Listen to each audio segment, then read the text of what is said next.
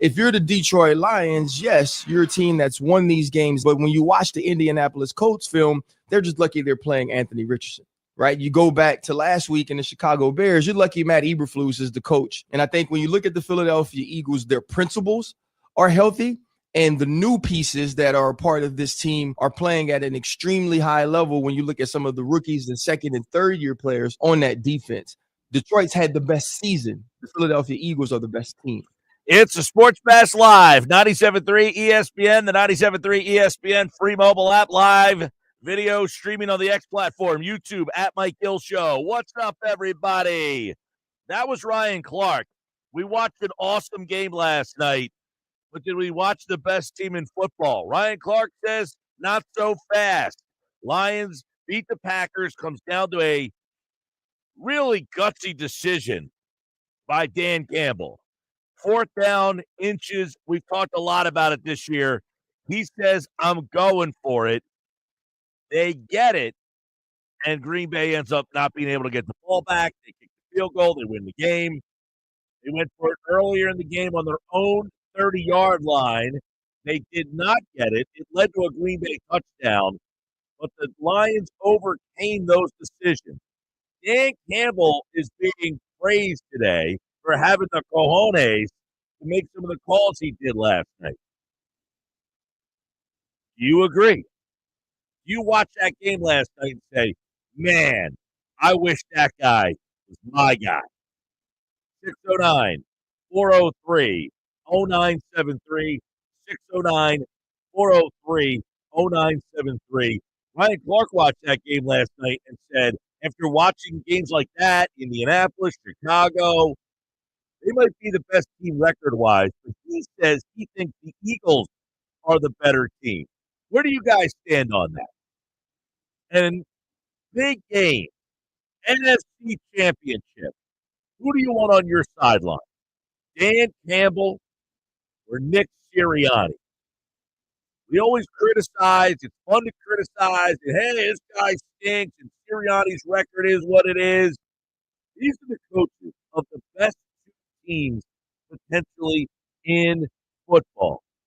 And they might be faced off in the biggest game of the season when they meet possibly in an NFC Championship game.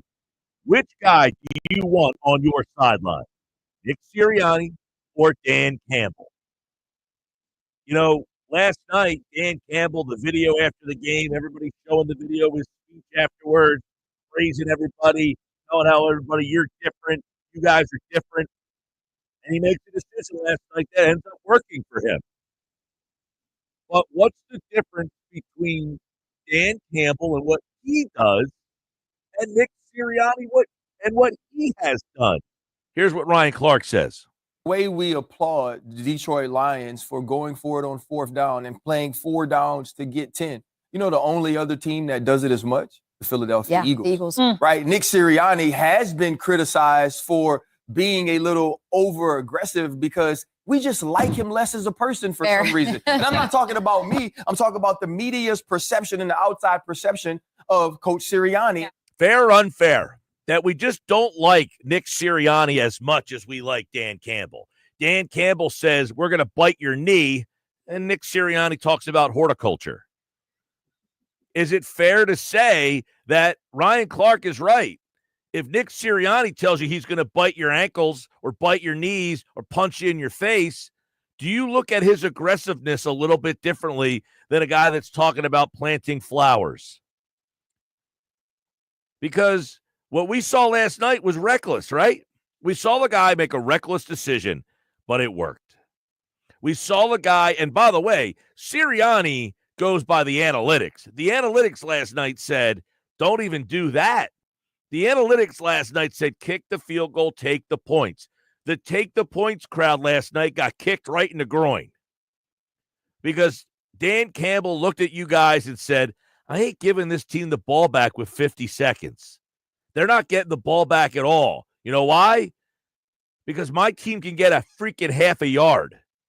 My team can get an inch. And if we can't, we're not good enough anyway. See, I love that mentality. The mentality of if you're a grown-ass man and you can't get an inch, you ain't good enough. So I love the mentality of I trust my guys to get a freaking inch. Now, in the end, if it doesn't work, you look like an idiot. Just like when they tried on the 30-yard line and it did not work, and subsequently the Packers end up scoring a touchdown. It's all cute when you end up winning the game, but when it almost cost them that game last night, when they go for it on their own 30-yard line last night. This isn't, you're down on the other 30. You're on your own 30 last night. And they go for it on their own 30-yard line last night, and they didn't get it. They didn't get it. 4 plays, 30 yards later, touchdown. Green Bay, and they take the lead. But you know what? Campbell has it mapped out in his head that even if we don't get this, we have enough time. We're only in the third quarter. I think it was at the end of the third. Actually, I think the quarter, they might have scored as time expired in the quarter, if memory serves. And Detroit got the ball back to start the fourth quarter, and they end up going down, and they score a 10-play, 70-yard drive, and they take the lead. So the Lions make the decision because they have so much confidence to not only, if they don't get it and they fall behind in the game, that they have enough time to get back and take the lead in the game. And the math for them is this. If we do something that is gutsy 4 times and we get it 3, that the math will work out for us. Okay, we didn't get it 1 time and it backfired on us, but we got it 3 times. And because we got it 3, the 1 time we didn't, it worked out for us because we got it 3, we didn't get it 1. How long can they keep living like that? 609-403-0973, 609-403-0973. You got 1 game, NFC Championship game. You want Dan Campbell, you want Nick Sirianni, because they're your options right now. Matt LaFleur, he's in the game against the big boys, and his team keeps losing. He's 0-2 against Detroit. He's 0-1 against Philadelphia. So you might like Matt LaFleur. You might think he's the best play caller. You might think he's the best play designer of all 3 of them. He's 0-3, and the other teams right now are looking back at him. So the unconventional guys are beating the guy that some people deem to be better. Funny how that works. Sometimes we don't want to evolve our thoughts and our mindset. And Dan Campbell last night took those thoughts and the mindset that everybody has about how they think of 4th down football, and he laughed at them. And right now he's laughing. But is he going to be laughed at like he was last year in the NFC Championship game? 609-403-0973. Your guys' text messages throughout the show will get you all fired up. Jeff, what's going on? He says, I've been talking about this for a couple of weeks now. People don't like Nick, but winning cures all. Remember Campbell, first year he had the real lion brought in. He was called a clown. Lions are good now, and it's endearing. Yeah, Jeff, but that's the thing about Dan Campbell is he's just a popular guy. People like Dan Campbell. I don't know that people thought Dan Campbell was a great coach, but they liked him. That's the sell of it. He came in, he said, we're going to bite your kneecaps off. And that's something that football fans want to hear. They want to hear a football coach talking about biting kneecaps, punching you in the head, doing all sorts of stuff like that. That ain't Nick Sirianni. That's Dan Campbell, but they're one and the same. Dan Campbell is a guy that rides with analytics and sometimes takes him to the extreme. Last night he didn't take the analytics. He took it to the extreme. If that's your coach, it's funny. So I have Amazon Prime, and I was watching the game, but I flipped on to, if you look at my Twitter handle, at Mike Gill Show, I'm watching like this computer generated thing of it, and there's a guy that's on YouTube. People do this. This is unbelievable. They go on YouTube and they literally have video of them watching the game. But they have scoreboards and down and distances all behind them. I mean, it's a pretty damn big production that they got going on. So there's a guy in Detroit. I'm watching him watch the game. I was getting a kick out of this. And he's got the headset on. He looks like he's playing a video game. And he's talking about what's going on. And he's like, you got to kick the field goal here. No. You got to take the points. I don't care. You got to take the points. And he's screaming and he's yelling in his headset. You know, like a grown adult yelling at a 12-year-old kid for getting his ass kicked playing some video game. And this is going back and forth because there was a little bit of a delay. They run the clock down. They call timeout. And he's yelling and screaming that you got to kick the field goal. There's no way you can go for it. You got to take the points.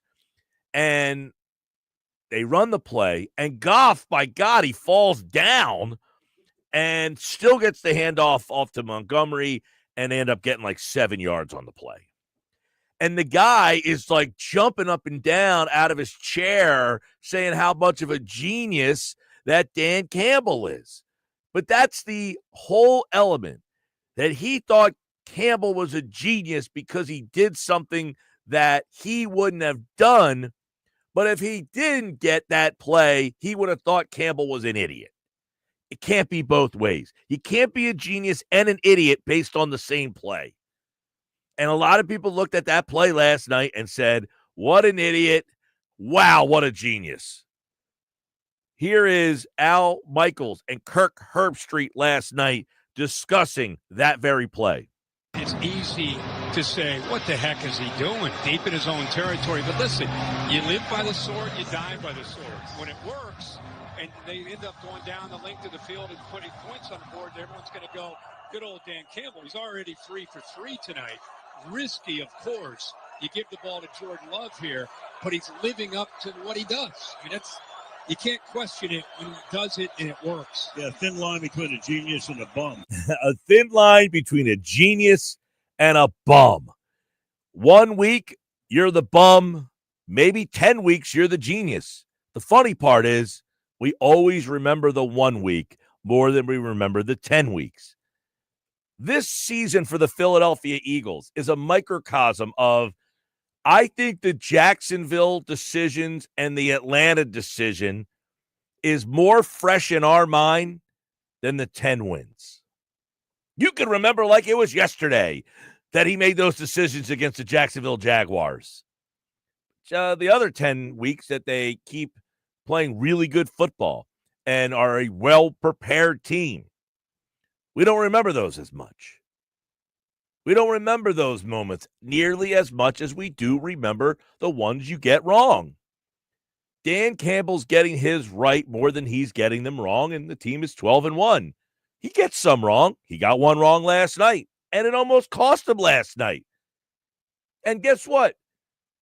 That's a huge game for them because if they lose that game, we talked about it the last couple of days. The Eagles are the number 1 seed, and potentially the Packers and the Vikings catch the Lions. Dan Campbell says it's a bigger picture than this 1 week. And I have to get this tonight because if I need this half a yard on January 29th, I couldn't live with myself if I didn't try to get it on December the 5th. But because he tried on December the 5th, his team has more confidence to get it on January 29th, which might be a Tuesday, but you get what I'm talking about. The NFC Championship game. 609-403-0973. Mike, it's called confidence, and he believes in the players he brought in. Well, and that's the thing. Nick Sirianni does the same thing, and we criticize him for it. He had confidence that his players could convert, and when they do convert, he's a genius. But when he doesn't convert, he is a bum. Just what Al Michaels said last night on the Amazon Prime broadcast. You know, Mike, we have played audio from guys like Lane Johnson and Fletcher Cox and Darius Slay this year where they all say, one of the reasons why they like Sirianni is because he believes in the players and he trusts them to go out there and get those fourth down conversions and do their job. And it's interesting because, it's the players who like it when the coach does these things.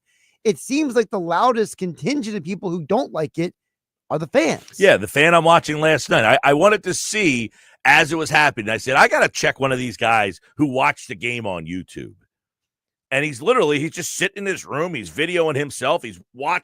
You're watching him watch the game and his reaction. Bless your heart. I could never watch Well, that. I wanted to do it for this moment because I wanted to see what the most fanatical of fans' reaction was. And here's the ultimate, this guy's an idiot. Oh, he's a genius. And I said, well, you can't have it both ways. It's like the basketball coach who sees the guy pulling up from a deep three. Don't shoot. He makes it. Oh, good shot. Yeah, we see it all the time in stuff like that. Mike, that's why the Lions lost last year in the playoffs. Going for it on your own 30 in that game was an absolute wrong decision. It always comes back to bite you eventually. Yeah, last year in the playoff, that did bite them. And you're absolutely right about that. But it's the wrong decision in our minds. But who are we? Why is it that that's the wrong decision? Because you say it is? What's to say it's right or wrong? It worked for them. It's not right or wrong. It either works or it doesn't. There's no right or wrong. It either works or it doesn't. Right. So the absoluteness of it is what bothers me. What he did last night worked, so it was the right decision? No. Who knows if it's right or wrong? It's the result that is the discussion here. And the result for them was, hey, we did it. But because we do it here and we've done it there and we've done it here, we feel more capable to do it when we have to do it in a bigger moment. But when you have to pull that out for the first time all year, you tense up. You're not ready for it as much. So he's saying, I don't want to have to go for it on 4th and inches in a game when we've never done it before. So you have to practice it in a game situation. And last night he looks like a genius when the fan watching on YouTube said, you're an idiot. What are you doing? What a genius. It's the same abstract when it comes to the Eagles winning the Super Bowl. When they go for Philly, Mike, you and I both know if they don't make that play, we are talking about that failed conversion for the next year. Longer. We're still talking about that because of all the decisions these guys are making now. We're saying, see, the Eagles were reckless in the Super Bowl and it didn't work for them. Phil, Mike said, Mike disappointed at the outcome. Obviously, tough to get the number 1 seed now. Yeah, the Eagles are not getting the number 1 seed. As to Dan Campbell, Phil says, his decisions last night worked. Winning or losing a regular season by genius recklessness is one thing, but getting bounced in the playoffs is another. Last year's playoffs, not so well. This year he loses again in the NFC Championship game to the Eagles with Canty and company all can't call for Campbell to be fired. That's an interesting point. Dan Campbell doesn't get put on the coals nearly as much. He lost an NFC Championship game last year with decisions like that. That's why I like what Clark said this morning when he said, hey, we praise Campbell, we criticize Sirianni, and he says, it's simply just certain people don't like Sirianni. Because if you do a blind resume, you see that they're basically the same coach when it comes to going for it on 4th down, going for it on 2-point conversions. Campbell and Sirianni are almost the identical aggressiveness. But one guy, as you said, Mike, is, hey, he's a football guy, and the other guy talks about flowers. That's the big thing. I think it comes down to Campbell is viewed as a football guy, a likable guy. I want to play for that guy. And Nick Sirianni is not the kind of guy that I envision leading my being the leader of men. It goes back to I was listening to Chris Long on his podcast. He told a story about, who Chuck Cecil is, Mike? Yeah, the former Cardinal. Right. So he's now a coach with Arizona State. And apparently he's been doing the same thing his entire coaching career, according to Chris Long. He goes to the players and headbutts them until he bleeds before every game. Smart. And Chris Long goes, now, Chuck Cecil, he's a football guy, right? He headbutts his guys till he bleeds. Well, he says, well, in St. Louis, he said, we never won any game to get to the postseason. He said, at Arizona, they lost to Arizona State. It didn't matter. He was bleeding on the sideline. He said, you can have the football guy. Doesn't mean you're actually going to win anything. No, I mean, listen, if that was the case, you just hire a football guy, make him your coach, and you win every year. There's a reason that that's not the case. Matt LaFleur, not a football guy. Kyle Shanahan, not a football guy. Now, those guys, LaFleur, Shanahan, no Super Bowls, anything like that. But I think a lot of people think that they're a really good head coach. There aren't too many former players of any relevancy that you're like, I'll take that guy as my head coach. I mean, really, is Dan Campbell the only one left at this point? Is he the only former player head coach?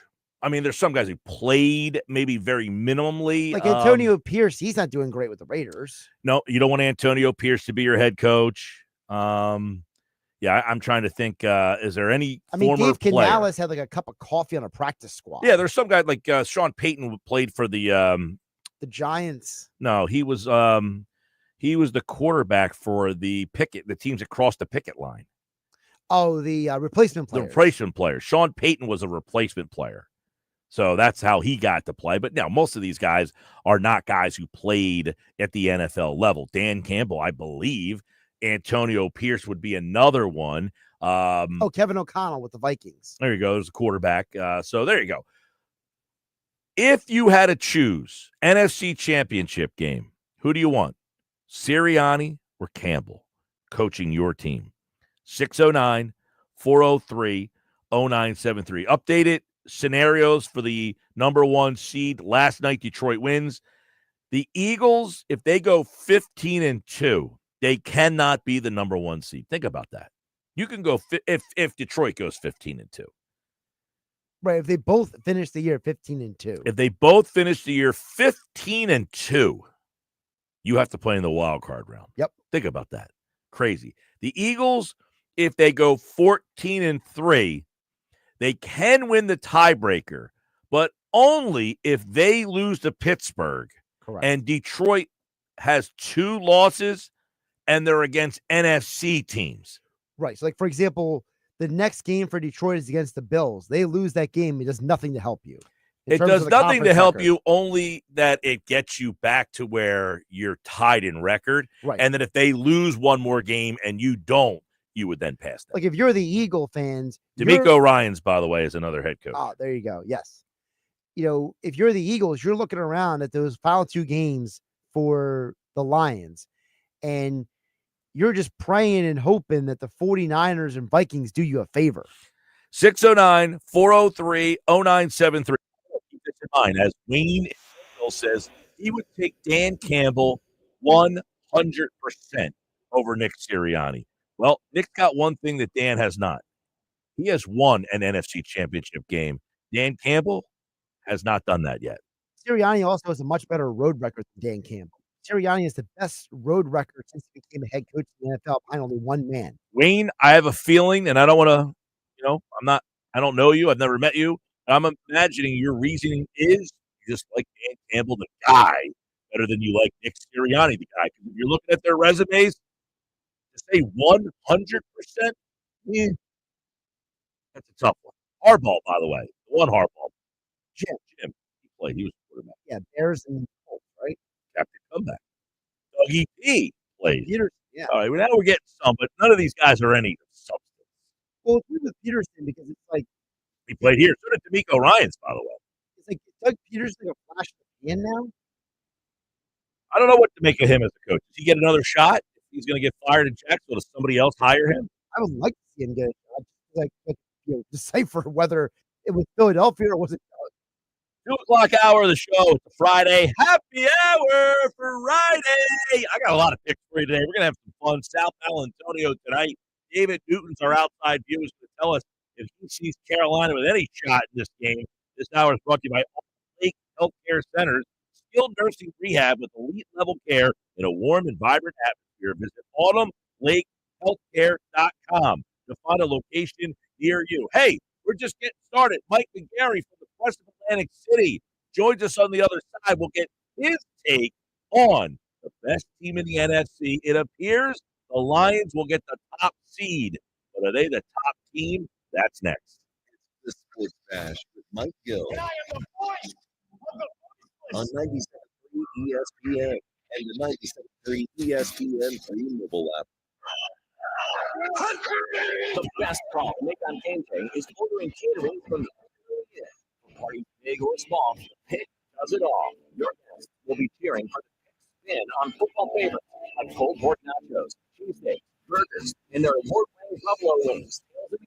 Get your chicken wing fix on Route 206 at the Piccadilly Inn. Join the flock. Follow the Pick on Facebook or at piccadilly.com for their Pick game specials. And be sure to pre-order to guarantee your spot in Sunday's lineup. Oh no, fire.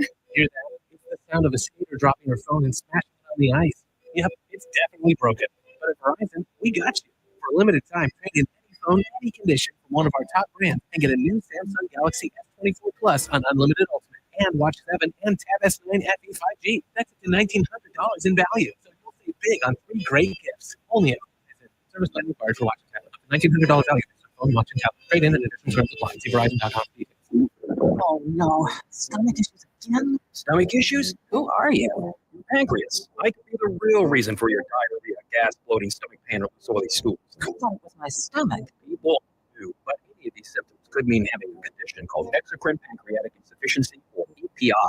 EPI, the pancreas doesn't release enough enzymes to break down food, but EPI is manageable. Use the symptom checker on identifyepi.com and speak with your doctor. That's identifyepi.com. Sponsored by AbbVie. Breaking news coming in from Bet365, where every nail-biting overtime win, breakaway, pick six, three-point shot, underdog win, buzzer beater, shootout, walk-off, and absolutely every play in between is amazing. From football to basketball and hockey to baseball, whatever the moment, it's never ordinary at Bet365. Gambling problem? Call 1-800-GAMBLER. 21 plus only. Must be physically located in New Jersey.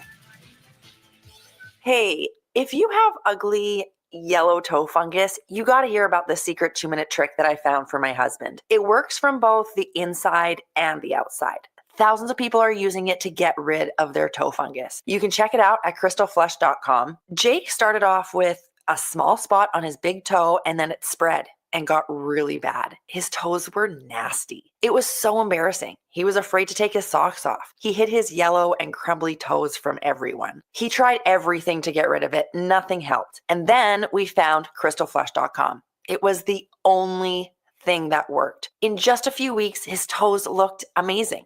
He's now walking around barefoot again. You guys need to try this. I'm telling you, this stuff is different. It's not sold in stores, but go check it out at crystalflush.com. They'll even let you try it risk-free so you have nothing to lose. But whatever you do, don't let it get worse. You don't have to live with this anymore. Go check it out now. Just click over to crystalflush.com. Getting quality employees to fill positions in your company is essential.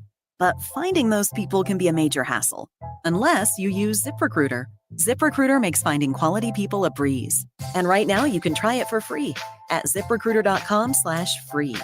With ZipRecruiter, one click sends your job to hundreds of top job sites. But more than that, ZipRecruiter's advanced technology identifies the candidates with the skills you need, sends you a list of great matches to review, then actively invites them to apply for your job. And the results speak for themselves. 4 out of 5 employers who post on ZipRecruiter get a quality candidate within the first day. That's right, the first day. Now you can focus on your business and let ZipRecruiter do the work finding the best people for you. See for yourself. Experience the ease, efficiency, and power of ZipRecruiter for free. Just go to ZipRecruiter.com/free. That's ZipRecruiter.com/free. ZipRecruiter.com/free. I need a new car. Under 20 grand? Okay, well, what's my trade worth? You know what? I'm going to Matt Blatt Kia, where I can get some straight talk. Brand new Matt Blatt Kia Forte LXS, under 20 grand. That's right, a brand new Kia, just $19,999. With any trade, that's less than most used vehicles. Currently buried in a loan or lease, Matt Blatt Kia wants to get you released and into your new Kia with 0 down, 0 payments until February, even 0% for 72 months on every clearly marked new Matt Blatt Kia in stock.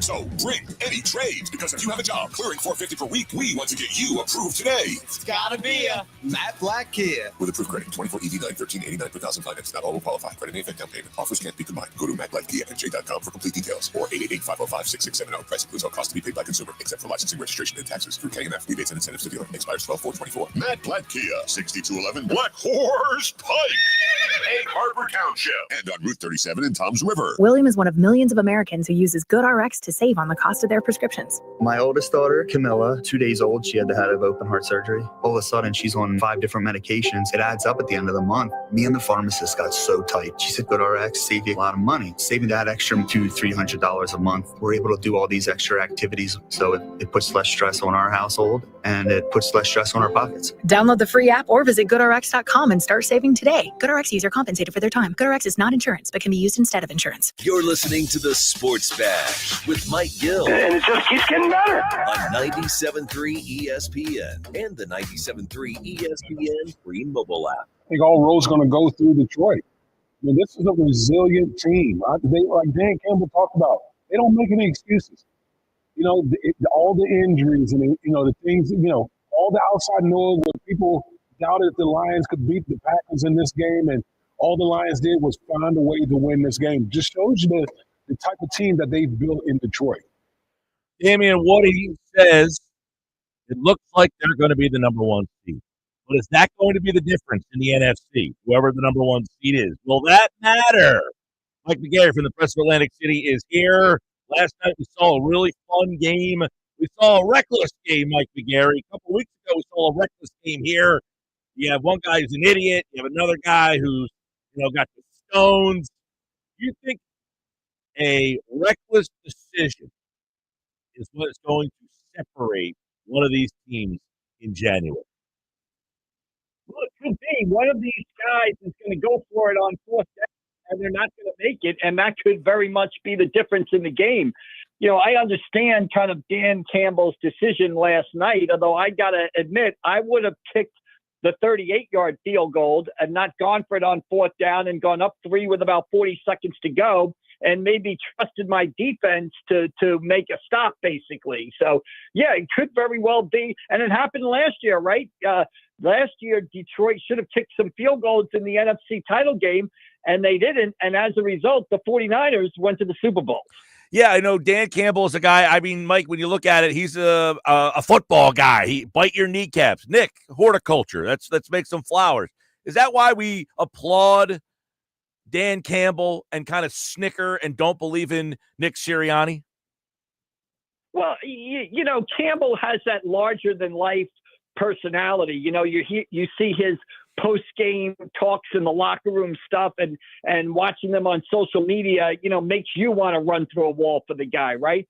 And the one thing with the Lions, that is their identity. And if that's your identity and you're going to go for it on fourth down 99.9% of the time, well, then that's your identity. But it can catch up to you, and it did cost them in last year's NFC title game. Yep. So we will see what happens going forward, but that's their identity. And obviously Dan Campbell is a guy that when you think of the prototypical football coach, I mean, he's the picture in the dictionary that you see when you look up football coach right now. Yeah. I mean, and then, you know, they went for it on their own 30-yard line last night and did not get it. And it led to a Green Bay touchdown, and Green Bay took the lead. Is that him being reckless or him saying, even if we don't get this, I know we're good enough to retake the lead, so I don't care. I'm going for it.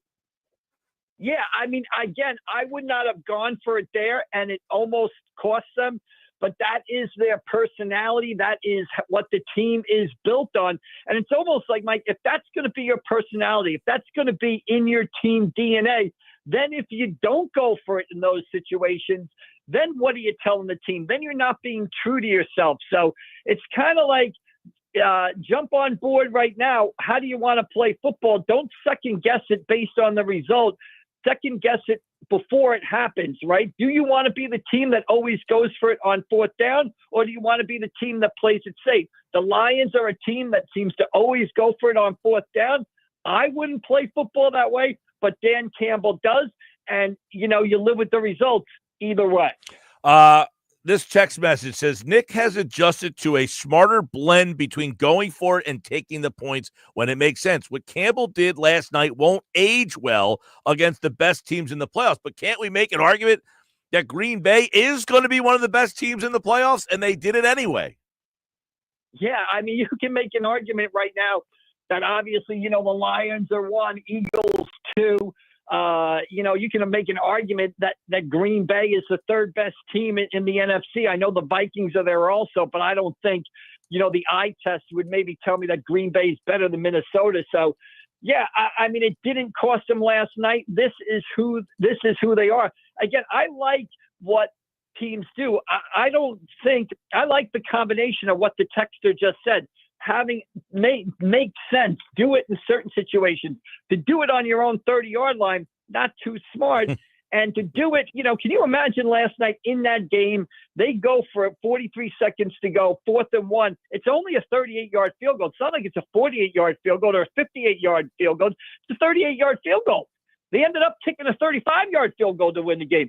Can you imagine 4th and 1 in that spot? They go for it and don't make it. I mean, boy, that's tough right there. If you had to pick, which coach do you want on your sideline in the NFC Championship game? Dan Campbell, Nick Sirianni. Boy, I hate to say it, Mike, but I might go Sirianni at this point. They're always going for it. And again, we saw it in last year's NFC title game. It cost the Lions. I can't think that one of these situations is going to backfire on them in the playoffs. Maybe it will, maybe it won't. It happened last year. I got to admit, Sirianni's game management this season has been pretty darn good. And, if you gave me the guy who takes a measured approach over the guy who goes for it all the time, I'm going to take the guy who takes the measured approach and is aggressive in that measured approach, but not crazy aggressive. And right now, that guy is, I hate to say it, is Nick Sirianni. It's funny because you look at Nick and he had that. We remember the Jacksonville game as if he does that every single week. Like, that game was such an outlier, and it was so impactful to the result of that game, and they won that game. But it feels like that game and the way that it was managed was such an outlier. And it's the only time he's ever really acted that obtusely, right? I don't remember, because generally, Andy Reid, great coach. But when he was in Philly, it seemed like every other week we were talking about a missed clock management situation or a timeout situation. Very rarely are you questioning Sirianni's clock management or use of timeouts. It just seems that this 1 week against Jacksonville has overshadowed, which is generally a pretty good game manager. Yeah, I agree 100%. And over the course of a 17-game season, not every decision you make is going to be the right one. Not every decision is going to work out in your favor. And that's what kind of happened in that Jacksonville game. And it's funny, you look at Sirianni and Dan Campbell, and you kind of look at them, and they're both kind of similar coaches. Right now, they're both kind of CEO guys that seem to have a very good relationship with their players. Their players like playing for them. They both have good coordinators. This year, they're relying on their coordinators, and they're kind of being CEO, manage the game types. And those are the type of football coaches that I kind of grew up on. Your Bill Parcells, those guys. Bill Parcells didn't call the plays, but he set the tone for the team. And I think that's what you're seeing right now with Dan Campbell and Nick Sirianni. And they're obviously doing it very successful, because two of the top teams in football right there, if not, the two best teams in football right now. Yeah, after watching that game last night, Lions for you, definitive top team, or do you start to have questions? Well, I got questions, Mike. I still have the questions that I had going into the game. Defensively, they worry me. There's a lot of injuries on that defensive side of the ball. I think when you face the Lions in the playoffs, especially if you play them indoors in Detroit, which right now you would have to do, you're going to have to go in there and outscore them. You're not going to win the game, 14-7. Their offense, especially indoors, is going to put points up.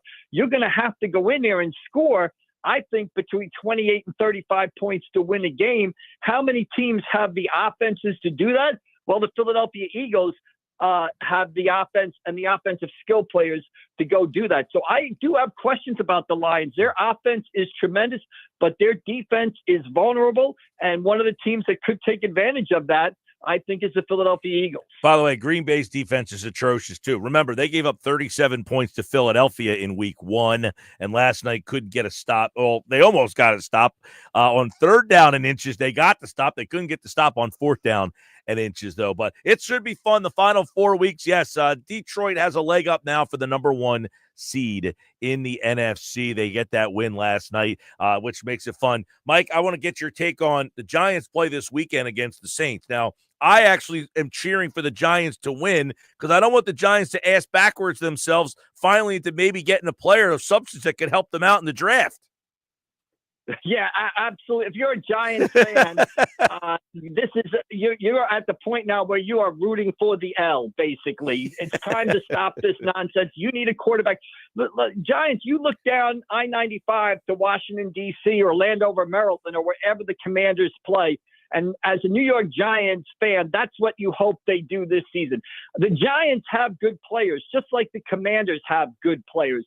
But what they haven't had for years, just like the Commanders didn't have, was a quarterback. The Commanders got that quarterback in Jaden Daniels. All of a sudden, they're a playoff team with a bright future. The Giants can make that switch just as quickly as the Commanders did, but they need to get a quarterback, and they need to get the right quarterback in there, which we all know is a 50-50 proposition. But if you're a Giant fan, you've got to root for 4 L's coming up. So this team gets the number 1 draft pick and can actually choose a quarterback, which is a spot they haven't been in since they chose Eli Manning 25 years ago, and that worked out pretty well for the Now, Giants. Producer Josh over here says if he has the number 1 pick and he's the Giants, he's going Travis Hunter. You're going QB. What are you going, Sanders?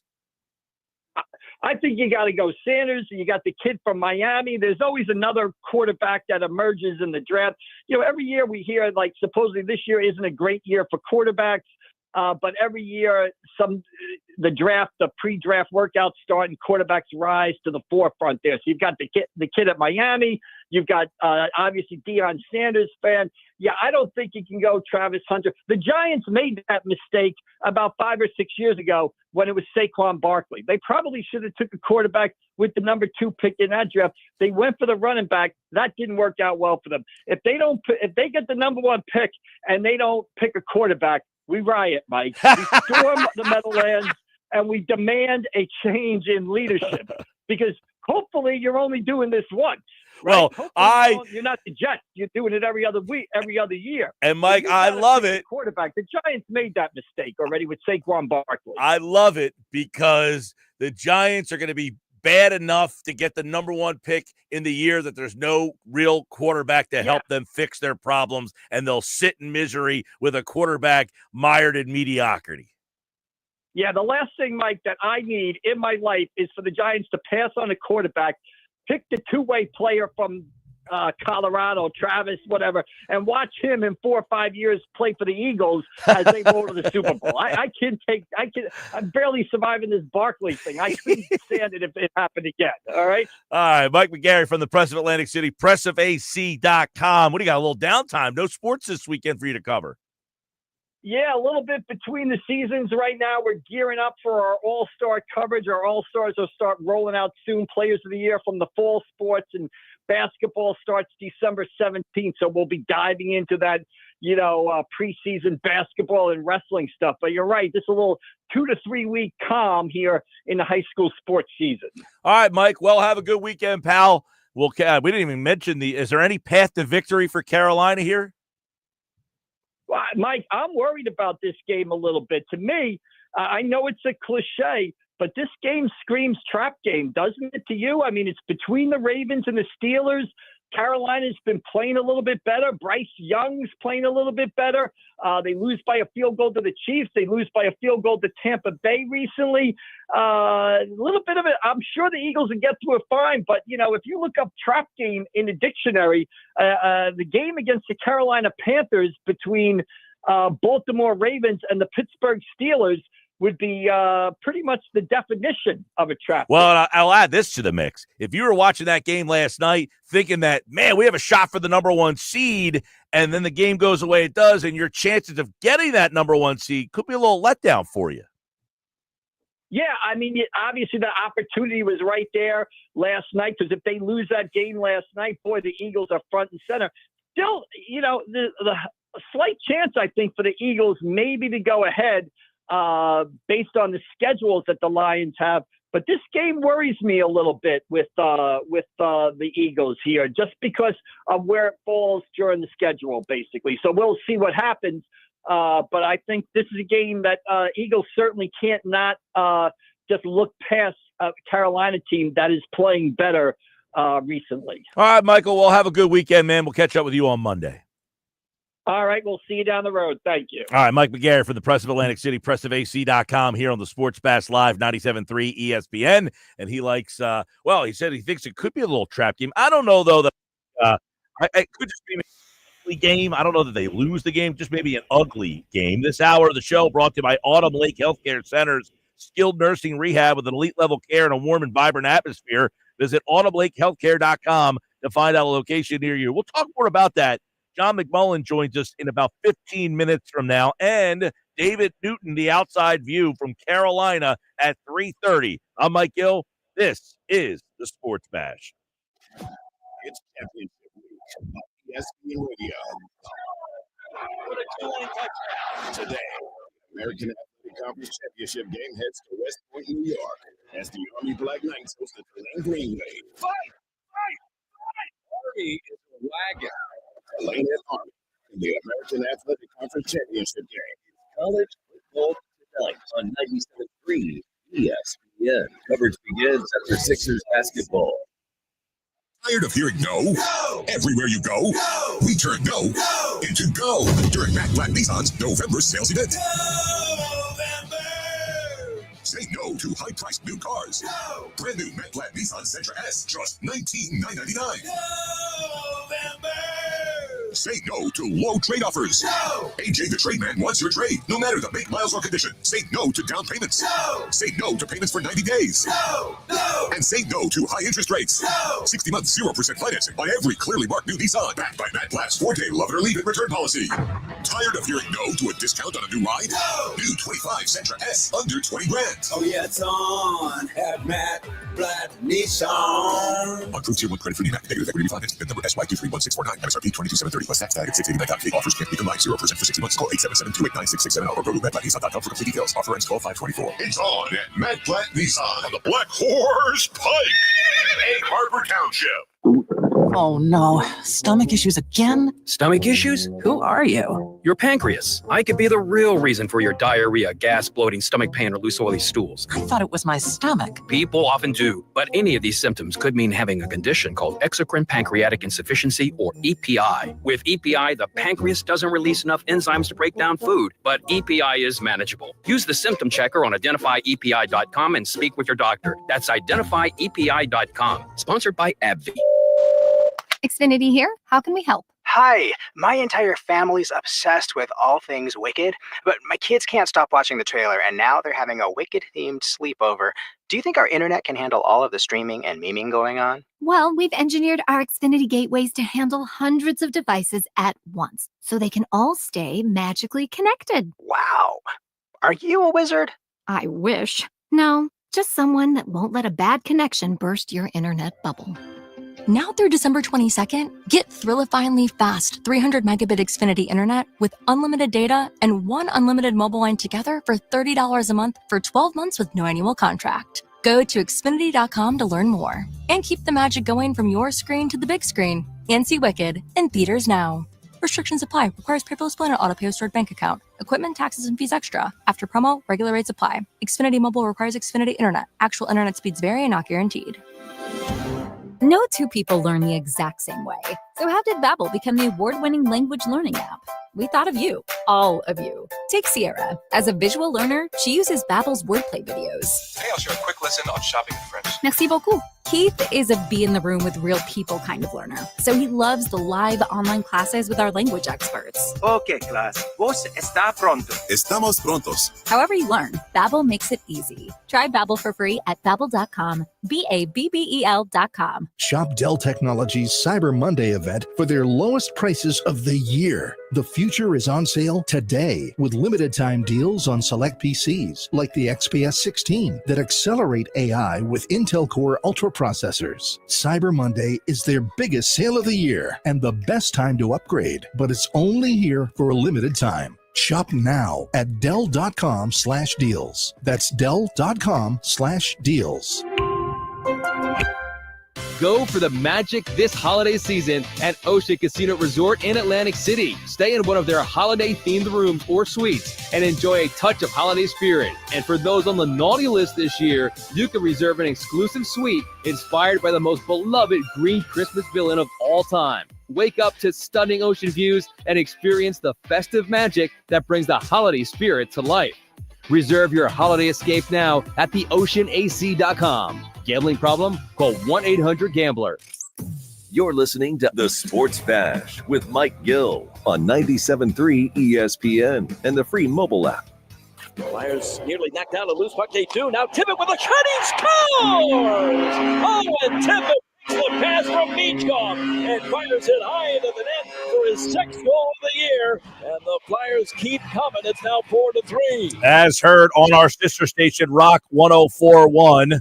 Owen Tippett with the goal, but it wasn't enough. But a fun game last night if you were tuning in on that. Our Flyers 3 stars of the game from Kevin Durso, brought to you by Kindle Auto Plaza. Check out KindleAutoPlaza.com. Let's start at number 3. Darn it, Hathaway tried to make it a game.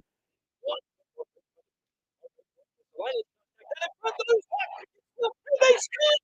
In front, darn it, Hathaway finally gets one to go. Had so many chances. Now has his third of the season, and the Flyers have taken their first lead in the game. It's 5-4. Yeah, 5-4 when Hathaway scored. They were down 2-0. They come all the way back. They take a 5-4 lead. Hathaway had that goal. Matvei Michkov continued to make an impact. He did this. Michkov, top right circle, looking in front. Man, Forster, he scored! What a play by Michkov, though. He went into the crease and placing on the power play. It's Philadelphia on the board. It was 3-0 when that goal happened. It made it 3-1.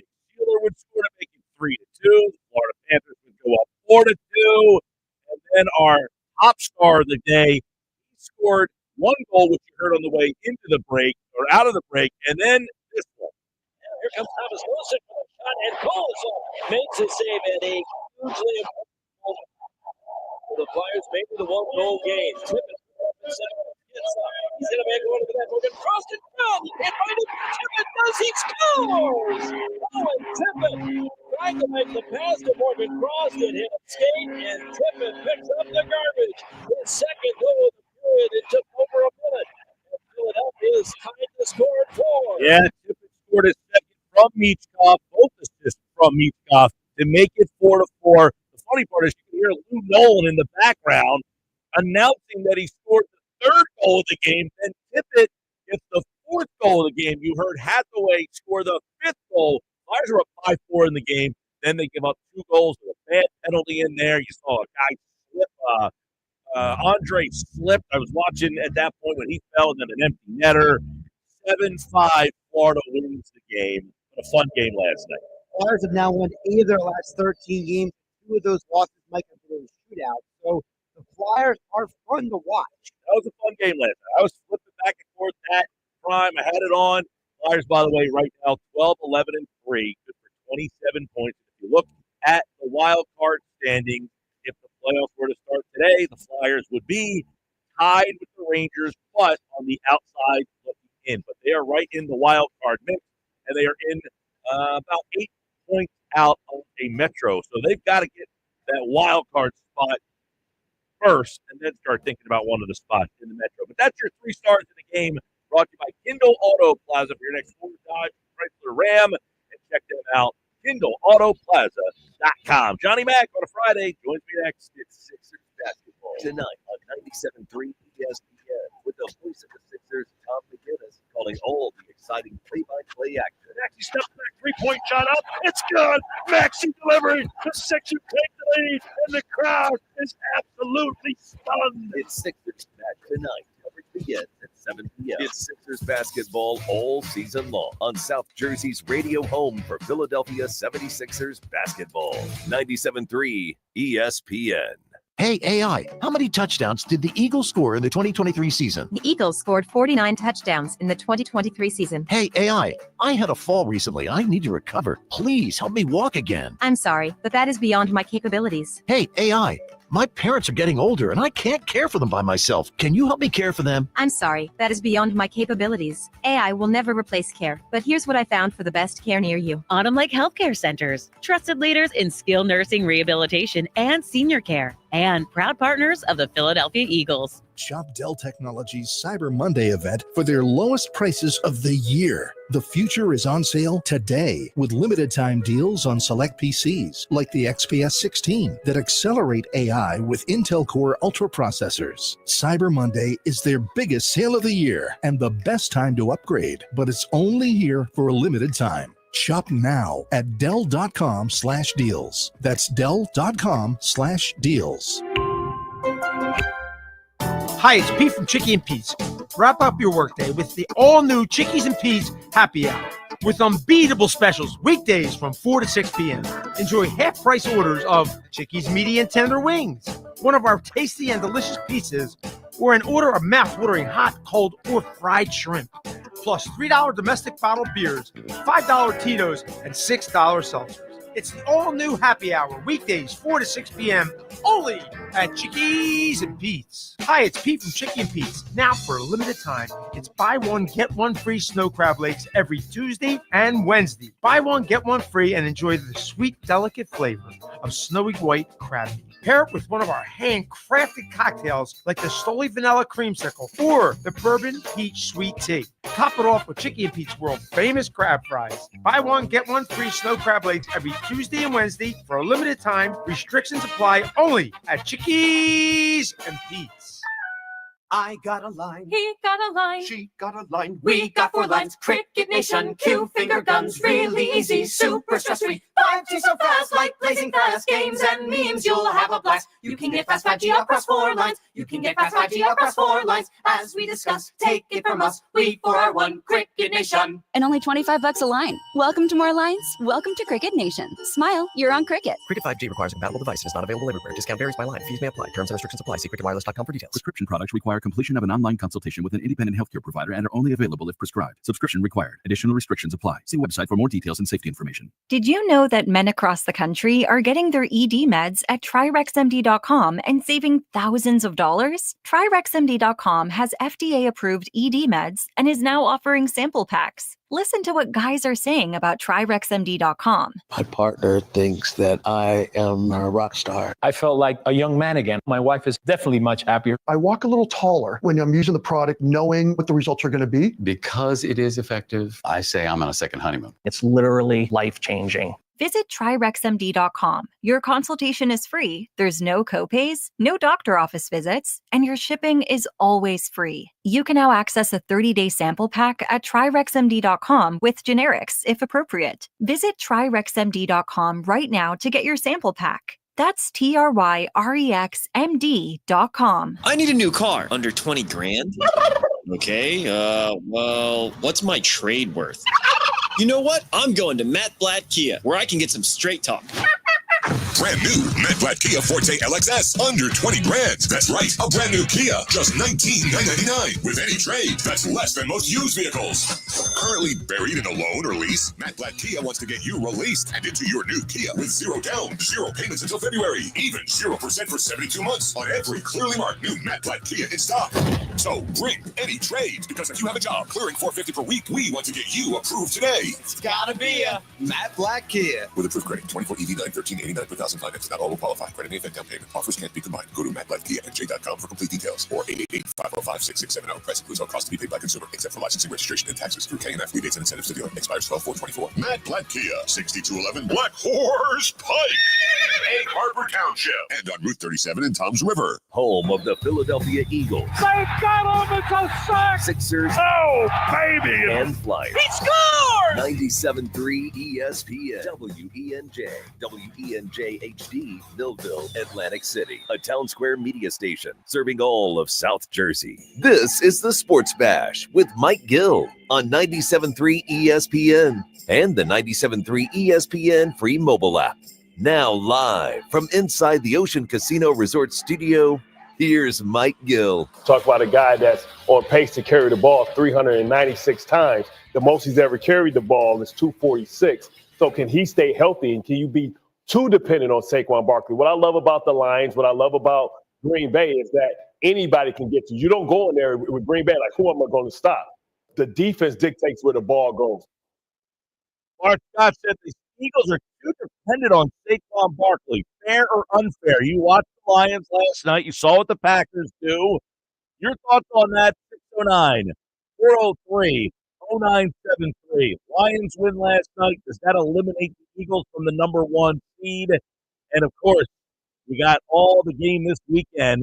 Does this game now, I don't want to say trapped, but, hey, the Lions were so close to losing that game last night, and if you win, you're the number one seed. Now, John McMullen, it feels a little insurmountable that you can catch the Lions. So do you see a little letdown possibly on Sunday?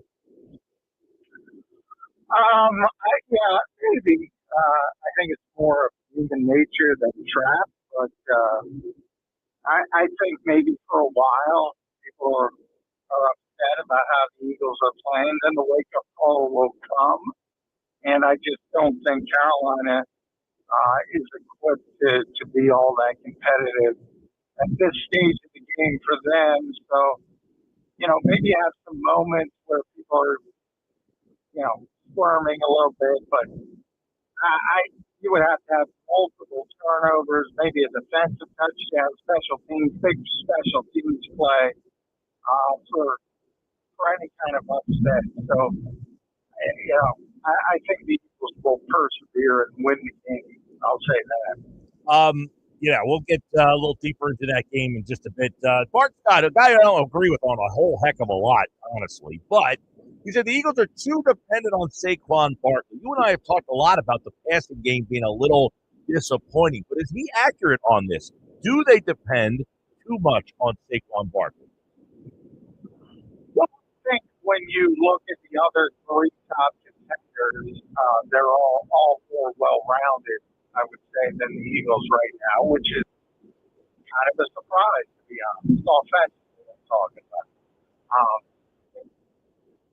We all thought with the talent on hand, AJ, Devontae, Dallas, when healthy, which they haven't been healthy together all that much.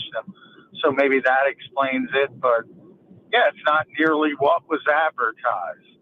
And I have sort of scaled back to rely on Saquon Barkley, which has worked, but you question whether it will work against a more well-rounded offense that can beat you in multiple ways. And I think you see that with Detroit, certainly.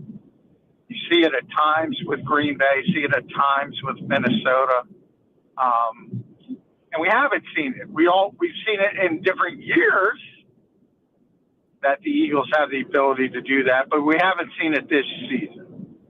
So I think it's fair, somewhat fair. And, I talk about the scale back at the bye week. They did it. We didn't do it. And that's a highlight of saying, hey, basically this isn't working, so we're going to do this. And a couple things with that. I thought it was too quick to do that because, again, in those first four games, AJ didn't play three of them. So I don't know why they made that decision. And then maybe they made it just in the short term, and it's worked so well, you're not going to go away from it now. So, but it's hard to say, okay, this team's just going to be able to throw the ball when they need to throw the ball. We haven't seen it. Well, it's almost like akin to last night. I want to get into that a little bit. Obviously, a very interesting game and what's going on here all year. Dan Campbell, he's being lauded for some of his decisions. Some people say, wow, gutsy. Obviously, not even the analytics said he should have gone for it in moments. But it's almost like, hey, if I don't do it on December the 5th, how can I then ask my team to do it on January 29th? Yeah, I mean, it's been a huge advantage for the Detroit Lions. So, yeah, I that's one of those I don't really understand why so many people have complaints about. When you look at the overall success it's been for that organization. And you can make a strong argument that they learned it from this organization, the Eagles, and taken it even further. And, it's a possibility. For the life of me, and I always say, I'm the old guy. I shouldn't be this way. I shouldn't be having to talk people into it. I can't see why people don't see the success level and say, oh, I get it. This is putting tremendous stress on the opposing defense. And it's working to a very high degree. And then you take it back to Philadelphia. One of the reasons the Eagles have the one Super Bowl championship they do have, one of the main reasons is because they were ahead of the curve from an aggressiveness standpoint. Now the Lions are ahead of the curve. So if you look at the last where a lot of people, like, they want to break, and I'm like, well, they're going for it. And I'm stunned that Al Michaels is like, that's a surprise. They don't want to give Jordan Love 45 seconds. I mean, they lost to Lim McNeil. They lost Brian Branch in that game. They have 18 guys on injured reserve to begin with. Go win the game. So when you're watching that, and they won the game. The initial reaction from a lot, John, is, and you're saying you weren't surprised, but did you say, I'm not surprised, but man, this is reckless?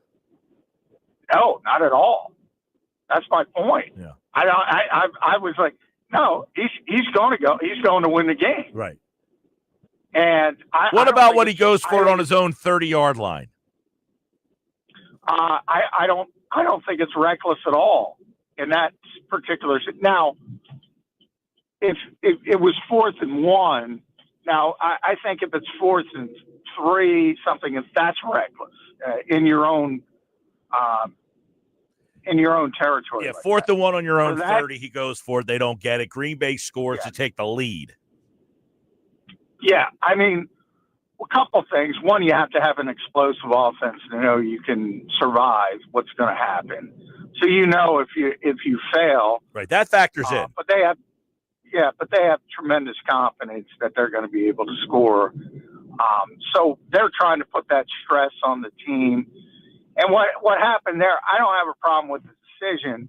They were going to quarterback sneak that, and then Jared Goff, because Green Bay did a good job taking away the A-gaps. Jared Goff killed the play, and they had a sweep play, a pitch play, which I did not like. I didn't like that was the alternative to killing the play.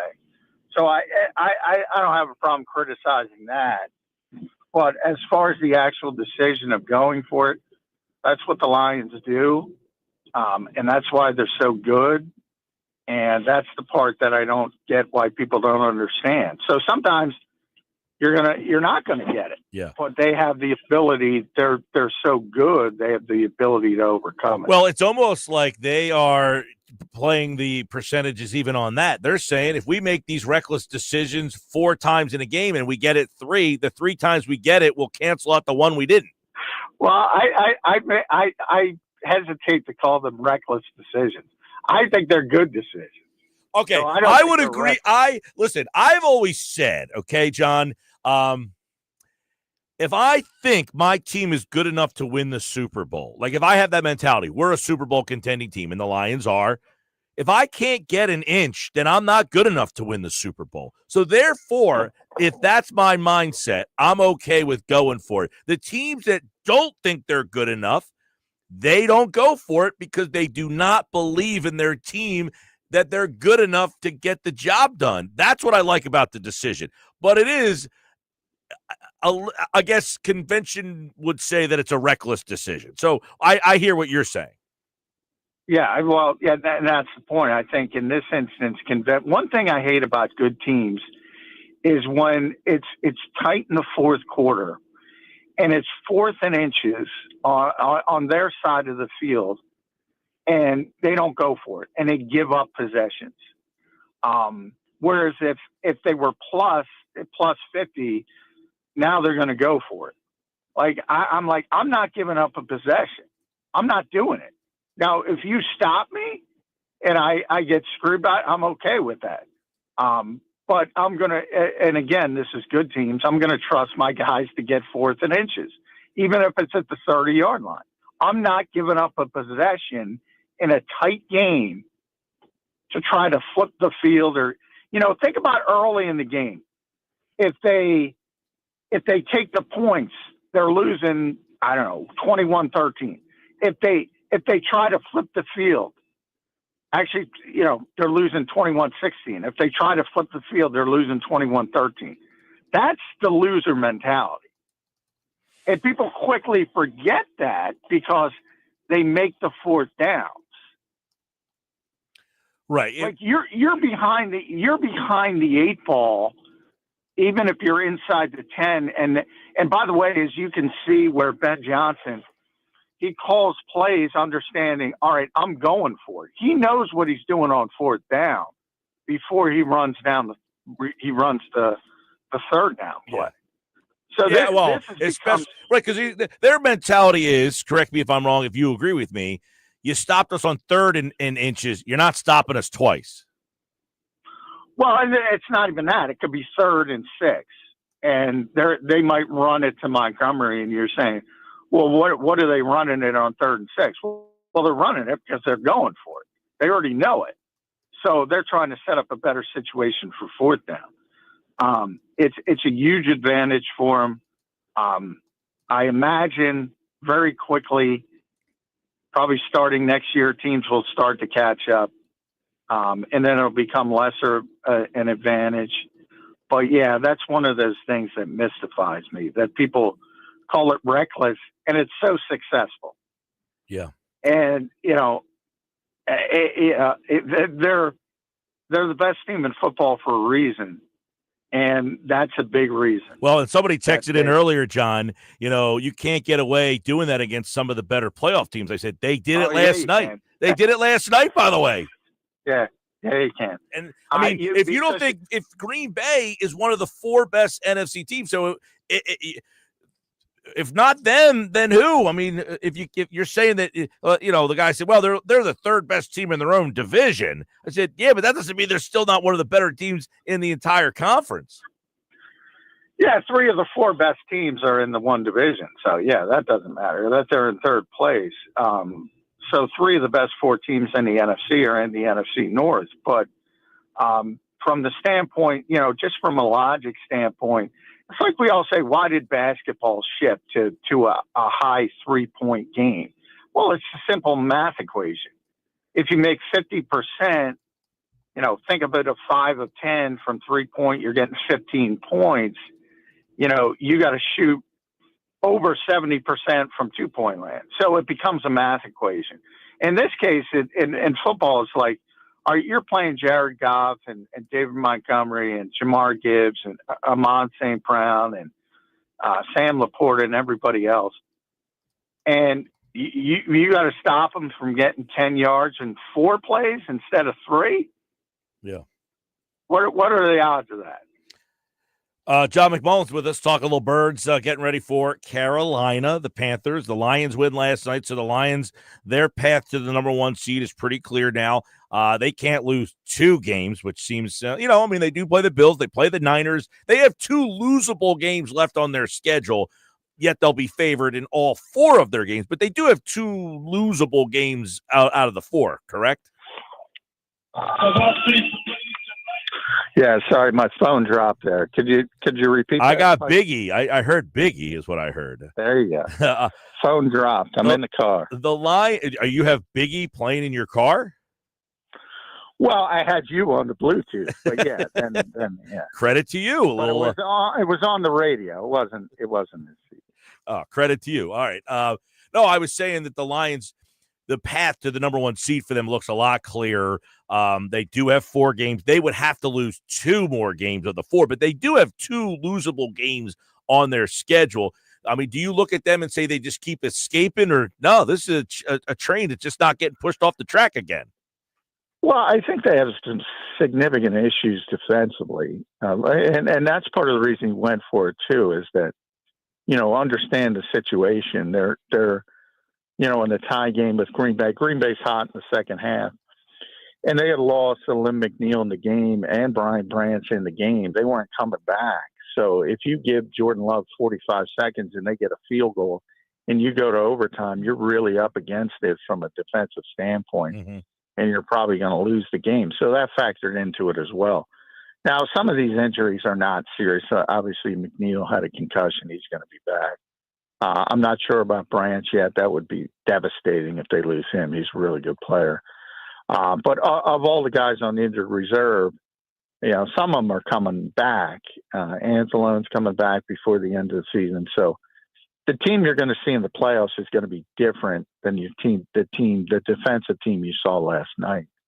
Offensively, they're still relatively healthy and obviously top tier. So from that standpoint, the team you see down the road is probably going to even be better. But as far as losing 2 games, it's probably not going to happen. And people look at Buffalo and remember, the Eagles' 2 losses are against NFC teams, so that Buffalo loss wouldn't even be that devastating for the Lions. So essentially, they have to lose 2 of their final 4.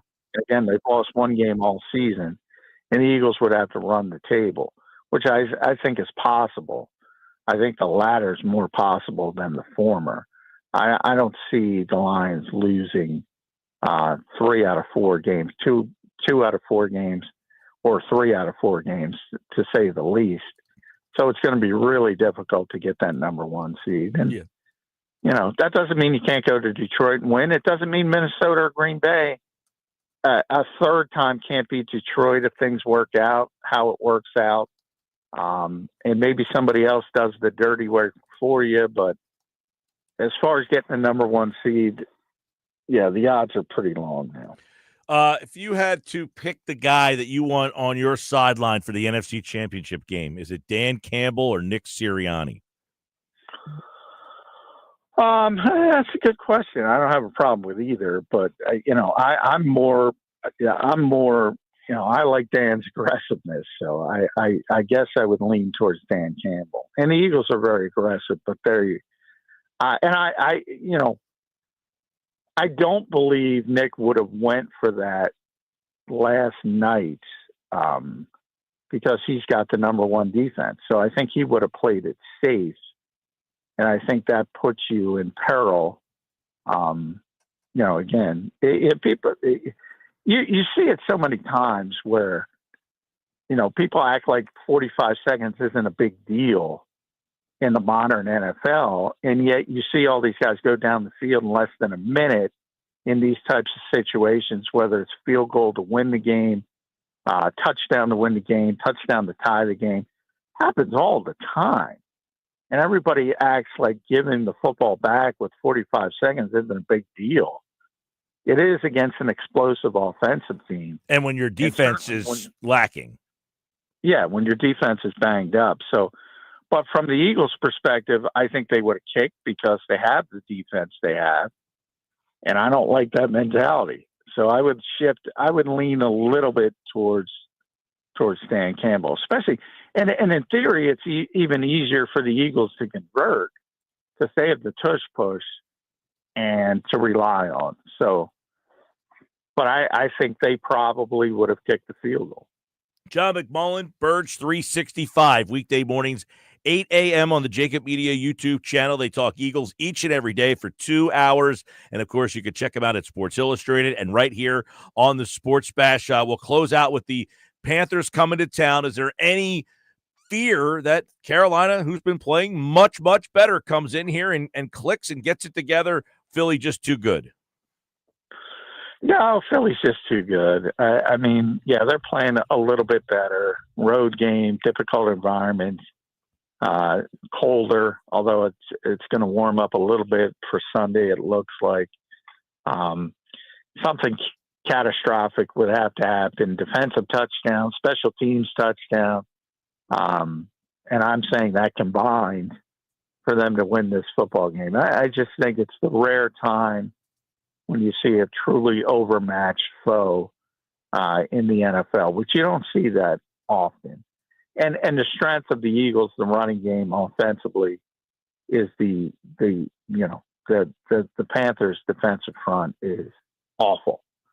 So you talk about that against the Eagles, the style of it just doesn't match up well for Carolina. So I can't even see a path. It's very rare when I say that with an NFL game, but I don't even see a path for the Panthers to win this game. All right, John. Well, it's an old-fashioned 1 o'clock game. Enjoy it, man. And, yes, it is supposed to warm up. It's supposed to be like 58 degrees middle of next week. So we're cranking back the other direction. And we'll talk to John next week as the Eagles will be getting ready for the Pittsburgh Steelers. John McMullen, everybody. Thanks, bud. All right, thanks, Mike. All right, Johnny Mac here on the Sports Bash is brought to you by our good friends over at Boardwalk Honda. New pre-owned and certified pre-owned Hondas online, boardwalkhonda.com. I'm Mike Gill. This is the Sports Bash Happy Hour Friday. What are you guys doing on this Happy Hour Friday? Having anything good? Let me know. 609-403-0973. I saw my guy Jeff in Ocean City. Sent me a little Happy Hour Friday taster there. I got to find it back on the text board there. His text got buried a little bit by the amount of text today so far. But he's always a Happy Hour Friday telling me what he's got. Speaking of Happy Hour Friday, did you ever get your Rambler to Miami down at the Mud Hen last week? I don't think they had it. Oh, yeah. Well, I went to the. I mean, you brag about that brew all the time. No. Gander's my favorite there. Oh, Gander. Gander. They did not have Gander. Rambler to Miami, I didn't even it wasn't on. See, that place is so much bigger than the last time I was there. They added that whole station house in the back and all that stuff. And There's more. It wasn't at the bar in the back outside. It might be inside. I do not know. But they had a bunch of good stuff.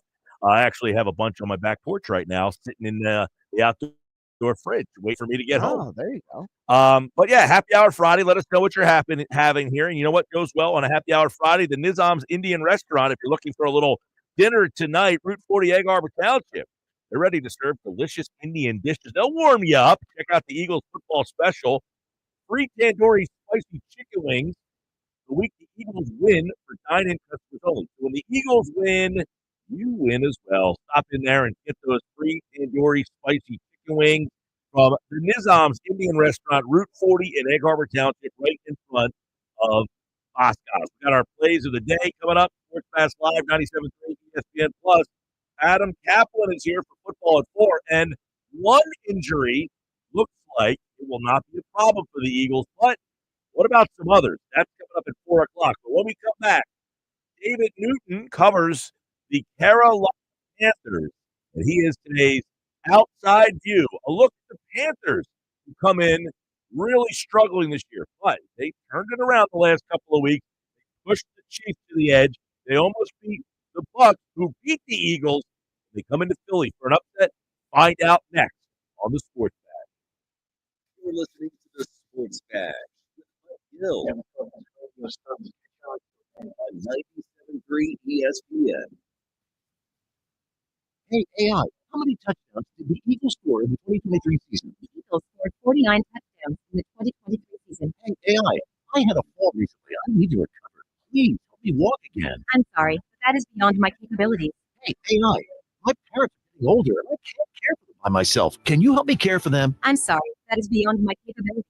AI will never replace care. But here's what I found for the best care near you. Autumn Lake Healthcare Centers. Trusted leader experts in skilled nursing rehabilitation and senior care, and proud partners of the Philadelphia Eagles. I got a line. He got a line. We got 4 lines. Cricket Nation. 2 finger guns. Really easy. Super stressful. 5 so fast. Like blazing fast. Games and memes. You'll have a blast. You can get past 5G across 4 lines. You can get past 5G across 4 lines. As we discuss, taking from us. 3-4-1 Cricket Nation. And only $25 a line. Welcome to more lines. Welcome to Cricket Nation. Smile, you're on Cricket.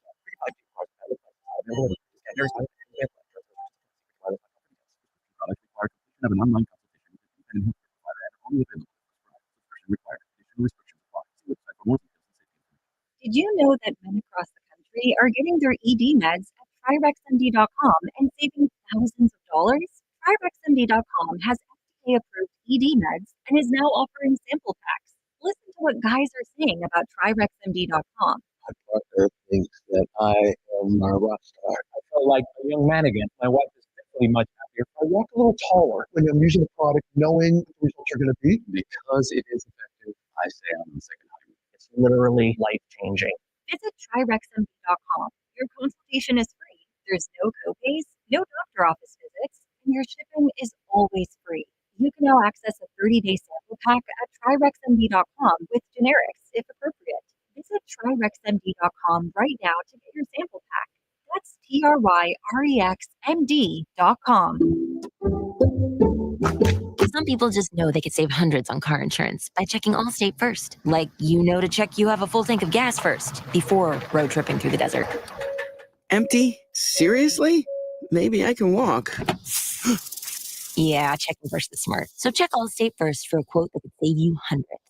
Maybe I can't. You're in good hands with Allstate. Savings vary. Terms apply. Allstate Fire and Casualty Insurance Company and affiliates of Illinois. The wait is almost over for the most wanted Target holiday deal. Get 10% off Target gift cards with Target Circle this Saturday and Sunday only. From your teenage nephew to your kids' teachers and coaches, Target gift cards bring joy to everyone on your list. Join Target Circle for free now and you'll get the deal automatically. Shop December 7th and 8th for 10% off Target gift cards with Target Circle and save more gifts. Happier holidays from Target. Restrictions apply. Hey, if you have ugly yellow toe fungus, you got to hear about the secret 2-minute trick that I found for my husband. It works from both the inside and the outside. Thousands of people are using it to get rid of their toe fungus. You can check it out at crystalflush.com. Jake started off with a small spot on his big toe and then it spread and got really bad. His toes were nasty. It was so embarrassing. He was afraid to take his socks off. He hid his yellow and crumbly toes from everyone. He tried everything to get rid of it. Nothing helped. And then we found crystalflush.com. It was the only thing that worked. In just a few weeks, his toes looked amazing. He's now walking around barefoot again. You guys need to try this. I'm telling you, this stuff is different. It's not sold in stores, but go check it out at crystalflush.com. They'll even let you try it risk-free so you have nothing to lose. But whatever you do, don't let it get worse. You don't have to live with this anymore. Go check it out now. Just click over to crystalflush.com. Okay, I have to tell you, I was just looking on eBay where I go for all kinds of things I love, and there it was. That hologram trading card. One of the rarest. The last one I needed for my set. Shiny like the designer handbag of my dreams. One of a kind. eBay had it, and now everyone's asking, ooh, where'd you get your windshield wipers? eBay has all the parts that fit my car. No more annoying. Just beautiful. Whatever you love, find it on eBay. eBay. Things people love. Oh no, stomach issues again? Stomach issues? Who are you? Your pancreas. I could be the real reason for your diarrhea, gas, bloating, stomach pain, or loose oily stools. I thought it was my stomach. People often do, but any of these symptoms could mean having a condition called exocrine pancreatic insufficiency, or EPI. With EPI, the pancreas doesn't release enough enzymes to break down food, but EPI is manageable. Use the symptom checker on identifyepi.com and speak with your doctor. That's identifyepi.com. Sponsored by AbbVie. Getting quality employees to fill positions in your company is essential, but finding those people can be a major hassle unless you use ZipRecruiter. ZipRecruiter makes finding quality people a breeze. ZipRecruiter's advanced technology identifies candidates with the right skills, sends you great matches, then you can easily invite them to apply. 4 out of 5 employers who post on ZipRecruiter get a quality candidate within the first day. See for yourself. Go to ziprecruiter.com/free to try ZipRecruiter for free. That's ziprecruiter.com/free. Go to get your game on at the Gallery Bar Book and Games at Ocean Casino Resort. Cheers your favorite drinks while cheering on your favorite team. Get in on the parlay while in the middle of a party. Go for the sports scene and go for the endless screens. Go to the Gallery. Go to the Fanatic Sportsbook. Go for the win at Ocean Casino Resort. For more information, visit theoceanac.com. Must be 21 or older to wager or consume alcohol. Gambling problem? Call 1-800-GAMBLER. It's the Sports Bash with Mike Gill. Keeping the fans entertained and happy. On 97.3 ESPN and the 97.3 ESPN free mobile app. The Seattle crowd is really loud. They sustain the noise, and that's kind of the hallmark of that place. With Philly, it's the nature of the fans. It's their honoring. And they're speaking directly to you and calling people out by name, and they're, it's an educated fan base. And certainly they've been playing football there a long time, so it's a great challenge. Dave Canales, the head coach of the Carolina Panthers, on what separates the Eagles fans. It's loud some places, but here it's loud and ornery. Eagles fans a little ornery this morning after watching the Lions win last night and possibly secure the number one seed in town this week. The Carolina Panthers, 3-9, losers of 2 straight. But those 2 losses might be their 2 most impressive outings of the year. David Newton covers the Carolina Panthers for ESPN.com, and he joins us now. With our outside view today, it's brought to you by Broadleaf Plumbing, Heating, and Air Conditioning, your trusted source for heating, plumbing service, and installation for generations. Call 609-390-3907 online, broadleaf.net. David, would you concur that these 2 losses might be the best 2 games Carolina has played this season? I definitely believe it's the 2 best games Bryce Young has played. I mean, he had to try to carry the load in both of those games because he really didn't have a strong running game. And if you'd asked him to do that early in the season, anytime last year, he never could have done that. And I thought he was spot on with about everything he did. And by the way, great soundbite with Dave Canales to start off with. That was about as politely as anybody ever said that the Philadelphia Eagles fans are pretty rough. Well, a lot of people look at this game and just think, hey, kind of an overlooking week here. Not a lot of buzz about Carolina coming here. But as you mentioned, they've gotten better. And you mentioned Bryce Young. Just you've seen him last year, started this year, gets benched. Who is he now? He's a lot closer to who he was at Alabama, the player that was the number 1 pick. I mean, a lot of the things you saw as far as making good decisions, being decisive, taking chances, getting the ball into small holes, all those things he's been able to do here lately. I think a lot of it has to do with the confidence he has in his offensive line. Last year, he was sacked, 62 times or so. Most of that pressure came from the middle. He was always kind of running for his life. I know you can always go back to what was said back in the Jets. So when Sam Darnold said he was seeing ghosts a few years ago, and that's kind of the way you feel like it was for Bryce last year because he was out of his comfort zone. And I feel like right now he's in a comfort zone. He's just nothing to lose. He's just out there winging it and having fun. So when you see a guy like this, he gets drafted number 1, and, obviously he has struggled a bunch, but does it click in a little bit more in what they thought they were getting? A guy that can, be a reason why they're winning games?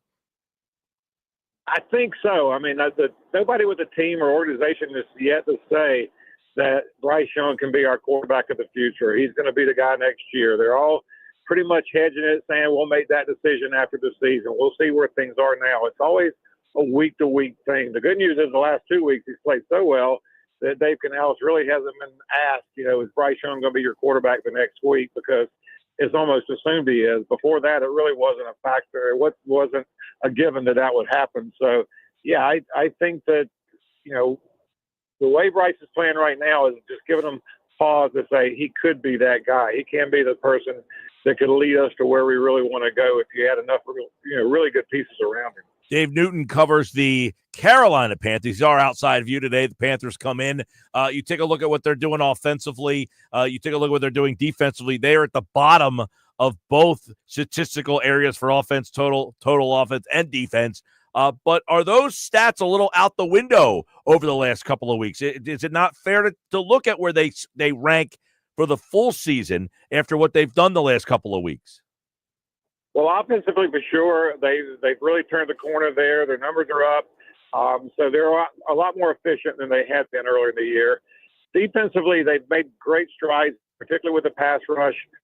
Since they got DJ Wanham in there 3 games ago, you can look at numbers across the board as being much better. The one place they haven't improved is run defense. They've been bad at that all season. They lost Derek Brown, their Pro Bowl defensive tackle in the opener, and that's like, as one of the players told me this week, that's like trying to field 2 players because he takes up so much space in there. And he set a record last year for defensive tackles with tackles. So I think that's a big reason why they've been so porous against the run, and the fact that they haven't been able to stop anybody. And they allowed Tampa Bay over 200 yards last week.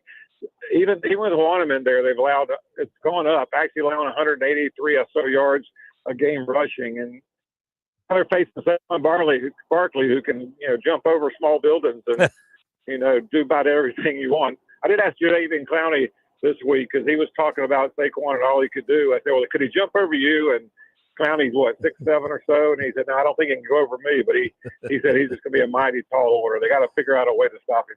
David Newton covers the Panthers. Yeah, I mean, when you say they really struggle against a run, you see Saquon Barkley. He's going for a historic type of season.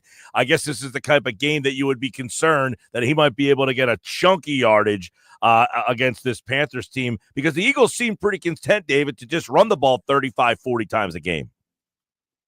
Well, if they get away from that in this game, then there's trouble, because there's no excuse for them not to hand the ball off to Saquon one time after another, because the Panthers just can't stop anybody. I mean, they seem to for a play or two there, then somebody just kind of gash them for a big run. So, if the Eagles stay with their game plan and the Panthers continue to do what they don't do well, which is stop the run, this shouldn't be a close game.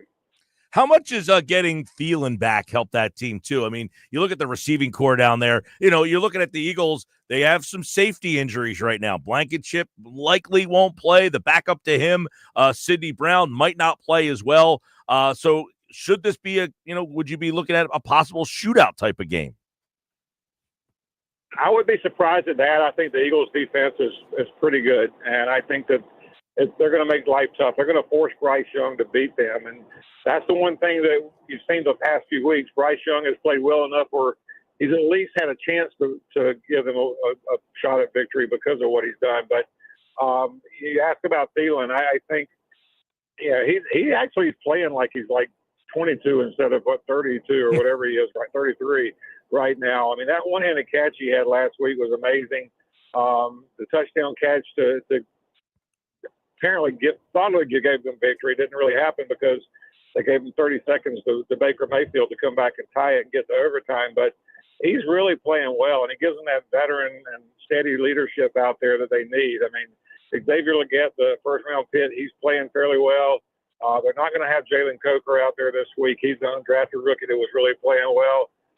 David Moore, that was with Canales at Tampa Bay, and before that, Seattle, he's playing well, been targeted a lot. So they've got enough pieces to get by and scare a team out there like Philadelphia. But again, if the Panthers can't stop the run game, I just don't know how they're going to have a chance. Yeah, that's been, last night everybody's watching Lions-Packers, and obviously Philadelphia kind of cheering for the Packers there to try to get that home field advantage, and the Lions sneak that game out. And you're wondering, was that such a letdown that the Panthers come in here and kind of like, hey, we're riding high, the fact that we're on the road against a really good team. Let's do something here. Can Philadelphia get caught with their guard down here? Or do you just, we've been trying to find a path to victory. Everybody we've talked to this week just seemingly can't find one. Yeah, I mean, I don't think the Panthers are a team that really scares you, but I think if you take them for granted, they could scare you. They could do enough good things to at least make it close. I mean, like I said, the last 4 games have been all competitive. They've won 2, then lost 2. Had a chance to beat the Chiefs. They really should have won last week. I know the touchdown that the referees called non-touchdown in the first half to Adam Thielen looked like to me it was a touchdown. I think that would have made a huge difference in that game. But they're making enough plays to really to really be competitive with just about anybody they play right now. But Yeah. I think Philadelphia is not just anybody. Well, it should be an interesting one. You got Saquon Barkley, as you mentioned, going up against this porous run defense. Should be interesting to see the Eagles' run defense against Carolina. The Panthers have run the ball significantly better with Chuba Hubbard the last couple of weeks here. So we'll see if Zach Bond can become a factor in this game. He's had a bunch of double-digit tackling games. David Newton covers the Carolina Panthers. They'll be in town, and you can listen to the game this Sunday at 1 o'clock right here on 97.3 ESPN. David, we appreciate you, pal. Thanks, guys. Appreciate it. All right, David Newton from ESPN.com, ESPN's NFL Nation Panthers reporter. He is today's Outside View, and the Outside View on the Sports Bash is brought to you by Broadleaf's Plumbing, Heating, and Air Conditioning, your trusted source for plumbing, heating, service, and installation. And, of course, you can call them 609-390-3907. I'm Mike Gill. This is the Sports Bash Live, 97.3 ESPN. Thanks to David Newton for Outside View today. I got some numbers for you from a betting standpoint. All right, Josh, here you go. I don't know what you want to do with these numbers. They're all up to you. But there's some interesting numbers when it comes to the Carolina Panthers this week. You want to hear some ineptitude? Do these qualify as nuggets? Sure. These would be some betting nuggets for you. Okay. All right. Number one, the Carolina Panthers. The Carolina Panthers are an underdog for the 33rd straight game.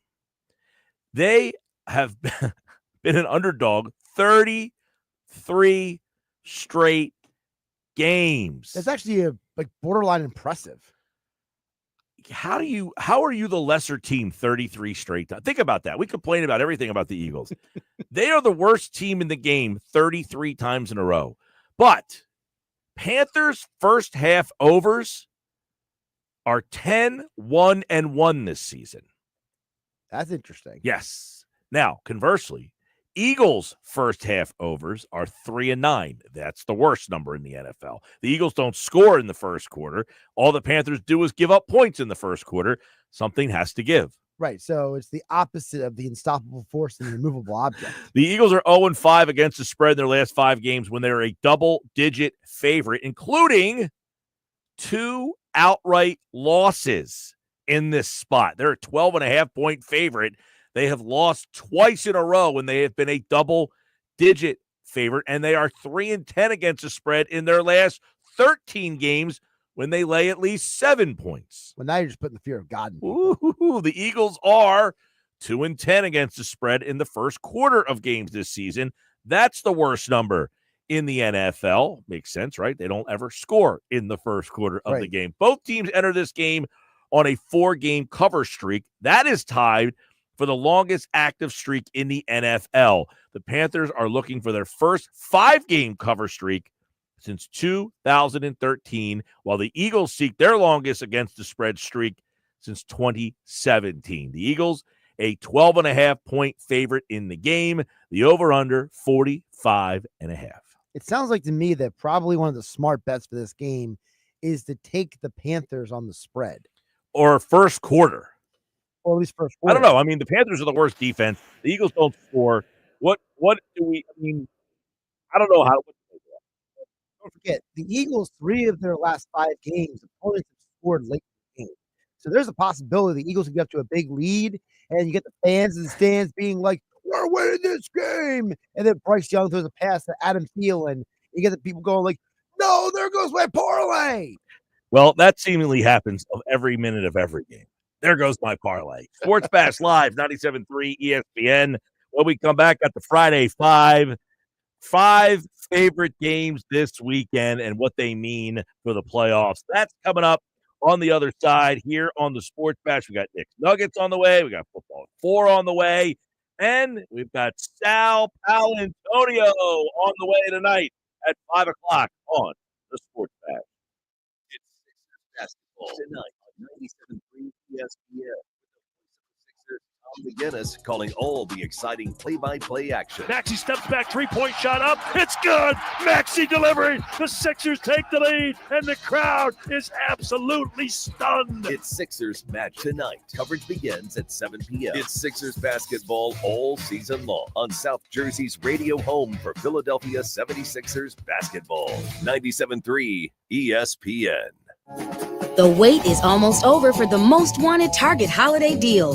Get 10% off Target gift cards with Target Circle this Saturday and Sunday only. From your teenage nephew to your kids' teachers and coaches, Target gift cards bring joy to everyone on your list. Join Target Circle for free now and you'll get the deal automatically. Shop December 7th and 8th for 10% off Target gift cards with Target Circle and save more on gifts. Happier holidays from Target. Restrictions apply. Prescription products require completion of an online medication consultation with an independent healthcare provider through the LifeMD platform and are only available if prescribed. Subscription required. Individual results may vary. Additional restrictions apply at lifemd.com. Read all warnings before using GLP-1s. Side effects may include a risk of thyroid C-cell tumors. Do not use GLP-1s if you or your family have a history of thyroid cancer. Should GLP-1 weight loss medication like Wegovy and Zepbound cost hundreds of dollars? We don't think so. TryLifeMD.com helps provide insurance access to the leading GLP-1 medications. Visit TryLifeMD.com to get your free insurance benefits check and see your eligibility in minutes. Listen to Tara's story after losing 42 pounds. You just take your shot. It doesn't feel like you're on a diet. What I wasn't expecting it to do was to shut off the food noise. I've gone from 237 to 195. This was life-altering, and if I can do it, I feel like anybody can do it. Get started right now with your free insurance benefits check and see your eligibility for coverage in minutes at TryLifeMD.com. That's TryLifeMD.com. Let's face it, winter can be a hard season. It's cold pretty much all the time. Blizzard, you have to shovel. Another blizzard, you slip on ice. But you know what makes winter suck a little less? Getting a free phone. Join Cricket Nation and get a free Samsung Galaxy A15 5G. Ooh, ouch. Welcome to enjoying more. Welcome to Cricket Nation. Smile, you're on Cricket. Cricket 5G is not available everywhere. Must open a new line on the $60 unlimited plan. First month service charge and tax due at sale. Fees, terms, and other restrictions apply. See cricketwireless.com for details. Attention! If you owe money to the IRS, this is an urgent message. The IRS is cracking down by sending out heart-stopping letters, aggressively garnishing paychecks, seizing bank accounts, and putting liens on homes and businesses. They call it enforced compliance, and you better watch out because penalties and interest on unpaid taxes compound daily, making it seem impossible to ever get out of debt. Don't let the tax debt destroy your life. You need to call Optima Tax Relief, the #1 tax resolution firm. They're experts in the Fresh Start Initiative, one of the biggest breaks that the IRS has ever offered. If you qualify, you could save thousands. Optima's resolved over $1 billion of tax debt for their clients. A+ rated with the Better Business Bureau, they'll fight to get you the best deal possible. Call Optima now for a free consultation. Call 800-473-9933. 800-473-9933. 800-473-9933. Optima Tax Relief. Some restrictions apply. For complete details, please visit OptimaTaxRelief.com. Why choose a Sleep Number smart bed? Can I make my side softer? Can I make my side firmer? Can we sleep cooler? Sleep Number does that. Cools up to 8 times faster and lets you choose your ideal comfort on either side. Your Sleep Number setting. And now, during our Cyber Week sale, save 20% on most Sleep Number smart beds, plus free home delivery with any base. Limited time. All Sleep Number smart beds offer temperature solutions for your best sleep. To find a store near you, visit sleepnumber.com. Your business needs a network it can count on. Power's out. Comcast Business has you covered with Wi-Fi backup to help keep your business up and running, even when your power goes out. Everybody in the warehouse good?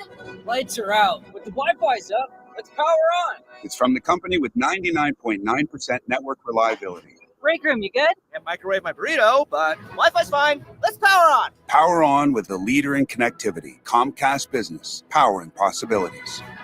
Ask about Wi-Fi backup for your business, or get started with reliable internet for $59.99 a month for 12 months with a 2-year agreement.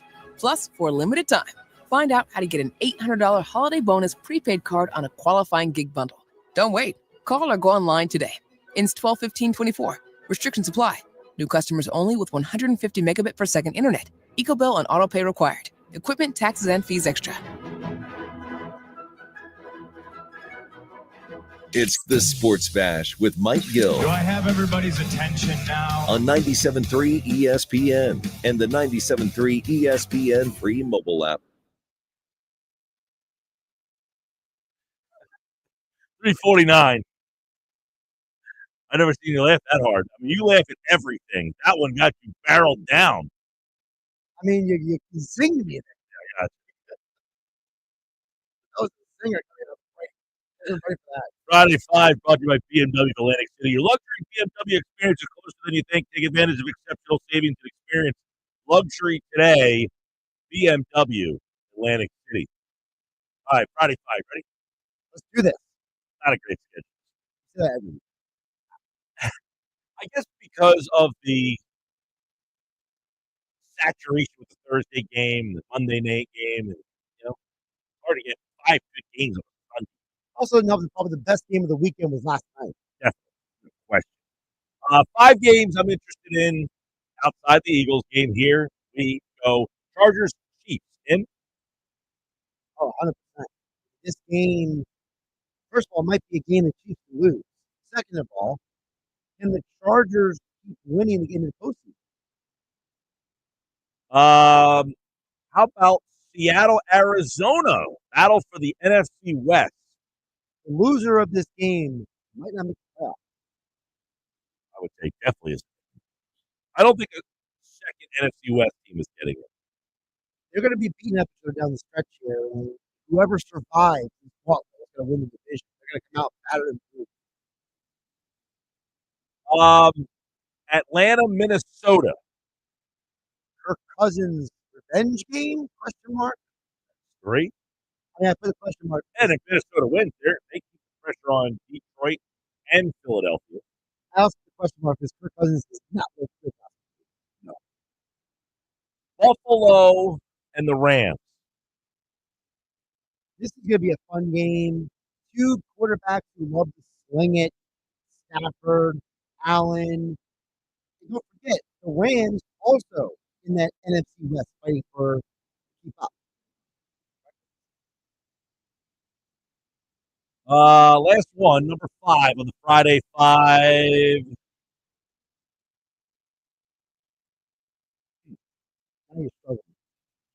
You got Cincinnati, Dallas. You got Chicago, San Francisco. Cleveland, Pittsburgh, kind of a contrast of styles. Cleveland scoring, Pittsburgh defense. That's probably it. Of those games, which one am I most interested in? Well, Philly plays Pittsburgh next week, so I'll go Cleveland, Pittsburgh to kind of do a little scouting. Yeah, I would go Cleveland, Pittsburgh as well because, again, you want to look at the team you're going to play next week. And also, I mean, Jameis has turned into the most interesting man in the world. Yeah. That dude has become like a national treasure. He's an acquired taste. It's a little too much for me. A little too much. I used to hate him in college. A little too over the top. It almost seems like rehearsed. See, the thing is not rehearsed. I remember the one interview I saw with him. I'm not suggesting it's rehearsed. I said it almost seems that it's rehearsed. Like that one interview we did where the guy told him that so apparently this one guy, Andrew Siciliano. Siciliano was telling Jameis Winston that Siciliano's sister for Thanksgiving bakes a turkey and wraps it in bacon. And like Jameis's reaction was like he had like found God. Like he was like, yeah, he's too much for me. Everything's like it's over the top. It's too much. I thoroughly entertain that. I love it. I'm just like, you know what? Good for you, Jameis. Live your best life. Happy Hour Friday. Phil is heading down to Brig, heading to Ocean tonight. The interesting betting tips coming. By the way, the Eagles went up to 13.5 at ESPN. I'll be at Brigantine tonight, by the way, there, Phil. I'm heading to Brigantine right after my show tonight. You guys are changing spots. He's going to Ocean. I might stop there too. Ooh, so I have Nadu's notes from yesterday. Going to parlay a few of them. Yeah, all the college football tonight. So real quick, I talked about this the other day, and I didn't get much feedback because it was right at the end of the show. But I just started the show on Apple TV. I can't remember the name of it. It is called Severance. Yes. Okay. It is called Severance. So you basically are separated from your real life when you go to work. So you could, like, if I worked with you here and we saw each other outside this building, you would know we worked with each other. It is really slow for the first 3 episodes. Should I keep going? Like, does anybody know anything about this show that would suggest to me, no, you gotta keep going? Because we're at the 3rd episode, we haven't kept going yet. Severance, Apple TV Plus. Anybody out there seen it? What do you got for me? I haven't seen it, but my working theory is that probably at some point in the show, someone's going to figure out this.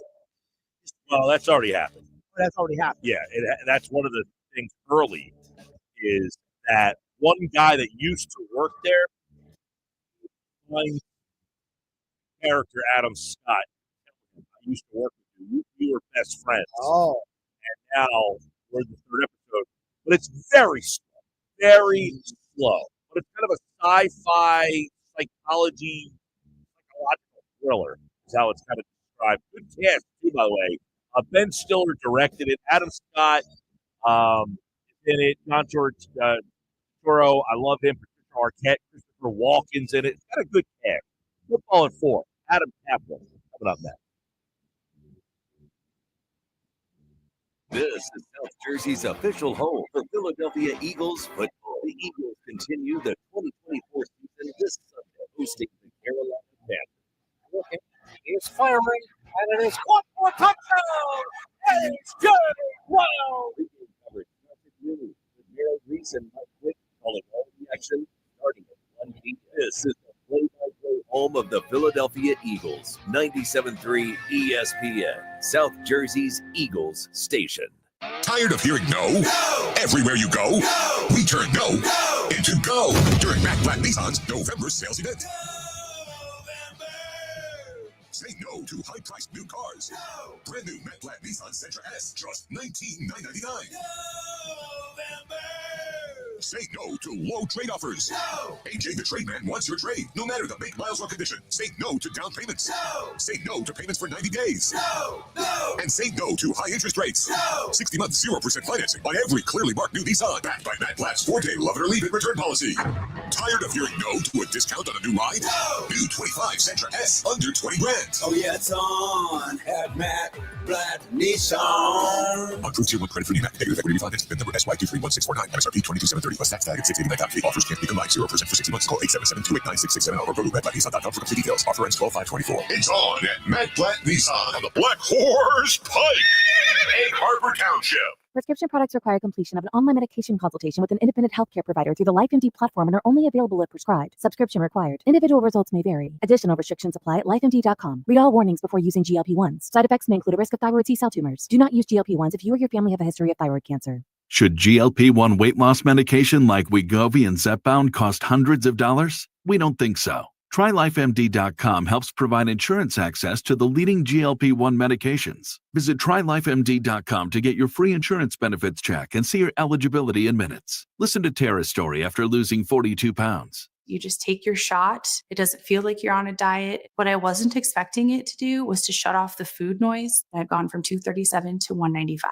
This was life altering. And if I can do it, I feel like anybody can do it. Get started right now with your free insurance benefits check and see your eligibility for coverage in minutes at TryLifeMD.com. That's TryLifeMD.com. Okay, I have to tell you, I was just looking on eBay where I go for all kinds of things I love, and there it was. That hologram trading card. One of the rarest. The last one I needed for my set. Shiny like the designer handbag of my dreams. One of a kind. eBay had it, and now everyone's asking, ooh, where'd you get your windshield wipers? eBay has all the parts that fit my car. No more annoying.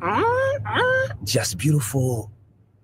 Whatever you love, find it on eBay. eBay. Things people love. We all hear the radio ads about the IRS. They tell you to be afraid, to be scared, and they try to frighten you into calling. I'm not here to do that. Tax Relief Advocates is different. TRA is here to tell you that if you owe money to the IRS, whether it's $5,000, $50,000, or $500,000, we have a solution. It doesn't matter if you're sitting in your car, at work, or with your kids. No matter where you are, call now. 800-488-2594. Don't lose hope. TRA can eliminate or reduce what you owe to the IRS. Generous programs are now available that can give you a fresh start. Our passion is taxes and helping individuals fix their IRS problems. We have over 1,000 5-star reviews on Google and an A+ with the Better Business Bureau. You don't need to be afraid of the IRS any longer. End your tax nightmare today by visiting us online at TRA.com or call 800-488-2594. That's 800-488-2594. Tax Relief Advocates. Real solutions for real people. Must qualify for enrollment. Results may vary. Hey, Frank, looks like business is booming. What are all those tabs you have open on your computer? Oh, hey. Well, this one is for my SEO company. This one is for my website company. This one is for my CRM. This is for invoicing and estimates. This one does email. And this one does billing. Geez, that sounds tricky to manage. It's clunky, but I need all this to run my business. Wait, you run your own business and you're even busier than I am. Don't you have all this stuff too? I do, but I get it all on one screen with the Town Square Business Management Platform. What's that? The Town Square Business Management Platform is an all-in-one tool that helps me grow and run my business. It combines website, billing, and scheduling into one program. That sounds simpler than juggling all the tools I have now, but you still need someone else to help you find new business, right? Nope. They have powerful digital advertising built into the platform as well, which helps me keep my calendar full. You can get a demo of the product for free. Check out their website. See if it makes sense for your business. Go to townsquarelocal.com for a free demo of the Town Square Business Management Platform. Visit townsquarelocal.com. That's townsquarelocal.com.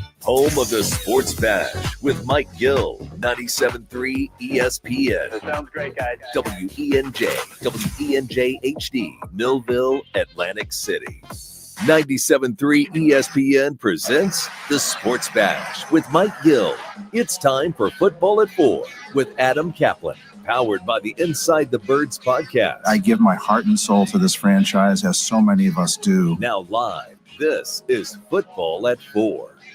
And Football at 4 is powered by the Inside the Birds podcast. It's brought to you by Bet365. Whatever the sport, whatever the moment, it's never ordinary at Bet365. I'm Mike Gill. This is the Sports Bash. Adam Kaplan from the Inside the Birds podcast is here. You can get that on all podcasting platforms and their YouTube channel. Just search Inside the Birds. Well, 4 Philadelphia Eagles have been ruled out for the game already on Sunday, and that is 2 safeties, 1 tight end, and a wide receiver. We're going to get into that right now and more with Adam Kaplan from the Inside the Birds podcast here as we get 2 safeties, a tight end, and a wide receiver. 4 players out. 1 wide receiver, though, is back. It looks like that Devontae Smith will play, but a little injury issues here for the Eagles on Sunday, something that they haven't had a whole heck of a lot of, Adam, in recent weeks.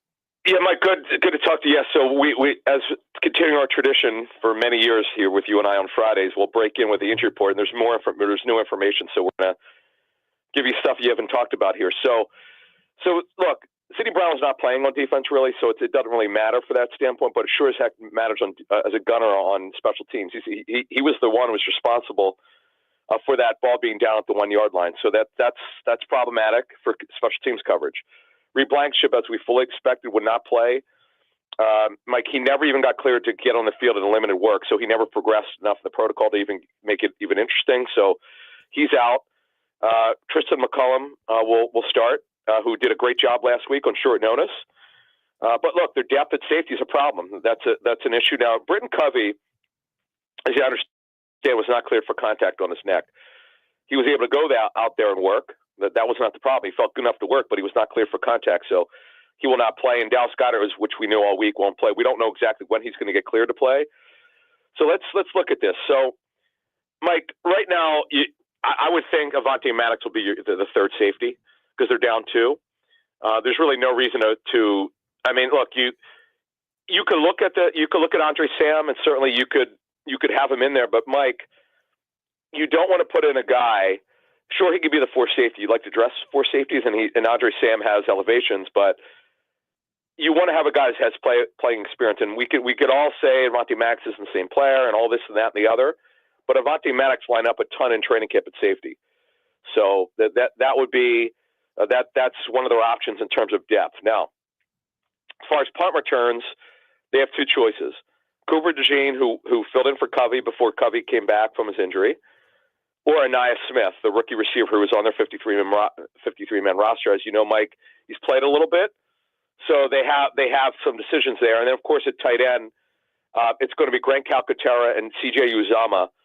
Uzomah will be the wide tight end, the inline tight end, and the move tight end will be Calcaterra, which he's done, and he's a pretty good athlete. So they've got some recourse here. The depth is going to be tested, and one of the secret sauces of the Eagles this season is how good their depth has been. And we didn't know that before the season started, Mike, but to be honest with you, the depth's a lot better than we expected. Well, one of the things this offense has been, for whatever reasons, they really haven't been at full strength very often. They won't be again with Goddard out. But what does the return of Devontae Smith mean for this Eagles offense to get Smith and Brown back? And, they got to start clicking with those guys over these last 4 weeks here. So, Mike, think of it this way. If they didn't have Smith and Goddard's not playing, look, we know that nobody runs the ball more than the Eagles. We know that's coming anyway, regardless.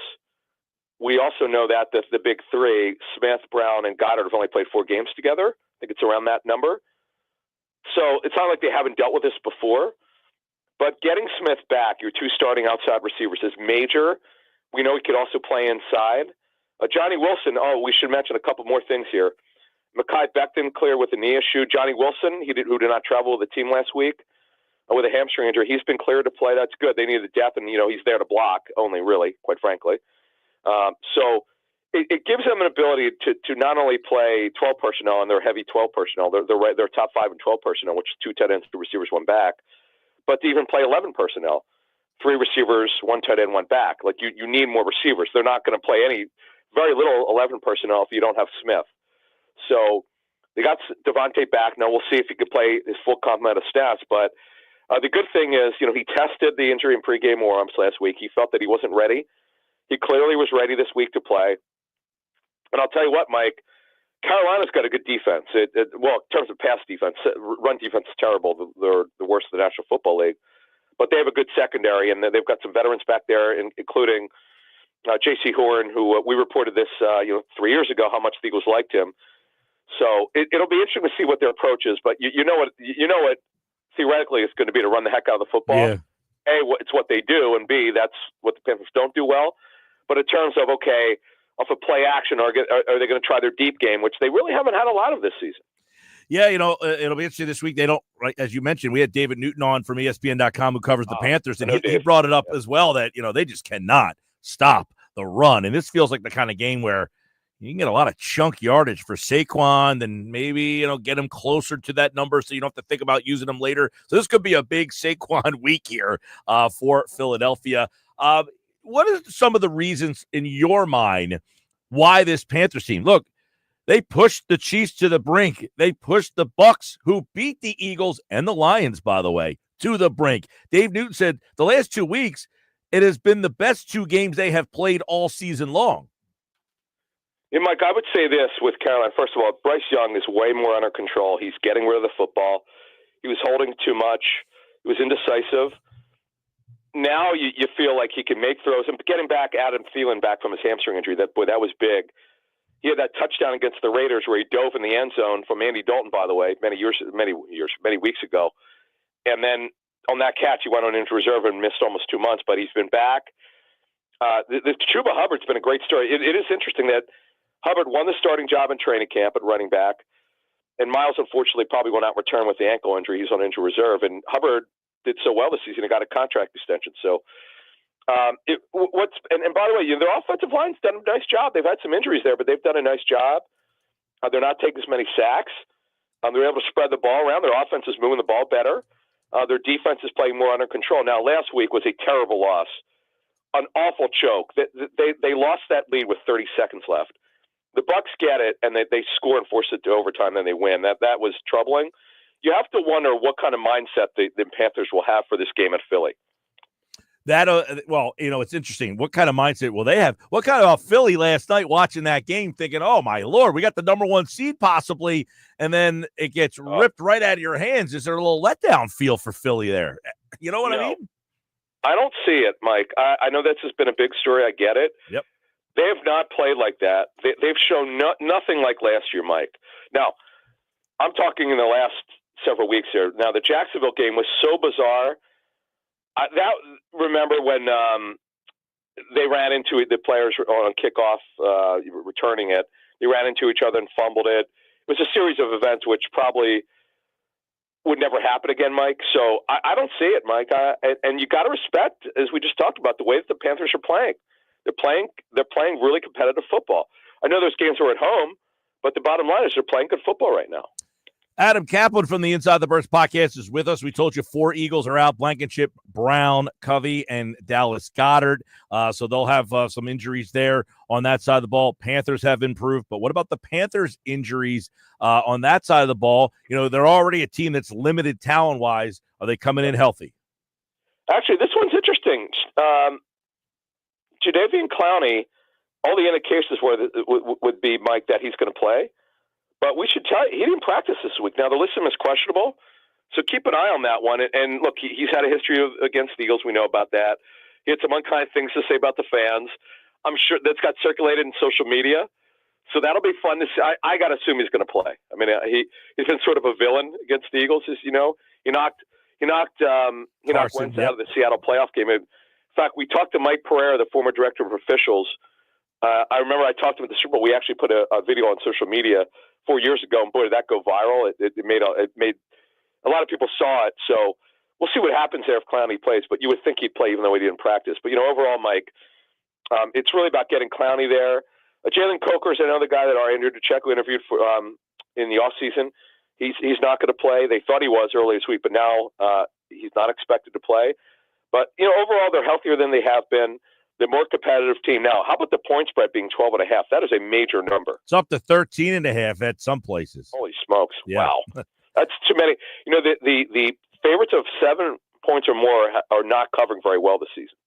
Adam, before we let you roll on this Friday, we got to get your thoughts on the way the game went last night. Dan Campbell, that whole situation. I mean, obviously Nick's done it. He's gotten criticized. Dan's done it. It's backfired last night at work. But thoughts overall on Campbell's decision last night?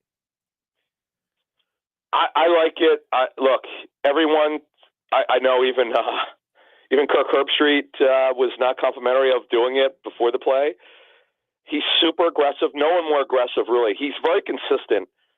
I've seen just about every Lions game. It's rare for him not to go for it in a high leverage situation. It's just the way that he believes. Now, was Doug Peterson, the Eagles in 2017, a catalyst for this? Could have been. We've seen this a lot around the league where since then, a lot of teams are doing it when you don't think they should do it.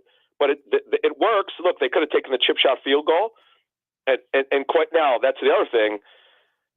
You never really know that the kid Jake Bates, he wound up being the money man. He got a game ball last night. But it's just interesting the way, look, everybody could have their opinion.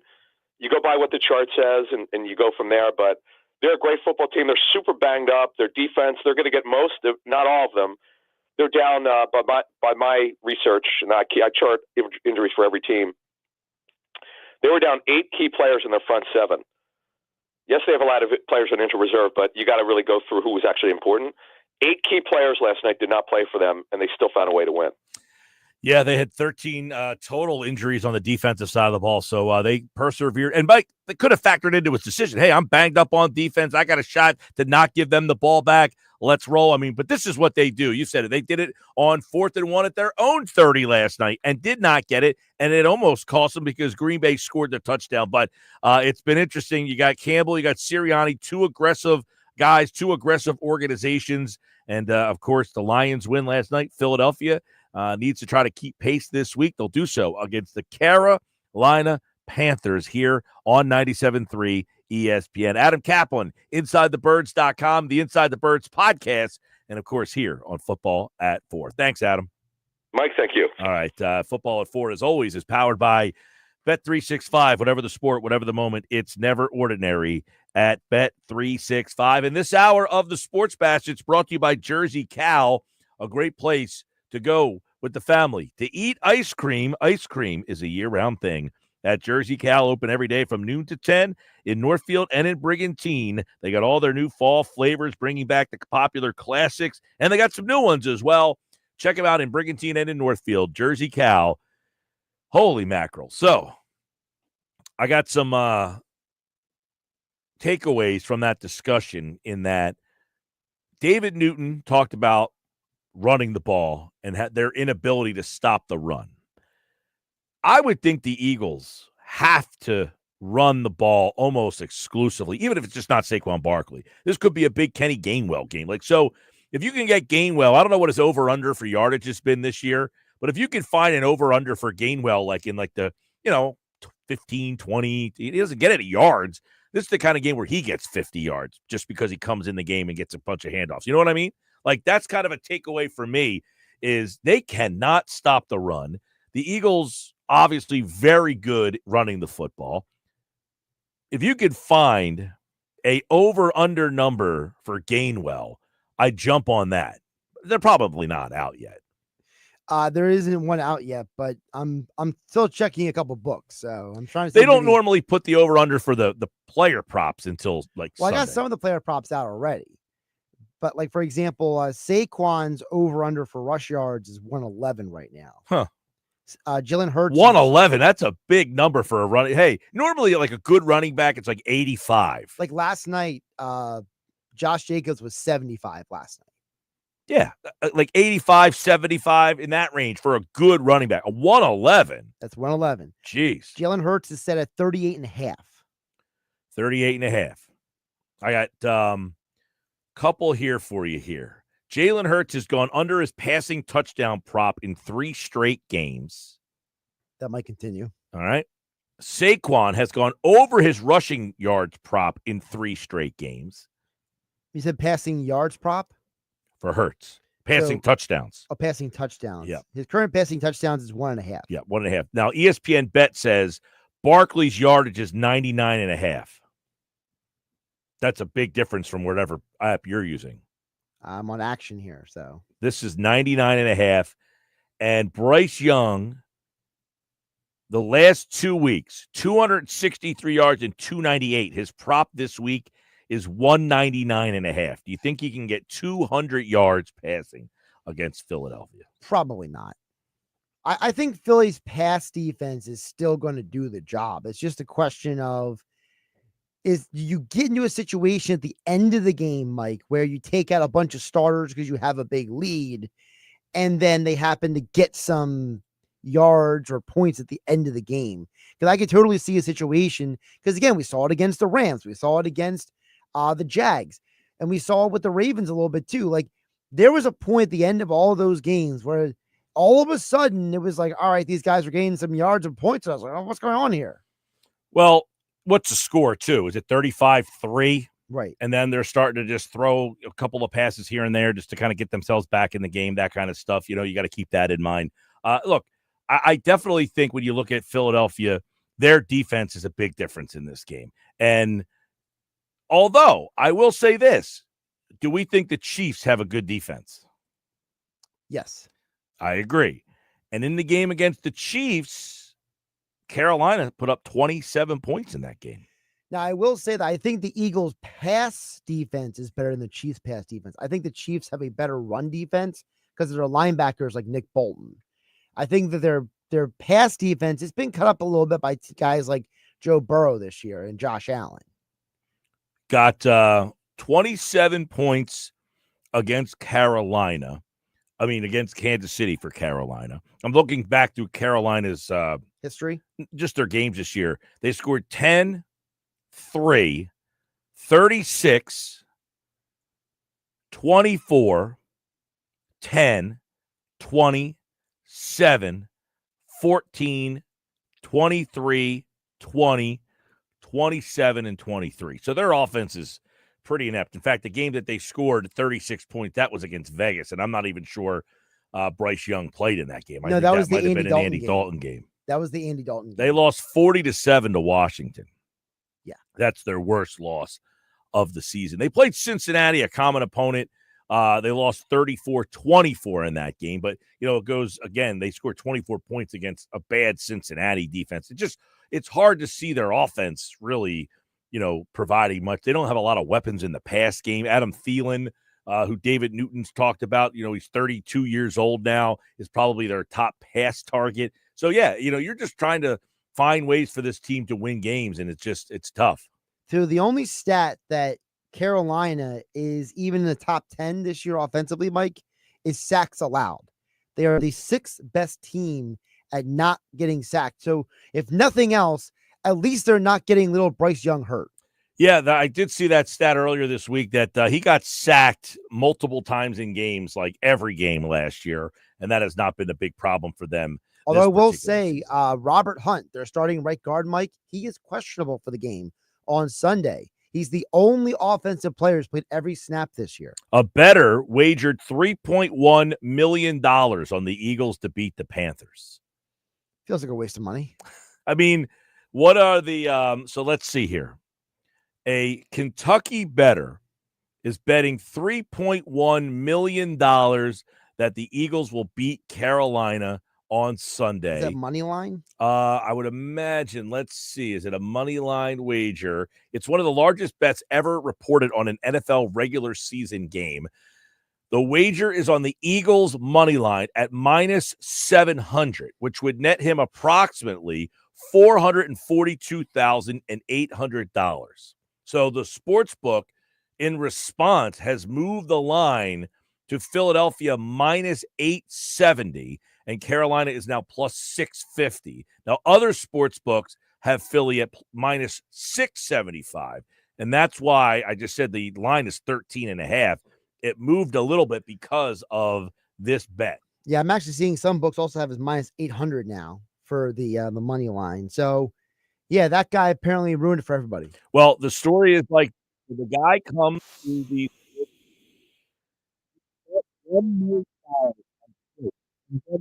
bet more and ended up getting up to $3.1 million. It's the largest bet the sports book has ever taken.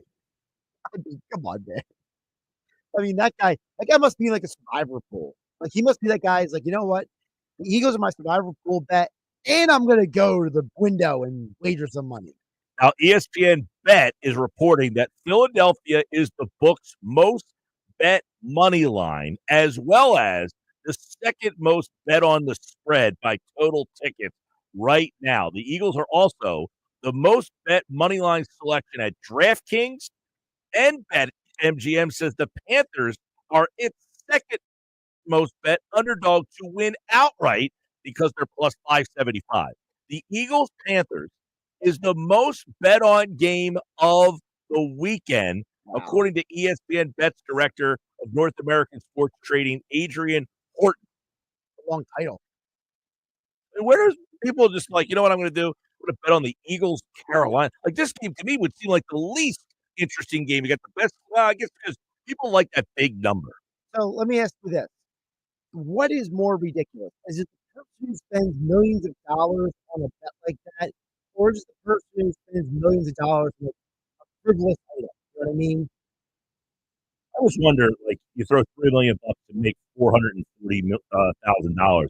How impactful is that $440,000 to a guy who has $3 million? Right. It feels like it's not a total waste of money because it's obviously going to pay you something. But it's like, to me, I'm a big believer, Mike, in listen, find a value bet, find a plus 120, find something that'll win you some money back. I saw our old friends over at Prop Swap. Remember them? Yeah. So right now, there's a ticket that they have. Jaden Daniels to win Offensive Rookie of the Year, plus 500. TJ Watt, Defensive Player of the Year, plus 420. Saquon Barkley, Offensive Player of the Year, plus 1,100. Josh Allen, regular season MVP, plus 550. So those are the numbers. There's a 4-leg parlay. He threw $25 on that to win $60,000. They're offering a cash out right now of $3,000. Are you riding it? I might have to ride it. I really don't think there's many other people. Bo Nix? Yeah. I think Bo Nix is too erratic. They're winning. They're winning, but to me, some of these awards, they're stack compiler awards. You know what I mean? So it's the guy who has all your stats. You know what I mean? That's Well, when we come back, Nick's Nuggets are back. Another edition with Nick Earnshaw here. Because Mike Gill is tired of giving out all the Nuggets things. He needs Earnshaw to do some work. You already sold the joke. More Sports Bash coming up on 97.3 ESPN. You're listening to the Sports Bash with Mike Gill. Not down with that.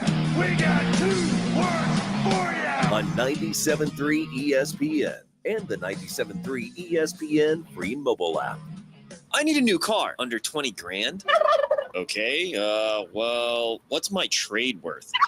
You know what? I'm going to Matt Blatt Kia, where I can get some straight talk.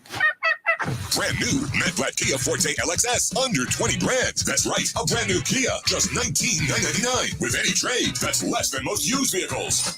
Currently buried in a loan or lease, Matt Blatt Kia wants to get you released and into your new Kia with 0 down, 0 payments until February, even 0% for 72 months on every clearly marked new Matt Blatt Kia in stock.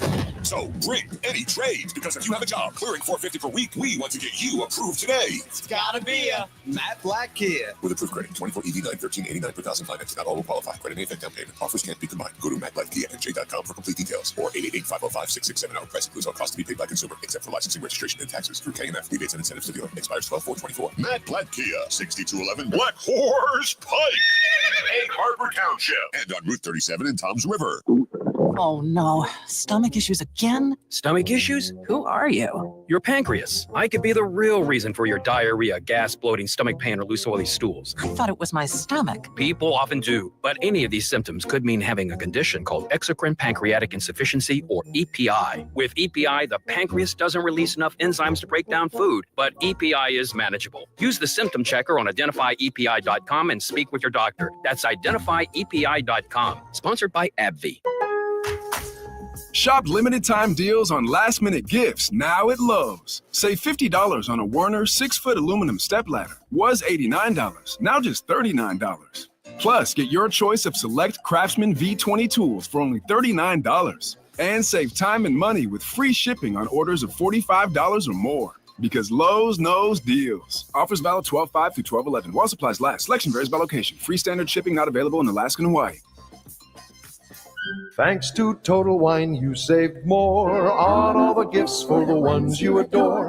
Wine, spirits, beers, all nestled on shelves. Got some advice from our helpful elves. Oh, so many gifts to explore when you go to Total Wine and More. Bottles so delightful, whoa. Priced so amazingly low. Curbside pickup available, and the lowest prices for over 30 years only at Total Wine and More. Drink responsibly, B21. This holiday season, Straight Talk Wireless is letting you say yes a lot more with real unlimited data. Yes to sharing pics of the ugliest holiday sweaters. Yes to checking weather on the go for surprise sledding trips.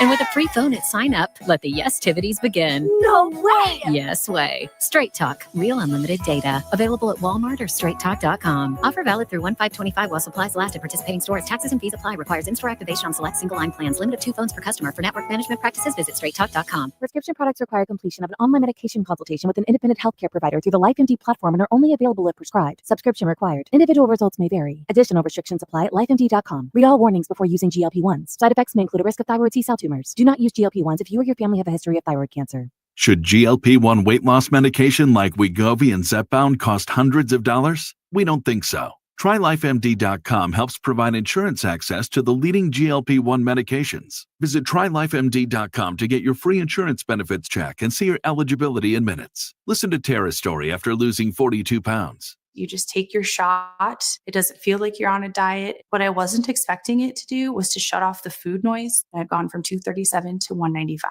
This was life altering. And if I can do it, I feel like anybody can do it. Get started right now with your free insurance benefits check and see your eligibility for coverage in minutes at TryLifeMD.com. That's TryLifeMD.com.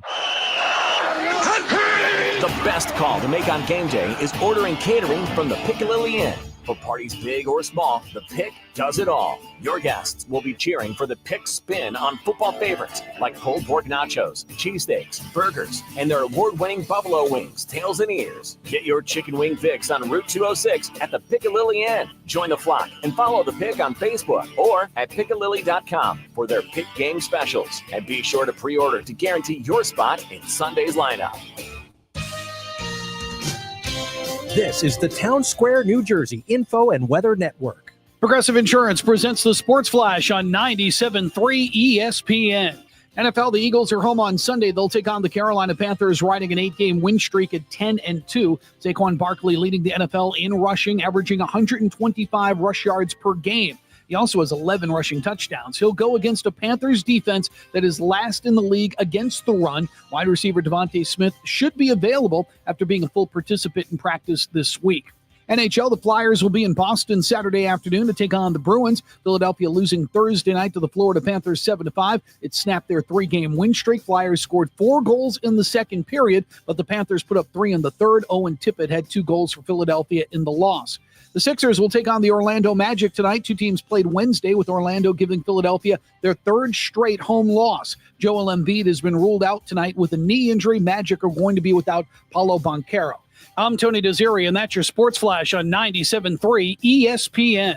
Need a gift for your favorite uncle, your work bestie, or that mail carrier who never lets you down? Festive holiday scratch-offs from the New Jersey Lottery make perfect gifts that are easy to give and super fun to get. With a total prize pool of over $42 million, anything can happen in Jersey.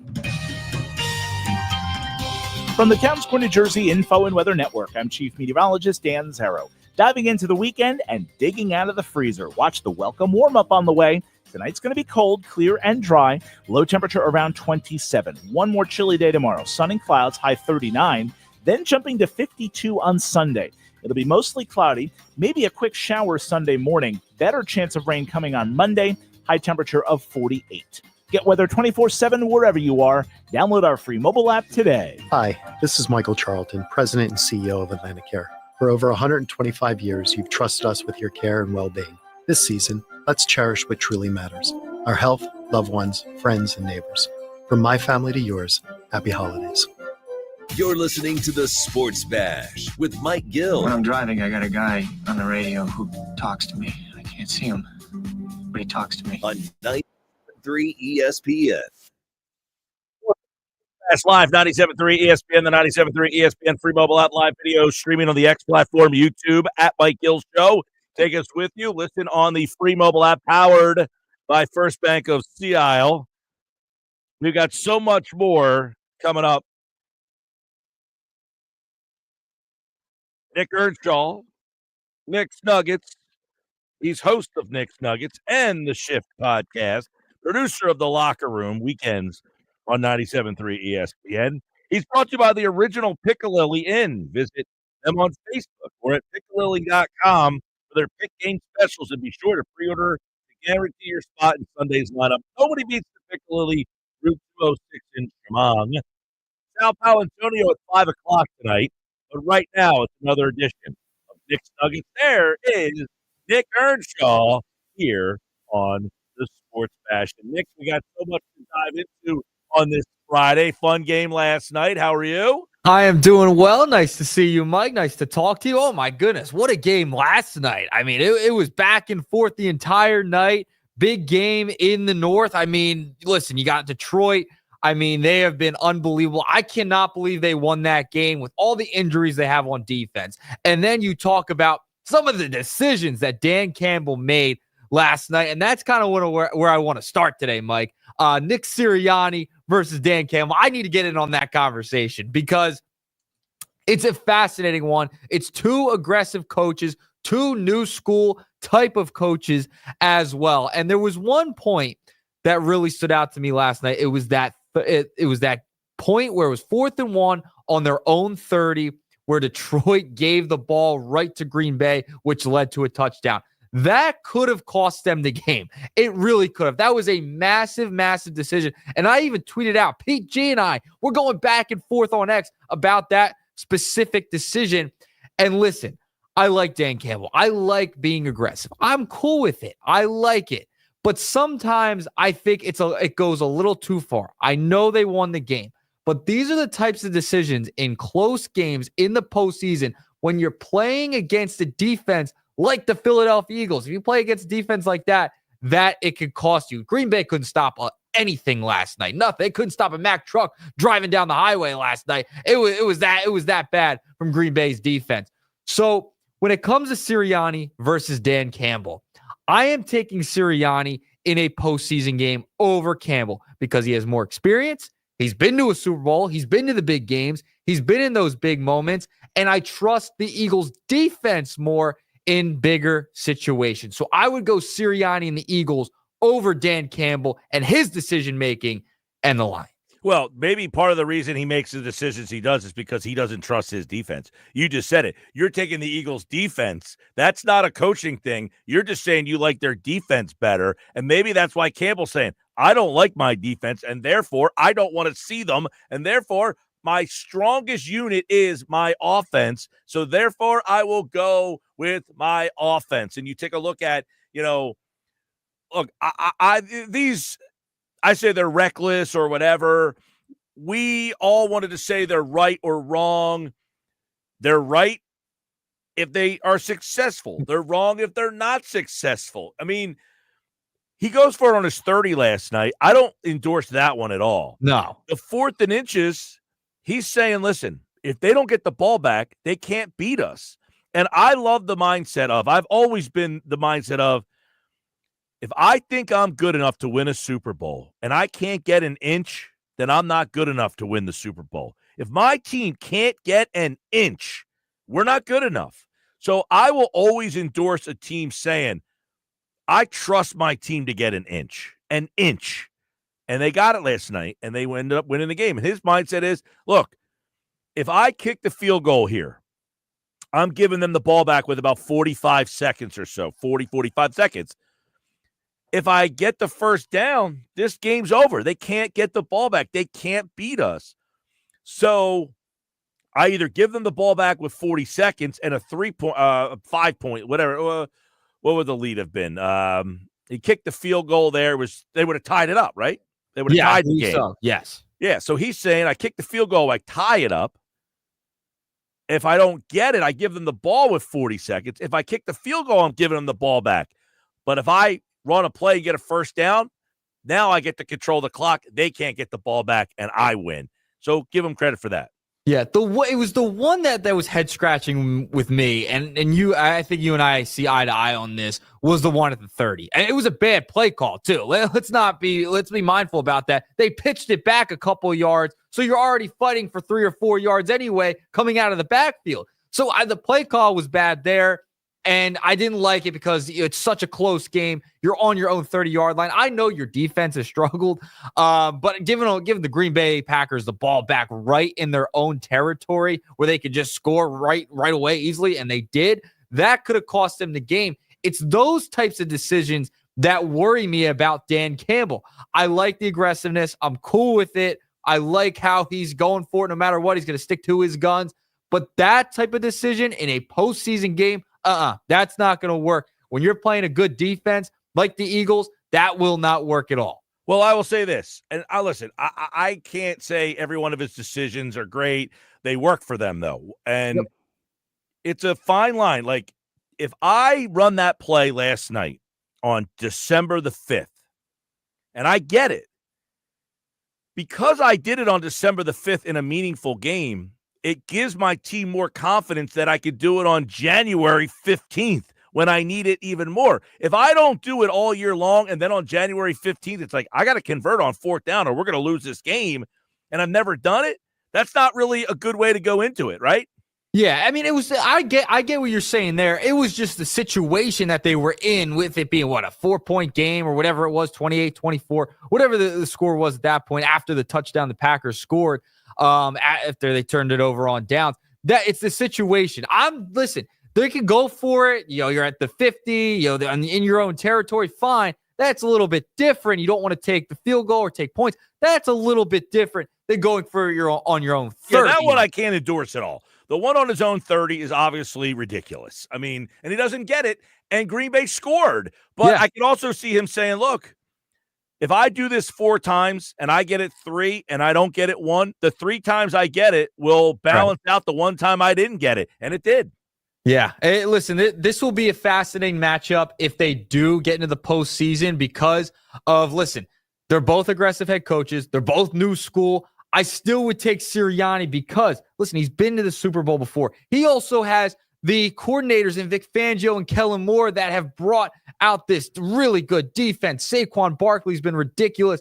Sirianni has everything going for him right now. Dan Campbell, they're bought in too.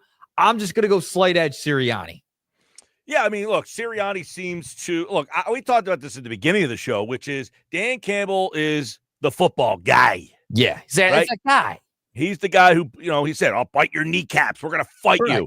And Nick Sirianni talked about horticulture, not exactly endearing himself to the football fan out there. So you have a difference of just on personality or preconceived notions based on what you've said. One guy wants to bite your kneecap. The other guy wants to plant a flower. Who do you think football fans are going to like more? No, it's Dan Campbell. I mean, they like his personality. They like his greatness, all that type of stuff.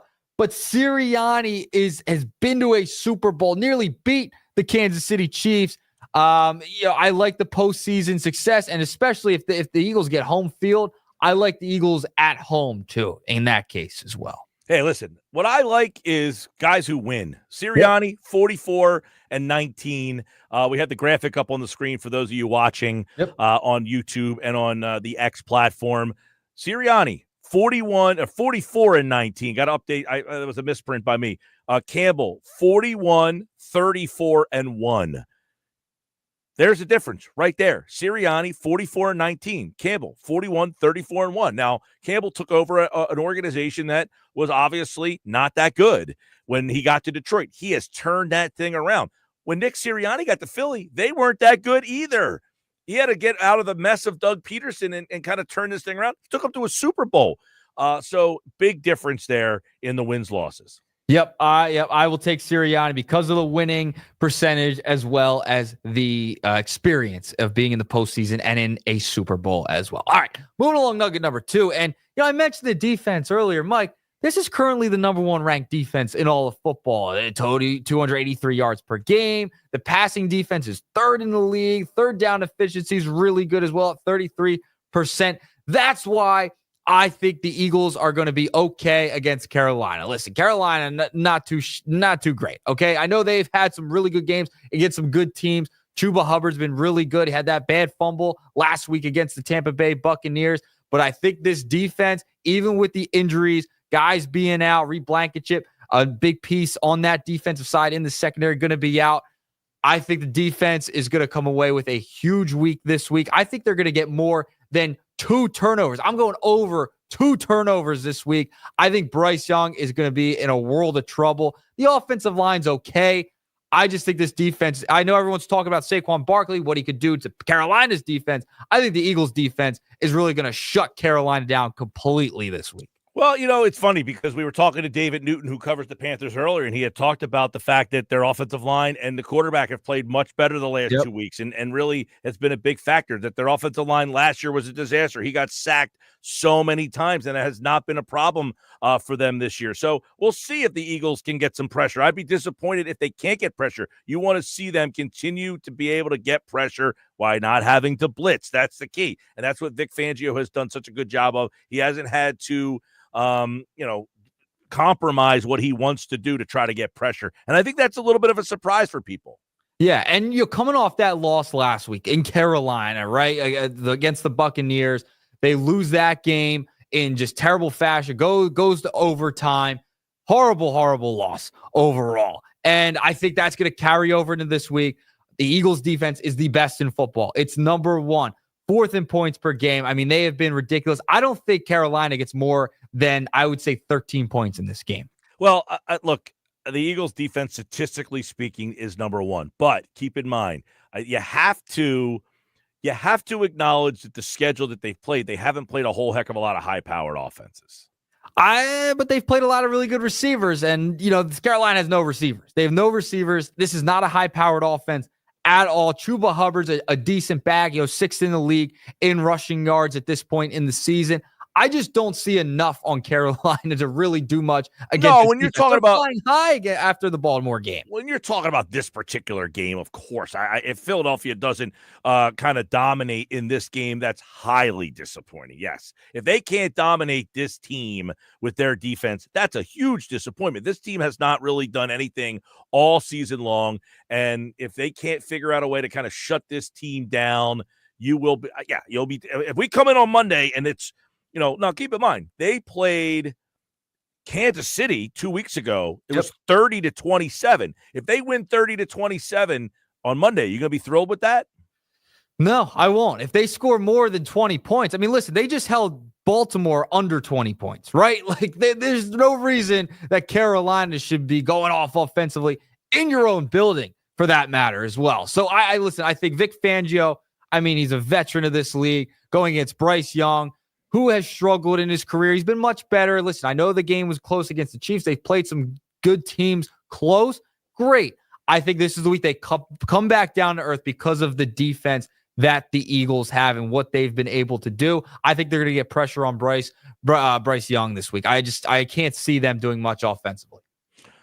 No, I agree with the defense. I think they dominate this game. I wouldn't be surprised, though, if Bryce Young, gave him a little bit of a look. If Bryce Young's been playing much better, he threw for almost 300 yards the other night, 2 weeks ago, 270, I think, 2 weeks ago. So he has been playing better. They just don't have enough weapons. No. I don't think they should really be much of a threat at all in the with their offense. No, this game should not be close, and I think a big reason why.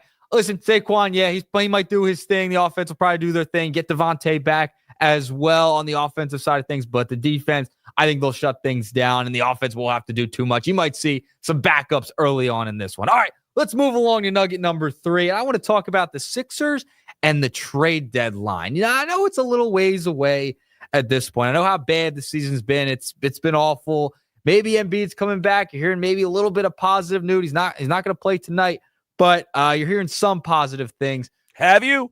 Lay him on me. What are some of the positive stuff you're hearing? Oh, no, I'm saying he might be back soon. That's the positive. That's the positivity I'm talking about. He might be back soon. That's it. That's the only positive I'm talking about. Sixers and the deadline, though. Yabusele is a name that I want to talk about. Is this someone who's had a really good season, and we talked about it before, that they might not even have 5 wins if it weren't for him. He's been an integral part of this roster. Is he a guy, along with Martin as well? Martin's another guy that has that contract that you can deal at a deadline. Is this a deadline where you have to deal both of them no matter where you're at this point, Mike? What say you? I did see a Yabusele thing. I don't know how much credence I put into it. I mean, I did see somebody tweet that out. We must have seen the same tweet on that one. Man, he has been the one bright spot other than Jared McCain on this team. I almost feel like you kind of found a guy who is exactly what you've been missing. A guy who is a energy guy. He's a guy that he can hit the 40%. He's a stretch. He's an energy guy. He gets the loose balls. I feel like he's the guy, and he doesn't care about his stats. I feel like he's the guy that you've been missing for so long, and now we're talking about trying to trade this guy. I think we're overreacting to everything that's happened with this team, which is fair with the injuries and all the craziness, but are we convinced that Joel Embiid is never going to play ever again, and that this is all this is going to be? Or is this just, hey, this is the way this season has started. It's not what we wanted, but you know what I'm saying? Yeah, we can't just make these knee-jerk trade reactions based on 20 games. I want to know, what's your mindset heading into that deadline, though? Because they're gonna make moves. If they're out of it, if they're just hanging around the 10 seed and they continue to lose, it's not really going anywhere. It's do you move off of these guys and maybe try and get some draft capital back? I don't know what the philosophy would be if DEFCON 5 or whatever happens with this team. It's a tough one, man, because, again, they built this team not for just this year. This is a 3-year window with these guys that they are tied to Embiid, somewhat tied to George. Yes. Now, there was an interesting report from Shams basically saying that Golden State is looking for a star. So could you call them and ask them if they're interested in the star that we have here? But I think the Sixers did what they did this offseason to get George and Embiid together to try to take 3 cracks at this. Not 1 crack, 3 cracks. So you think this is a 3-year window, 3-year project? Go for it in the next 3 years. I feel like we've been saying that, though. Why would they spend the money on Paul George for 3 years and say we're going to bail after 1? That doesn't make any sense. But he's 34 years of age. Well, he was 34 years old when they signed him. It wasn't like they said, hey, you're 30 years old. Oh, crap. We didn't realize you were 34. Dummy us. Like, Mike, they knew how old he was. The problem, though, is we've been saying it's a 3-year window for 6 years. 6 years now. I'm hitting my microphone. I'm getting so upset. Yeah, but Paul George wasn't here. That's what I'm saying. That's asinine. Paul George wasn't here when they said stars.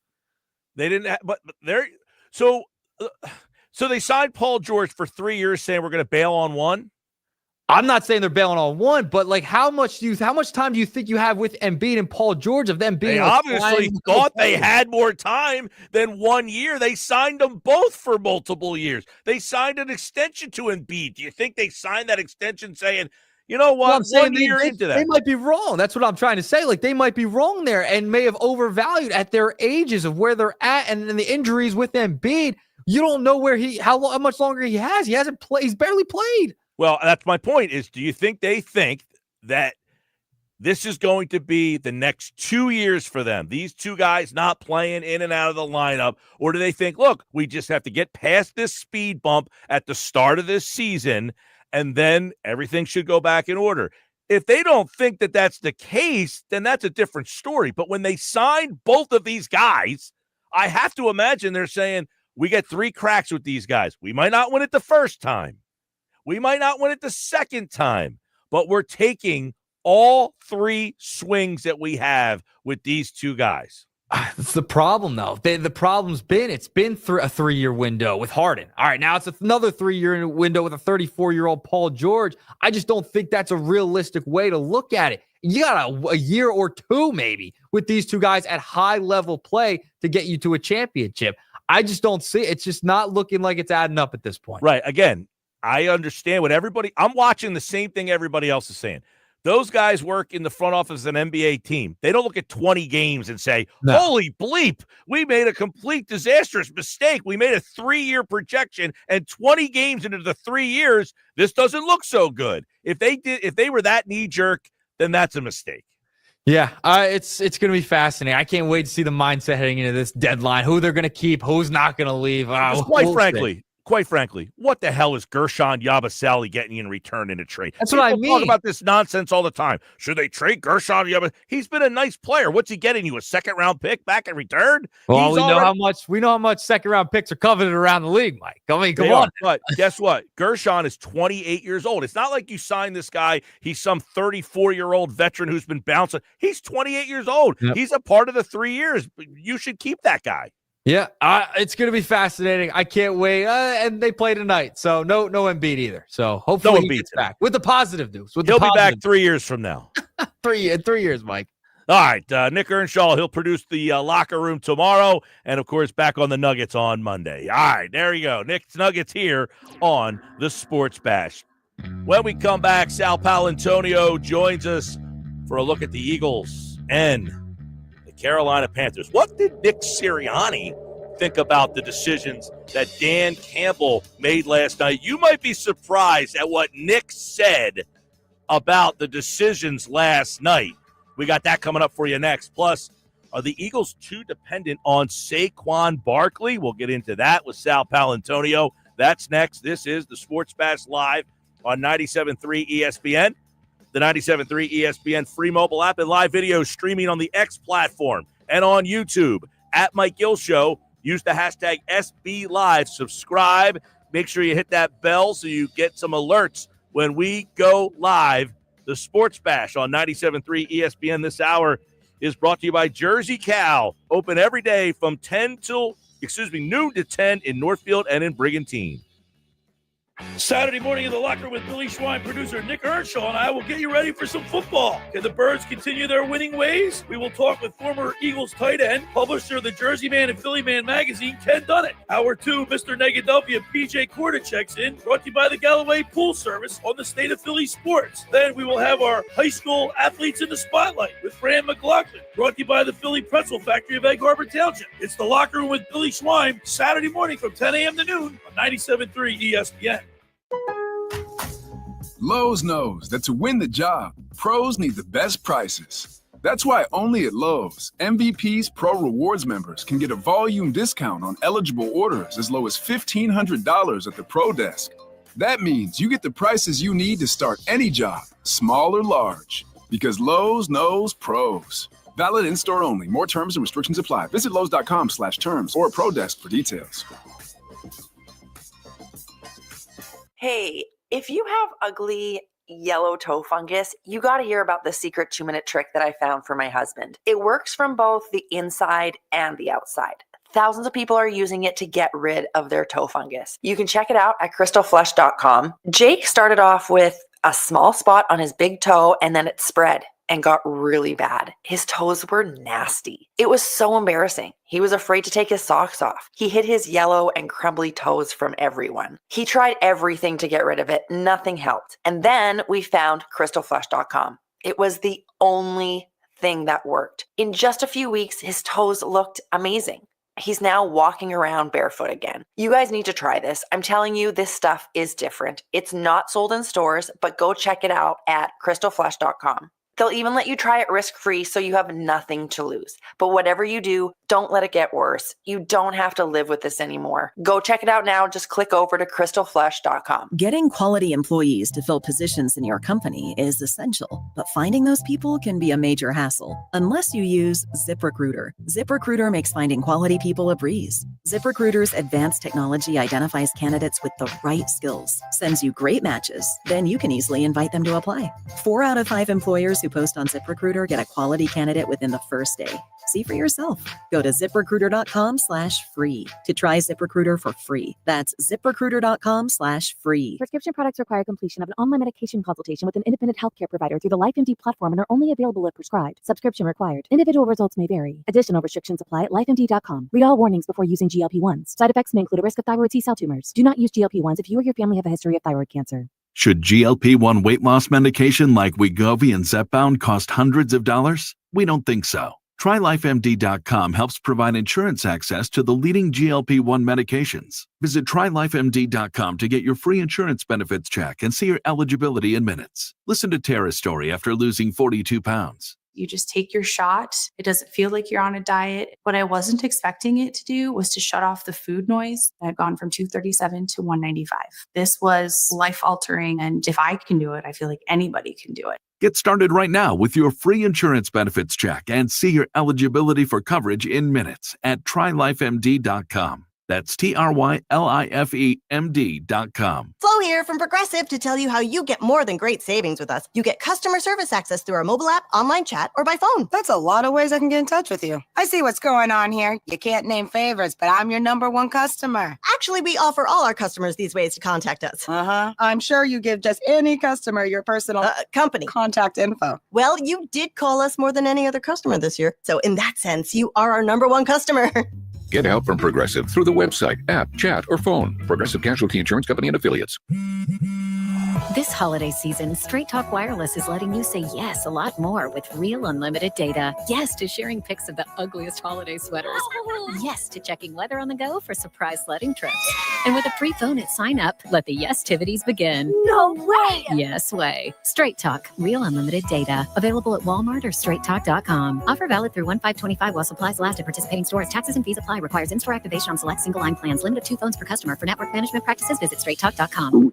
Oh no, stomach issues again? Stomach issues? Who are you? Your pancreas. I could be the real reason for your diarrhea, gas, bloating, stomach pain, or loose oily stools. I thought it was my stomach. People often do, but any of these symptoms could mean having a condition called exocrine pancreatic insufficiency, or EPI. With EPI, the pancreas doesn't release enough enzymes to break down food, but EPI is manageable. Use the symptom checker on identifyepi.com and speak with your doctor. That's identifyepi.com. Sponsored by AbbVie. Tune in to the Bet365 Play of the Day during the Sports Bash with me, Mike Gill, every weekday afternoon at 5:45 on 97.3 ESPN. Made possible by Bet365. Whatever the moment, it's never ordinary at Bet365.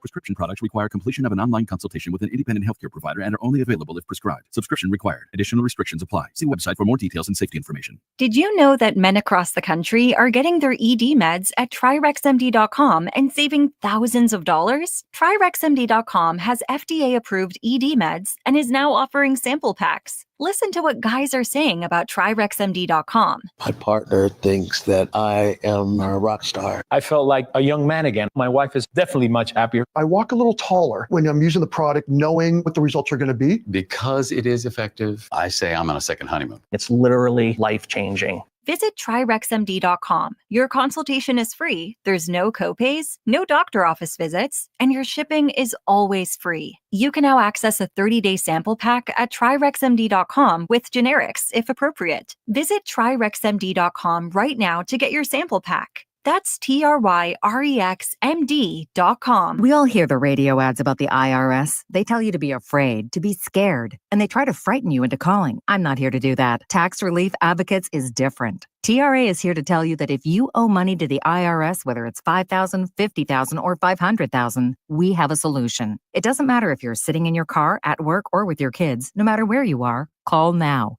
800-488-2594. Don't lose hope. TRA can eliminate or reduce what you owe to the IRS. Generous programs are now available that can give you a fresh start. Our passion is taxes and helping individuals fix their IRS problems. We have over 1,000 5-star reviews on Google and an A+ with the Better Business Bureau. You don't need to be afraid of the IRS any longer. End your tax nightmare today by visiting us online at TRA.com or call 800-488-2594. That's 800-488-2594. Tax Relief Advocates. Real solutions for real people. Must qualify for enrollment. Results may vary. You ever heard of naloxone? Naloxone? No. Me neither, until last night at that party. Someone yelled, Jen overdosed. A guy ran up and it was naloxone. Saved her life. Wow. Sounds like having naloxone around is a really good idea. Right? And anyone can get it for free at most pharmacies in New Jersey. No questions asked. I'm definitely checking this out. Visit stopoverdoses.nj.gov to see how you can get naloxone free from the New Jersey Department of Human Services. Home of the Philadelphia Eagles. They got him again! Sixers. Bang! It's good! Ball game! And Flyers. Tipped in front of the net! 97.3 ESPN. WENJ. WENJ HD. Millville, Atlantic City. A Town Square media station serving all of South Jersey. This is the Sports Bash with Mike Gill on 97.3 ESPN. And the 97.3 ESPN free mobile app. Now live from inside the Ocean Casino Resort Studio, here's Mike Gill. You know, I haven't even really seen too much of it. I fell asleep in the third quarter. So, I haven't seen too much of that. We'll look at those all last. Sirianni's reaction when he was asked about Dan Campbell's decisions last night. He said, well, I fell asleep last night. Third quarter of the game, Sirianni out like a light, sawing logs, as Dan Campbell is going for it on fourth down on his own 30-yard line. ESPN's Sal Paolantonio, national correspondent, is with us. Sal Pal, are you still awake in the third quarter of that game last night? Definitely not. I was Gonzville. I was out like a light. You and Sirianni sawing logs, huh? You know, it's such a funny thing, right? It's funny on so many levels. First of all, it shows that, Nick Sirianni is normal, like all of us. Those games are late, and he can watch the film and the cut-ups that are provided by his staff the next day if he wants to. It shows that Nick Sirianni is focused on the Carolina Panthers. It shows that Nick Sirianni is honest. Now, he could have got up in that press conference and said, I stayed up for all four quarters. I was so impressed. That's a team we're going to see down the road. But no, I fell asleep. I actually just loved it. I loved the comment. I loved everything about it. Wait, so you don't think by the time he got to the press conference he hadn't seen or heard or had any inclination that they went for it wildly last night? Yeah, well, of course there is that, but he said he fell asleep, and I believe that he fell asleep. If he said he fell asleep, I fell asleep for sure. Yeah, I was hanging in there. I was holding on for dear life. I was kicking and screaming, but I did make it, and I'm thinking, holy mackerel, this is wild. And the Lions pretty much, I guess, seal for the most part the number one seed in the NFC. Is that the feeling over the last 4 weeks here that they're going to be tough to catch? Yeah, well, when you look at it, the Eagles still have opportunities to catch them. The Lions still have a couple of teams they have to play that are difficult. But they're so good at home at scoring points. You know, they score 34 points a game at home. Actually, they've had 11 indoor games. If you want to count that game down in Houston where the roof was open, that's not exactly outdoor elements. The one game they had outdoors was at Lambeau. They scored only 24 points, but they wound up winning the game. You know, the thing is, I thought Nick Sirianni had a shot at being coach of the year, but after that performance on national TV last night, I think Dan Campbell definitely sealed the coach of the year on us. But, you know, the Eagles are probably going to get MVP for Saquon Barkley, defensive player of the year for Zach Bond, and defensive rookie of the year for Quinyon Mitchell. Well, this would be an interesting matchup, Sal. You just mentioned a lot of possible hardware, but Campbell and Sirianni, you know, the changing of the way the head coaches in the NFL, kind of a gambler mentality. And these two teams right now, they're at the top of their profession, those two guys. And a lot of people criticize the way that they make these decisions, but you got a good possibility that these might be the two best teams probably in the whole league right now. And that's the way they operate, with aggression. Yeah, I like the aggressiveness. Always have aggressiveness with wisdom. As we have examined, you and I, on your show, when Dan Campbell went for it last year against the 49ers and blew it. You know, you got to be smart about it. It helps to be at home.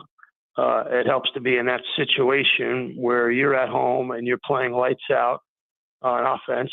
And they got no pressure. The Packers got no pressure last night. Two things. One, it's in Detroit, and that offensive line of the Lions is as good as the Eagles. And two, he gets the ball out of his hands so quickly, Jared Goff. It's a really good 1-2 punch. Jared Goff, in my opinion, is going to give Saquon Barkley all he can handle for MVP. Yeah, you look at that Lions offense last night, and you look at, you know, the matchup with that Eagles defense. That would be a lot of fun if those two teams get going. But I want to play a bite from your friend Bart Scott, who says he thinks the Eagles are a little too dependent on Saquon Barkley. This is what he said this morning. Talk about a guy that's on pace to carry the ball 396 times. The most he's ever carried the ball is 246. So can he stay healthy, and can you be too dependent on Saquon Barkley? What I love about the Lions, what I love about Green Bay is that anybody can get you. You don't go in there with Green Bay like, who am I going to stop? The defense dictates where the ball goes. Does he have a point there, your friend Bart Scott? Well, I've been saying all year long that they have to be judicious with Saquon Barkley, but now he's in position to get the all-time rushing record and break Eric Dickerson's record. Yes. Now, we can examine that. By the way, Sal Pella, young Mike Gill's favorite running back growing up, number 29, Eric Dickerson. Yeah, I loved his style of running too. He exploded right through the hole, ran upright, had great getaway speed like Saquon Barkley, had long legs, very difficult to bring down. He had that neck brace, if you remember. Yeah, it was like a gazelle. Yeah, he did. He looked like a runaway gazelle, is exactly correct. And, you know, there's an examination, obviously, of the record, right? Eric Dickerson set the record in 1984. It was not a 17-game schedule. It was a 14-game schedule. So there's a big difference between the two. Is it really breaking the record if you're doing it in 3+ games more than Eric Dickerson? Is it worth putting Saquon Barkley out there when you have it locked up and you have a chance to maybe win 2 games, only have to win 1 on the road and get to a Super Bowl? You know, there is a risk reward. There is a team and individual award conversation that's got to happen. Now, if you remember, Sirianni had a chance to put Saquon Barkley back into a game, and Barkley is against the Giants, if you remember. Yep, versus Giants, yep. Yep, and Barkley said, no, let the young guys eat. I'll stay on the bench. So Barkley has the attitude, the personality, the approach of team first. And I think when it comes down to it, that's the way that will roll. Sal Paolantonio is with us, ESPN's national correspondent. The Eagles taking on the Panthers this week. And, you know, you mentioned his pace. This is the kind of game, Sal, He could chalk up a lot of yards against this Panthers rush defense. This is the kind of game where he didn't get the record against the Giants, but he could get a single game record against this defense, right? Yeah, right. The Panthers are 32nd in rush yards per game given up. They're 27th in rushing yards average given up. They don't do anything well defensively. They don't. The first downs per game given up, they're 32nd in the league, which tells you, that you can keep them on the field. Their third down efficiency on defense, last in the league. Their points per game differential, last in the league. Their yards per game differential, last in the league. And the Eagles are first in the league in that category, which is a very important category. So they don't do anything well defensively. And, there's one thing about what happened in Baltimore. I went back and I looked at the tape, and this is something that we feature on the NFL Matchup Show in our Eagles-Panthers breakdown tomorrow morning, 8:30 a.m. on ESPN2. It's a great breakdown with Greg Cosell, myself, and Darius Butler of a pivotal moment against the Ravens in which Jalen Hurts really orchestrated the Eagles' first touchdown. If you remember, the Eagles were down 9-0 in that game. It was the second quarter. It was 3rd and 4 on the Ravens' 40-yard line. And Saquon has a role here, but it's really Jalen who orchestrates the pivot point. And they're down 9-0, 3rd and 4 of the Ravens' 40, 10 minutes into the second quarter. Jalen Hurts sees that the Ravens are in a too-high safety role on defense. He calls Barkley's number. Barkley gets the first down. Then Jalen is in no huddle. He goes up to the line of scrimmage and he sees it again, and he calls a quarterback power behind Jordan Mailata, pulling from left to right. Then Jalen Hurts sees that they're in a single high safety. The Ravens switch up their defense, still in no huddle. He throws a slant to A.J. Brown, same defense, and he throws a touchdown pass to Dallas Goedert. On 4 successive plays, 4 different plays, he changed it at the line of scrimmage, in no huddle, and got the Eagles' first touchdown. And I'll tell you, Jalen Hurts is not getting enough credit for his orchestration of the offense in the no huddle. He does it very, very well. He only threw 19 passes, but he's been a very efficient and productive quarterback, especially in no huddle. I like the breakdown because you're right. I guess it was Wednesday when he talked so much. I don't know if it was this day after or Wednesday, midweek, or even today. It wasn't today. I know that. But he kind of, had to defend Hurts a little bit for being called kind of a game manager, whether that's a negative connotation or not. But the role that Hurts has in this offense and its success, and he's a part of the run game. And why Barkley is successful in the run game. Yeah. I don't think he's a game manager. I think he's a game orchestrator. He's Tuscanini up behind that line of scrimmage. I like that one. I don't want to date, me and you, but we'll go with Leonard Bernstein. How about that? That's better. But he has been a really good quarterback in the no huddle this year, and that was a really good example of it. I thought the throw he made and the decision to Goddard was a big one to get them back, but just the fluidity in the decision and how quick and where he threw it to get it to Goddard, it kind of got that whole thing capped off perfectly there. They're not going to have Goddard this week, by the way. They will get Smith back, so that should be a nice piece to get back for them. They got this Carolina Panthers team. We talked about their struggles, but the kid on the other side, Bryce Young, number 1 overall pick, he's starting to play better. They gave a scare to the Chiefs 2 weeks ago. They gave a scare to Tampa Bay last week, Sal Powell. Can they come into Philadelphia and give a scare to this Eagles team? The only thing that they do well is pass protection. So, the Eagles are going to have to be patient defensively, and they've proven that they can be. I think the one thing that you're seeing, and I mentioned Defensive Player of the Year, Zach Vaughn, I interviewed him after the game in Baltimore. And, his ability to just go from sideline to sideline, blitz when he wants to, drop into coverage. He's 3rd in the league in tackles.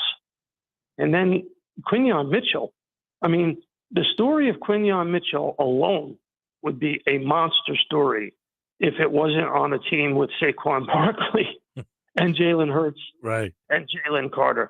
Quinyon Mitchell is the only cornerback in the league, rookie or otherwise, who's played over 450 snaps and not given up a touchdown pass. Think about that, Mike. Think about that. He comes from Toledo, from the MAC conference, and he comes in and becomes the best corner in the league. He leads the Eagles with 10 pass defense. Yeah. Ranks second in the league with forced incompletions. And forced incompletion percentage is number one in the league, 25%. It's unbelievable. His quarterbacks have a quarterback rating against him of just 70. You know how good that is? And you know how good that is for a rookie corner? It is who's come from Toledo and made the jump to the NFL. To me, he's without it. I mean, people talk about Jared Verse, but Jared Verse is on a defense that's okay. Quinyon Mitchell is the most important player on the defense. And that was my follow-up because you said Bond, Mitchell, DeJean. You got 3 different players that weren't here last year. All have a huge impact as to why this defense is significantly better than it was a year ago. Yes, Michael. And I think Quinyon Mitchell's the key.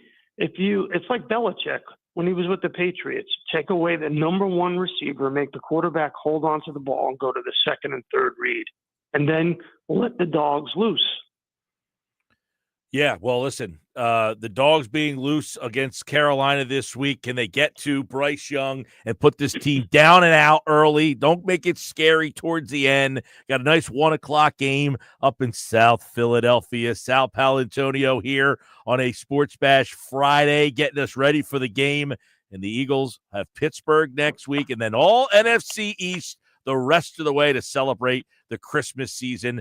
And they'll be battling for that number 1 seed. Now, Sal Pal, do you know this story? I want to get your reaction when I tell you this.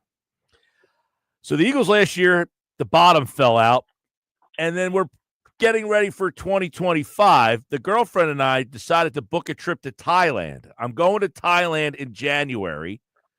I will miss the divisional round and the NFC championship game. Is that acceptable?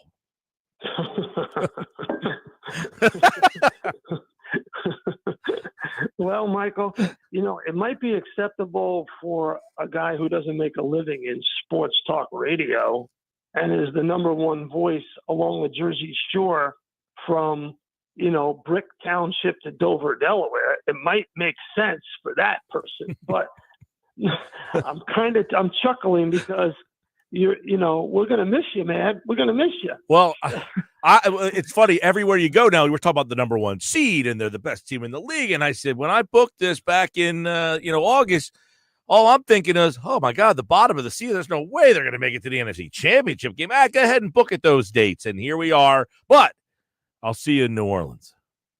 All right, I'll see you. I'll see you on the radio row in New Orleans. I come back on the 29th of January. I'll be home for a couple of days, and then I'll be right out to New Orleans for a couple of days with Sal Pal out there, and hopefully you'll be out there covering the Eagles. That's going to be a fun game if it's Eagles-Lions, Campbell and Sirianni, the stories of leading into that week. Well, I'll be in Thailand. I won't care. Oh, I hope you can get to see the game. Hey, by the way, if I was looking for a place to live over there, do you think Johnny G can hook me up? Has he got any property in Thailand? Well, Johnny G's got connections everywhere. That Burger Realty in Ocean City, New Jersey. If I'm looking for a house in Harrisburg, I call Johnny G. I also need to see if he can figure out a way that I can watch the game in Thailand. Can I at least watch the game over there? Well, I think you probably can do that. They have armed forces radio and television. That's one way. And, there's a certain thing called streaming, these days. So I think it could be okay, brother. All right. Well, Sal Paolantonio on a South Pal. Bring the laptop. Watch matchup on the laptop. I'll send you the links to matchup while you're sunning yourself on the beach in Thailand. Okay, very brother? Good. The reality of this is starting to hit me a little bit that I might miss the divisional round and the NFC championship game. So you'll be on email. I'll keep those Nick Sirianni press conferences flowing. Just don't fall asleep in the third quarter. I'll try to keep myself. You were the one. So I made it up last night. So give me 2 points for me. Sal Pal, we will catch up for the Eagles and the Steelers next week. Yeah, I'm going to be on the call with Steve Levy on that game in the booth for ESPN Radio. That's a big one. That's a big one. Yes, it is. Battle of the Keystone. They're all big now. They got to win these games. And, Detroit, you never know. And by the way, Minnesota's right there with you. Don't count them out yet. No, but they're not a problem. They're not a problem. I think it's Detroit. Detroit, that offense in Detroit. I agree in terms of the team, but record-wise, Minnesota could cause a little. I mean, they can't do anything to Philly, but they could catch. They play Detroit the last week of the year. I want to see Dallas Goedert get healthy, Bryce Huff get healthy, Reed Blankenship get healthy. That's what I would like to see. All right, we'll check that out Sunday, 1:00. Sal Paolantonio, ESPN. Talk to you next Friday. We'll try to Eagles Steelers, Mike. All right, buddy. We'll talk to you then. Sal Paolantonio, everybody, here on the Sports Bash. Saquon Barkley leads the league in rushing, averaging 125 yards per game. Think about that. 125 per game. The Panthers allow a league worst 160 yards rushing per game. Last week, they gave up 236 against Tampa Bay's. Bucky Irving was the lead rusher in that one. I know Bucky's had a nice year. He's not Saquon Barkley. The Eagles, when they face this Carolina offense, they will be facing an offense that ranks 30th in yards and points per game. This Carolina team is one of the worst scoring teams in the league. They don't even average 19 points a game. It's 18.1 for the season for them. And I think you look at Zach Bond as a guy to keep an eye on this week for the Eagles defense. That's a guy that you definitely, Sal Pal mentioned him. Zach Bond against the running game. That's what they've been doing well the last couple of weeks. Chuba Hubbard is their lead back there. Remember our old friend Miles Sanders? He's on the injured list, but that's one guy to keep an eye on this week. Zach Bond against them in the run game. We appreciate Sal Paolantonio as always on a happy hour Friday.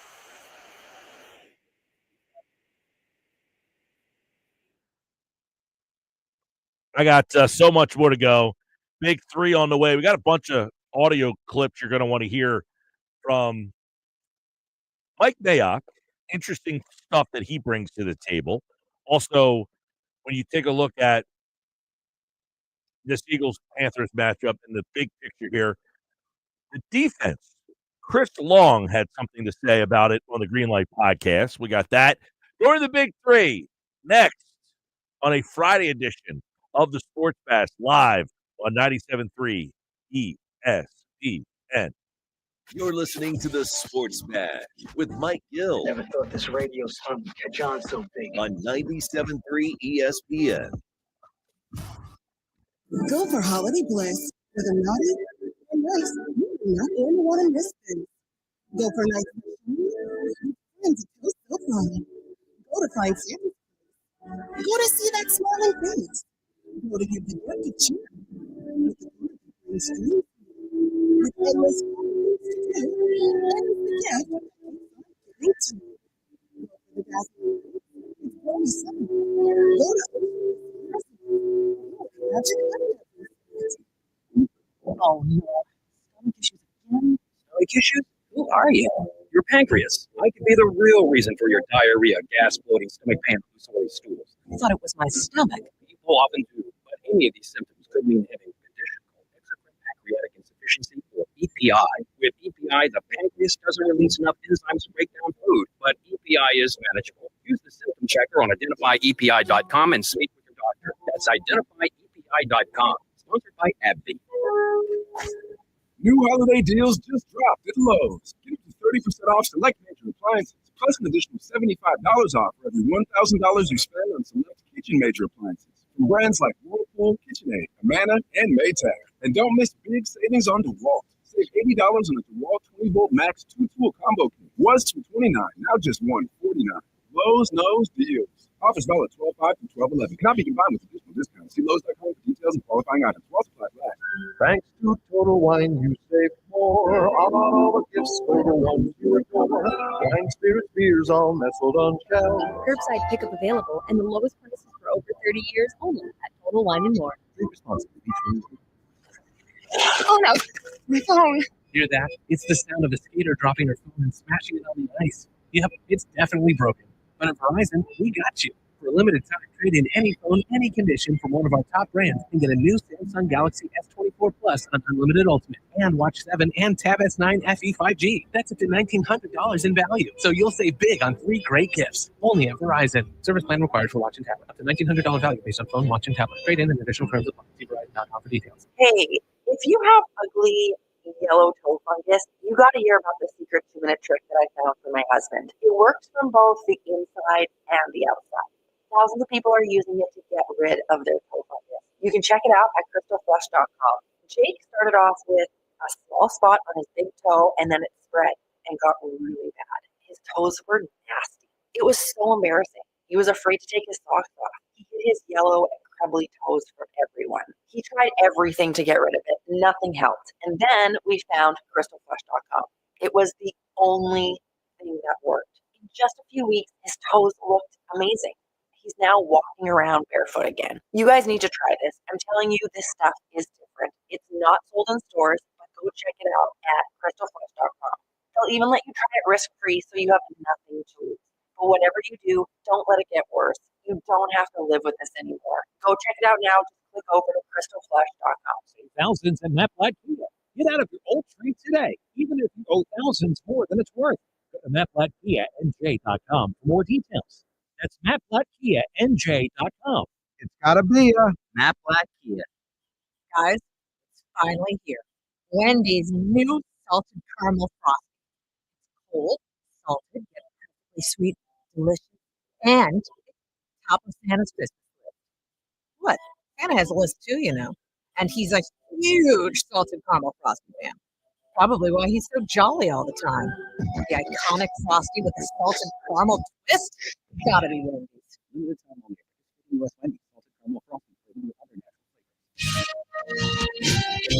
This is the Town Square, New Jersey Info and Weather Network. Progressive Insurance presents the Sports Flash on 97.3 ESPN.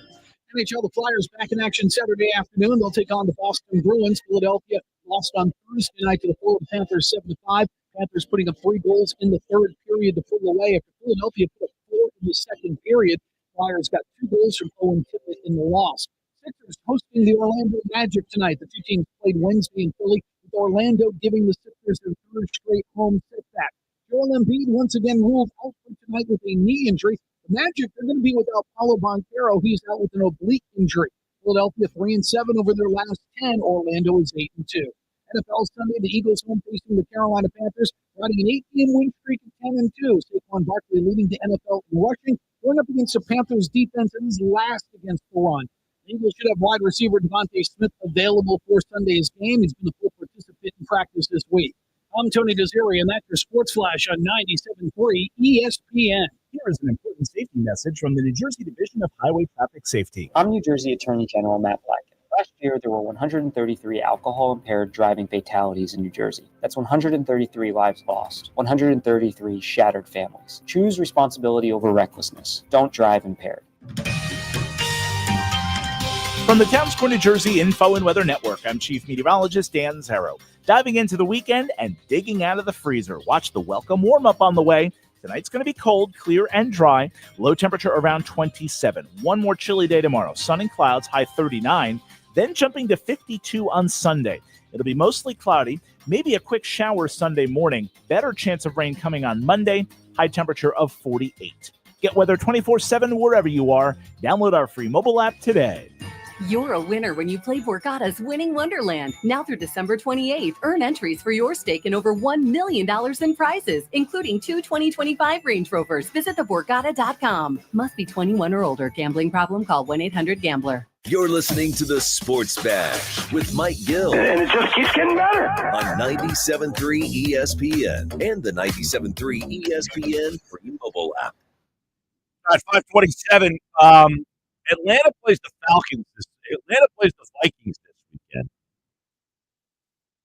You actually want the Vikings to win the game to keep the pressure on Atlanta.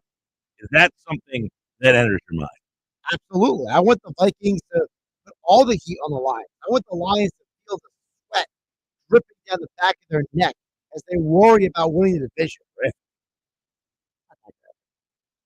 Sweat dripping down the back of their neck, not graphic.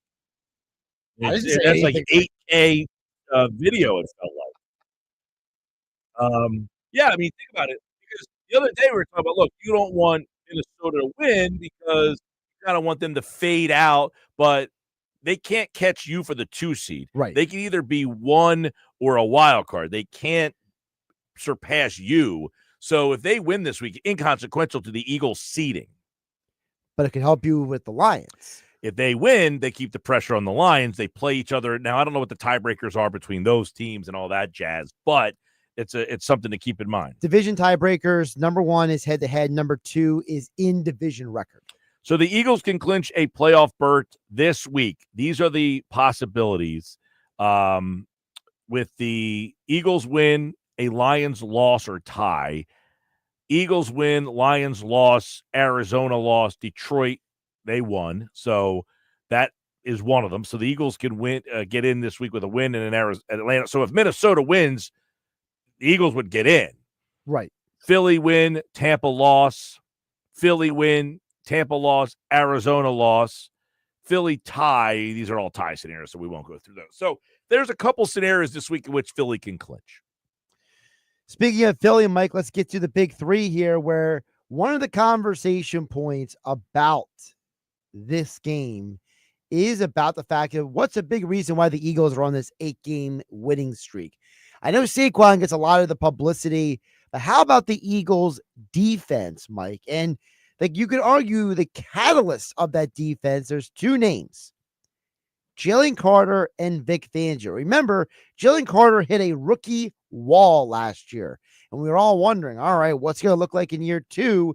Well, Mike Mayock, former NFL player and executive, was on the Believe in Eagles podcast, and he talked about Jalen Carter playing at a high level in a way that's actually unexpected.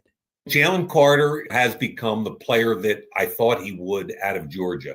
And now he's become one of the 2 or 3 best defensive tackles in football. The Eagles played 72 defensive snaps. He played 71 of them. The week before, he played all 66. There are no 300-pound dudes running around playing 100% of snaps. I mean, it's kind of mind-boggling to me that he's playing at that level, playing so many snaps. He's just dominant. Well, that's good to hear because, sometimes it's like you get a guy and, I try to remember when I was growing up, like, I feel like the players just always played. Like, you didn't see rotational tackles. Like you had Reggie White, Clyde Simmons, Jerome Brown, Mike Pitts. Mike Golick was like the other guy. But it's not like Reggie came off the field. Nobody came off the field. Like, that's the thing is, like, I feel like now there's so many specialized this and rotational that. So I get what he's saying, but this is what I want. It's like in the NBA. Just play every day. You're playing bleeping basketball 82 nights a year. Go play a fun game. It's a fun freaking game. Go play every night you can. And if I get a chance, like at one point you were in high school and played every snap, offense and defense. God forbid you might have to play just one side of the ball for a lot of the snaps. So kudos to Jalen Carter for being one of those guys that doesn't come off the field all that often. Are you more impressed by Jalen Carter playing almost 100% of the snaps or Travis Hunter playing 100 snaps a game? I guess that I understand because he's the only guy that does it. It doesn't – I feel like others could do it. They just don't get the opportunity. Or they don't want to. I don't know that anybody's like, hey, you want to play offense and defense? And they're like, nah.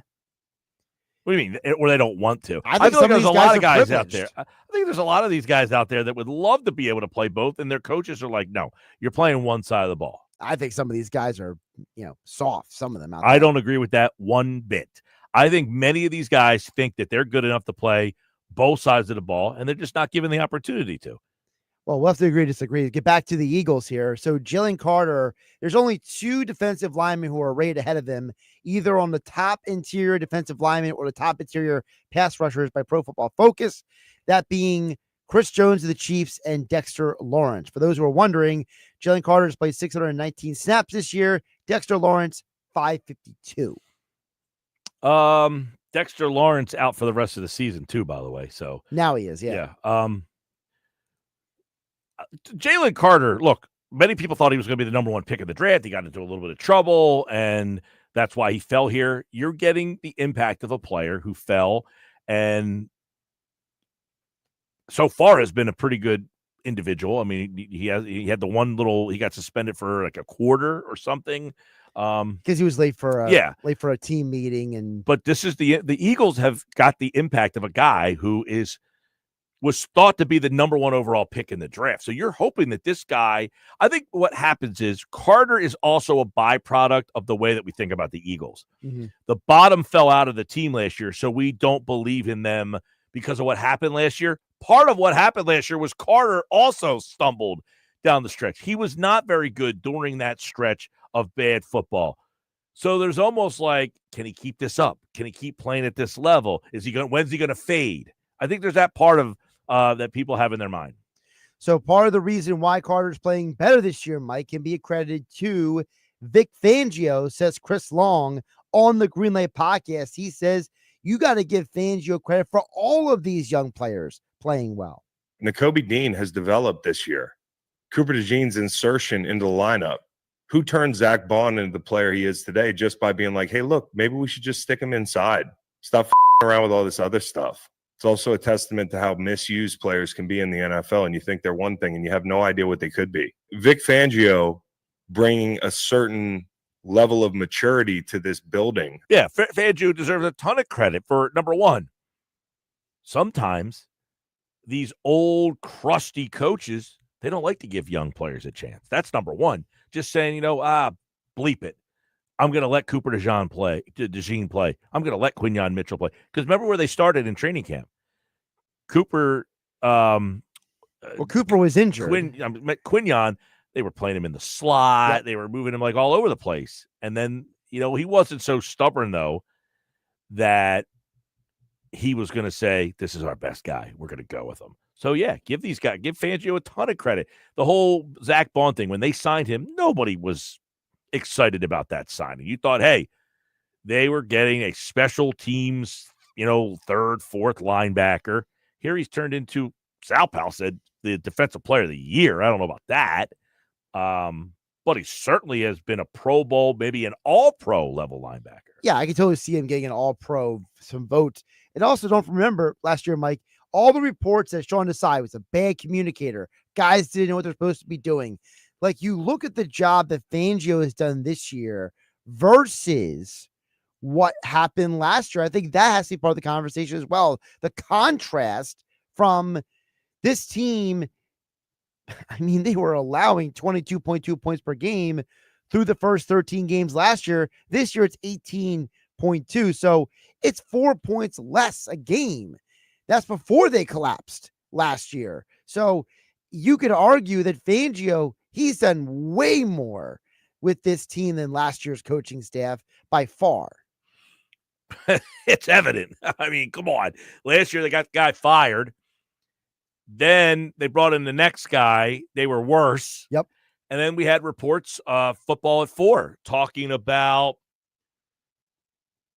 guys in the secondary not talking, Well, they didn't know what they're supposed to be. That was part of the report that Mosher and Kaplan talked about. It was like they were saying that guys didn't know what was supposed to be. There was no communication. Sean Desai didn't get along with people. He was a poor communicator with the guys. And that's why Chris Long says on the Relay podcast, Fangio is proving the preseason doubters wrong with this defense. When Vic Fangio was hired in Philadelphia, a thing I heard a lot was the league has figured out his style of defense, whatever that means. It's run its course. The guys in Miami didn't like him. I felt like there was a turning point at some point in this season for the defense, and I think it has everything to do with the way he's developed guys. Yeah, we did hear a lot of that, and we heard a lot of it about, they had John Gannon here, the way that defense, was number one all season long, but people didn't like it. Then they, kind of fell apart in the playoffs. And then they hired another coordinator that had a similar scheme to Fangio in Sean Desai, and that was a disaster. and they bring Fangio in, and you're thinking, this is the third guy with that scheme. Well, it's his scheme, so maybe it'll be better. But then you heard the Dolphins stuff. Yeah, there was some trepidation that maybe this style, it happens. It goes in cycles. To Tampa 2. Nobody runs a Tampa 2 anymore, except for, I guess, what's his name in Tampa? Bowles. Todd Bowles. Like, there's very few guys who still – it used to be everywhere. Right. And then people start to figure out the Tampa 2, and people they start hiring somebody there, So, yeah, there was some trepidation, I guess, that style of defense was starting to get figured out. Well, part of the reason why Mike Mayock thinks the reason why Fangio has done so well with his defense is because, Mike, he says Fangio has seen it all. I've been telling you about Vic Fangio since before the year started. There's nothing he hasn't seen. Nothing bothers him. He knows what he believes. There's no hesitation. It's just so much fun to watch that kind of leadership. Yeah. You look at the last 10 years, Mike, when he has been a defensive coordinator, taking out the years he was a head coach in Denver, Mike, Fangio defenses are top 10 in total yards allowed and points against in 7 of those 10 seasons. So he has shown you just in the recent history, not the full back to Carolina, late 90s history. I mean, recent history, it's working. And he's done it in San Francisco. He did it in Chicago. The 1 year in Miami, they were not all bad either. And then this year with Philadelphia.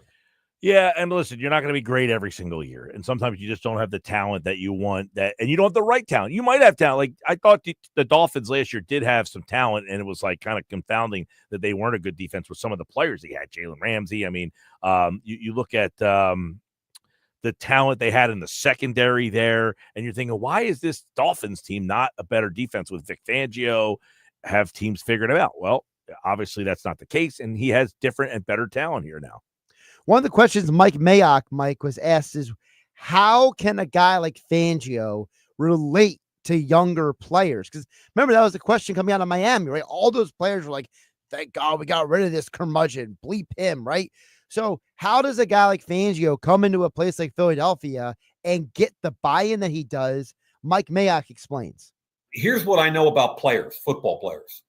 When a coach walks in the door and they don't know him, day one, they figure out real quickly if that coach can help them get better individually and the team get better as a team. And they don't care if the guy's black, white, 70 years old, 25 years old. They don't want BS. What they want is a guy that helps them get better. And the Eagles have bought in. And you should buy in because Vic can do both those things. You hear it all the time. By the way, so I'm in West Virginia. Rich Rodriguez, they're interviewing him today. Now, he used to be the coach at West Virginia. That was a whole disaster how that fell apart. They interviewed him today to come back. He was on a podcast with Pac-Man Jones, of all guys. Wow. Who played at West Virginia for Rich Rodriguez. Sure, yeah. And Pac-Man is recruiting Rich Rod to come back to West Virginia. Okay. In part because he knows that Rich Rod will coach them hard. And Rich Rod said, listen, if you don't want to be coached hard, I don't want you. And that's where the great coaches, they will not, and I'm not saying Rich Rod is a great coach. He was very good at West Virginia, though. He's certainly better than Neil Brown. Well, he has not been very good. He was not great at Michigan. He was not great at Arizona.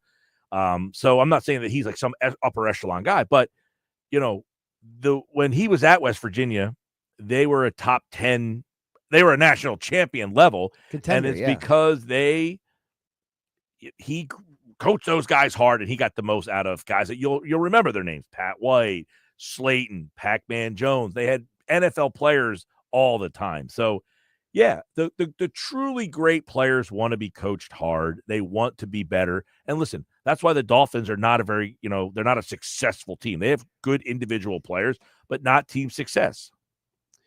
Finally, Mike, the question that Chris Long on the Green Lake podcast keeps getting asked by people, because, the Eagles defense, they're pretty good this year, Mike. They've been playing really, really well. They are the top defense in the NFL in total yards allowed this year.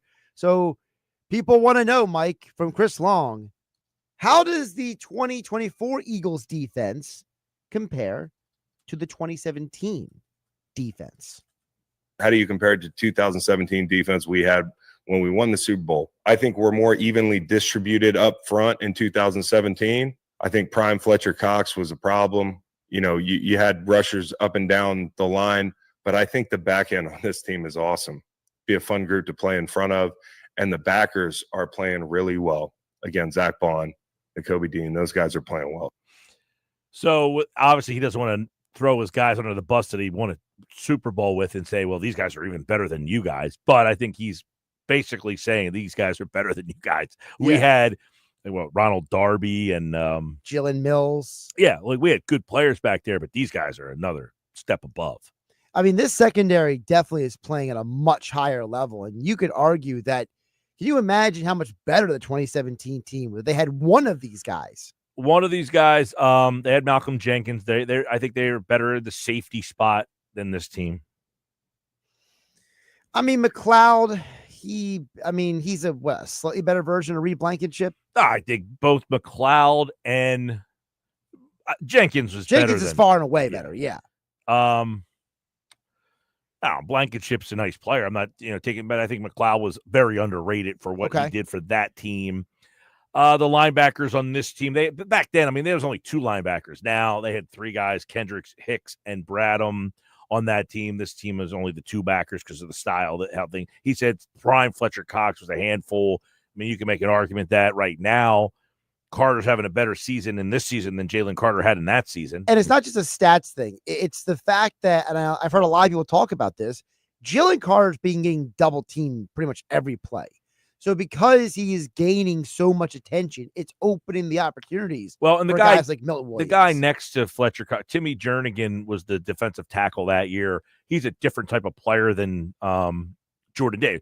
Jernigan was more of like a pass rushing tackle, where obviously that's not the case for Jordan Davis. No, Jordan Davis's job is to absorb attention and open the door for the linebackers to do their job. Yeah, that defense didn't. Fletcher Cox, I guess you could say, and Malcolm Jenkins, they were like the two standout players on that defense. This defense has probably a little bit more standout player. That Brandon Graham was very good that year. Yeah, Brandon Graham led the team in sacks that year.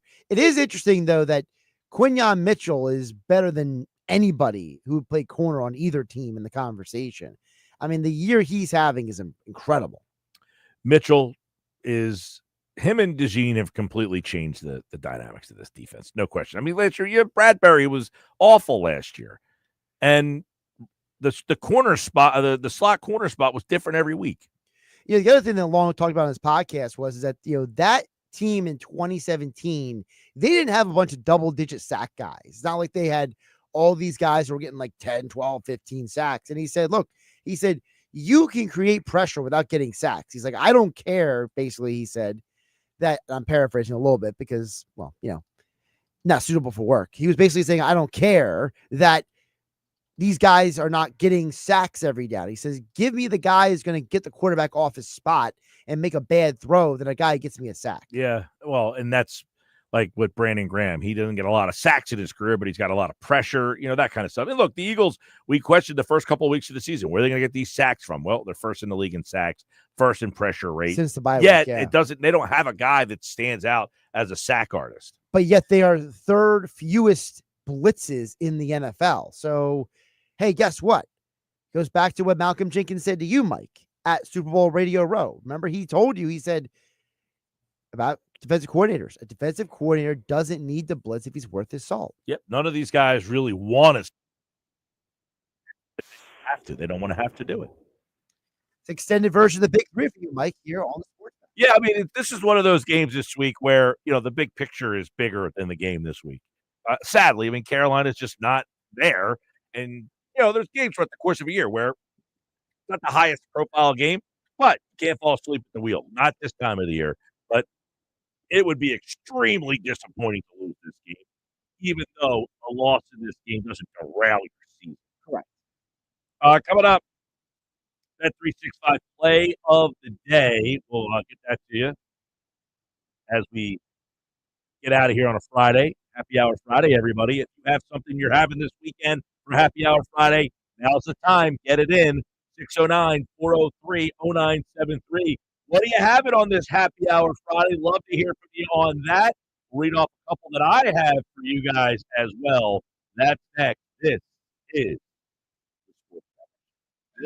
South Jersey's official home for Philadelphia Eagles football. The Eagles continue the 2024 season this Sunday, hosting the Carolina Panthers. He's firing, and it is caught for a touchdown.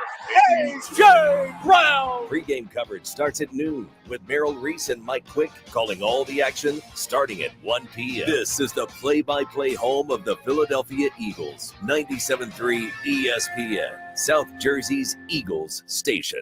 Hi, this is Michael Charlton, President and CEO of Atlantic Care. For over 125 years, you've trusted us with your care and well-being. This season, let's cherish what truly matters: our health, loved ones, friends, and neighbors. From my family to yours, happy holidays.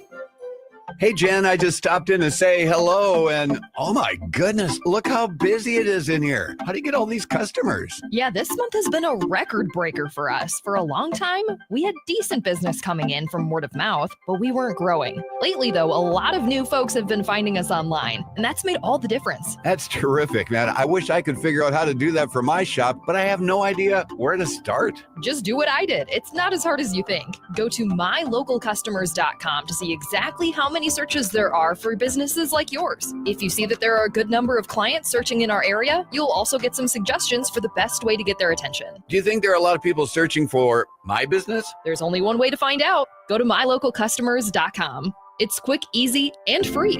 Go to mylocalcustomers.com for a free local customer analysis that will show you how many customers are searching online for your type of business. It's quick, easy, and free. Visit mylocalcustomers.com. That's mylocalcustomers.com.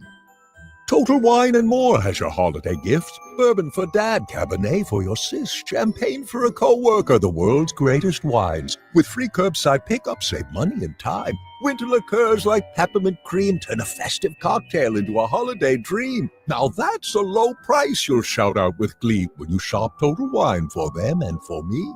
Curbside pickup available and the lowest prices for over 30 years only at Total Wine and More. Drink responsibly, B21. This holiday season, Straight Talk Wireless is letting you say yes a lot more with real unlimited data. Yes to sharing pics of the ugliest holiday sweaters. Yes to checking weather on the go for surprise sledding trips. And with a free phone at sign up, let the yes-tivities begin. No way! Yes way. Straight Talk, real unlimited data. Available at Walmart or straighttalk.com. Offer valid through 1/5/25 while supplies last at participating stores. Taxes and fees apply. Requires in-store activation on select single line plans. Limit of 2 phones per customer. For network management practices, visit straighttalk.com. Prescription products require completion of an online medication consultation with an independent healthcare provider through the LifeMD platform and are only available if prescribed. Subscription required. Individual results may vary. Additional restrictions apply at lifemd.com. Read all warnings before using GLP-1s. Side effects may include a risk of thyroid C-cell tumors. Do not use GLP-1s if you or your family have a history of thyroid cancer. Should GLP-1 weight loss medication like Wegovy and Zepbound cost hundreds of dollars? We don't think so. TryLifeMD.com helps provide insurance access to the leading GLP-1 medications. Visit TryLifeMD.com to get your free insurance benefits check and see your eligibility in minutes. Listen to Tara's story after losing 42 pounds. You just take your shot. It doesn't feel like you're on a diet. What I wasn't expecting it to do was to shut off the food noise. I've gone from 237 to 195. This was life-altering, and if I can do it, I feel like anybody can do it. Get started right now with your free insurance benefits check and see your eligibility for coverage in minutes at TryLifeMD.com. That's TryLifeMD.com. Meanwhile, at the New Jersey Lottery Scratch-Offs Division. Dame, check out the new holiday scratch-offs. Gotta love gifts you don't have to wrap. Oh, I need to wrap. What's happening? And he's standing up. 4 new tickets are making a splash. From it's gold outside to candy cane cash. So if you're in need of gifts in a flash, find a store and make like a reindeer and dash. So no wrapping needed. Nope. Anything can happen in Jersey. Must be 18 or older to buy a lottery ticket. Please play responsibly. If you or someone you know has a gambling problem, call 1-800-GAMBLER. Parents are urged to think twice before gifting lottery tickets to children. Texting enrolls you in a recurring automated marketing text messages. Consent not required to purchase. Message and data rates may apply. Leaving for the gym so early? I'm ready to go. Since you started taking Nugenix Total T, you've been acting like when we met in our 20s. I feel like myself again. Lower testosterone after turning 40 slowed me down. Nugenix Total T has been a game changer for me. What is it about Nugenix Total T that's different? It's a key ingredient called TestSnore. It boosts free and total testosterone to help you get back the drive and energy from your youth. Total T is backed by 5 clinical studies. I've seen the huge difference it's made for you in the gym. gym, at work, and in the bedroom. I'm so glad I sent them a text for my complimentary bottle. Text TIGER to 42424 right now for your complimentary bottle of Nugenix Total T. Nugenix is the #1 selling testosterone boosting brand at GNC and Walmart. Do it now, and we'll also send you a bottle of Nugenix Thermo X, our newest, most powerful fat burner ever. Absolutely free. Text TIGER to 42424. That's TIGER to 42424. Products and statements have not been evaluated by the FDA. These products are not intended to diagnose, treat, cure, or prevent any disease or illness. You're listening to The Sports Bash with Mike Gill on 97 ESPN and the free mobile app.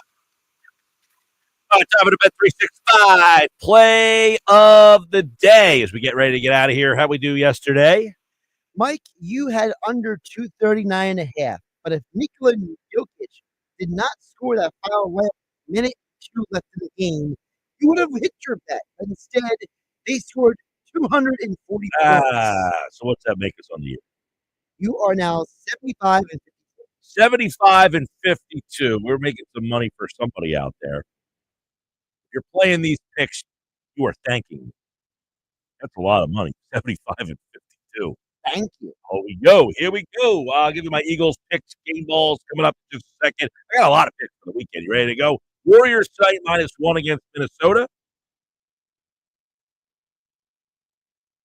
Pacers Bulls over 248. UNLV +4 against Boise. I like Seattle over Arizona as an outright winner. They're +2.5 on Sunday. I like Kansas City and the Chargers under 43. You got that? Under 43. Yep. I got Eagles 34-20 over the Carolina Panthers on Sunday. Game balls. Saquon Barkley. I'd bet the over on the yardage for Kenny Gainwell, by the way. I don't know what that is, but I'll just throw that out into the atmosphere. Game ball, Saquon Barkley, Zach Vaughn. Going over 10 tackles for Zach Vaughn. All right. Got it. That's all I got for you. Sixers tonight on 97.3 ESPN, followed by Tulane and Army. I like that Tulane Army game. Both games tonight I'm kind of interested in. I think Army wins that game. I'm intrigued by both of the games. I'll be sitting in watching both of those games. Sixers Magic at 7. You have a favorite game tomorrow? Probably Texas, Oregon. Yeah, the Penn State Oregon game's kind of intriguing, I guess. See if Oregon's really the #1 team. Penn State has struggled in that spot so many times. All right, that's it for me. I'm out of here. Have a great weekend, everybody. And game night coming up next here on 97.3 ESPN.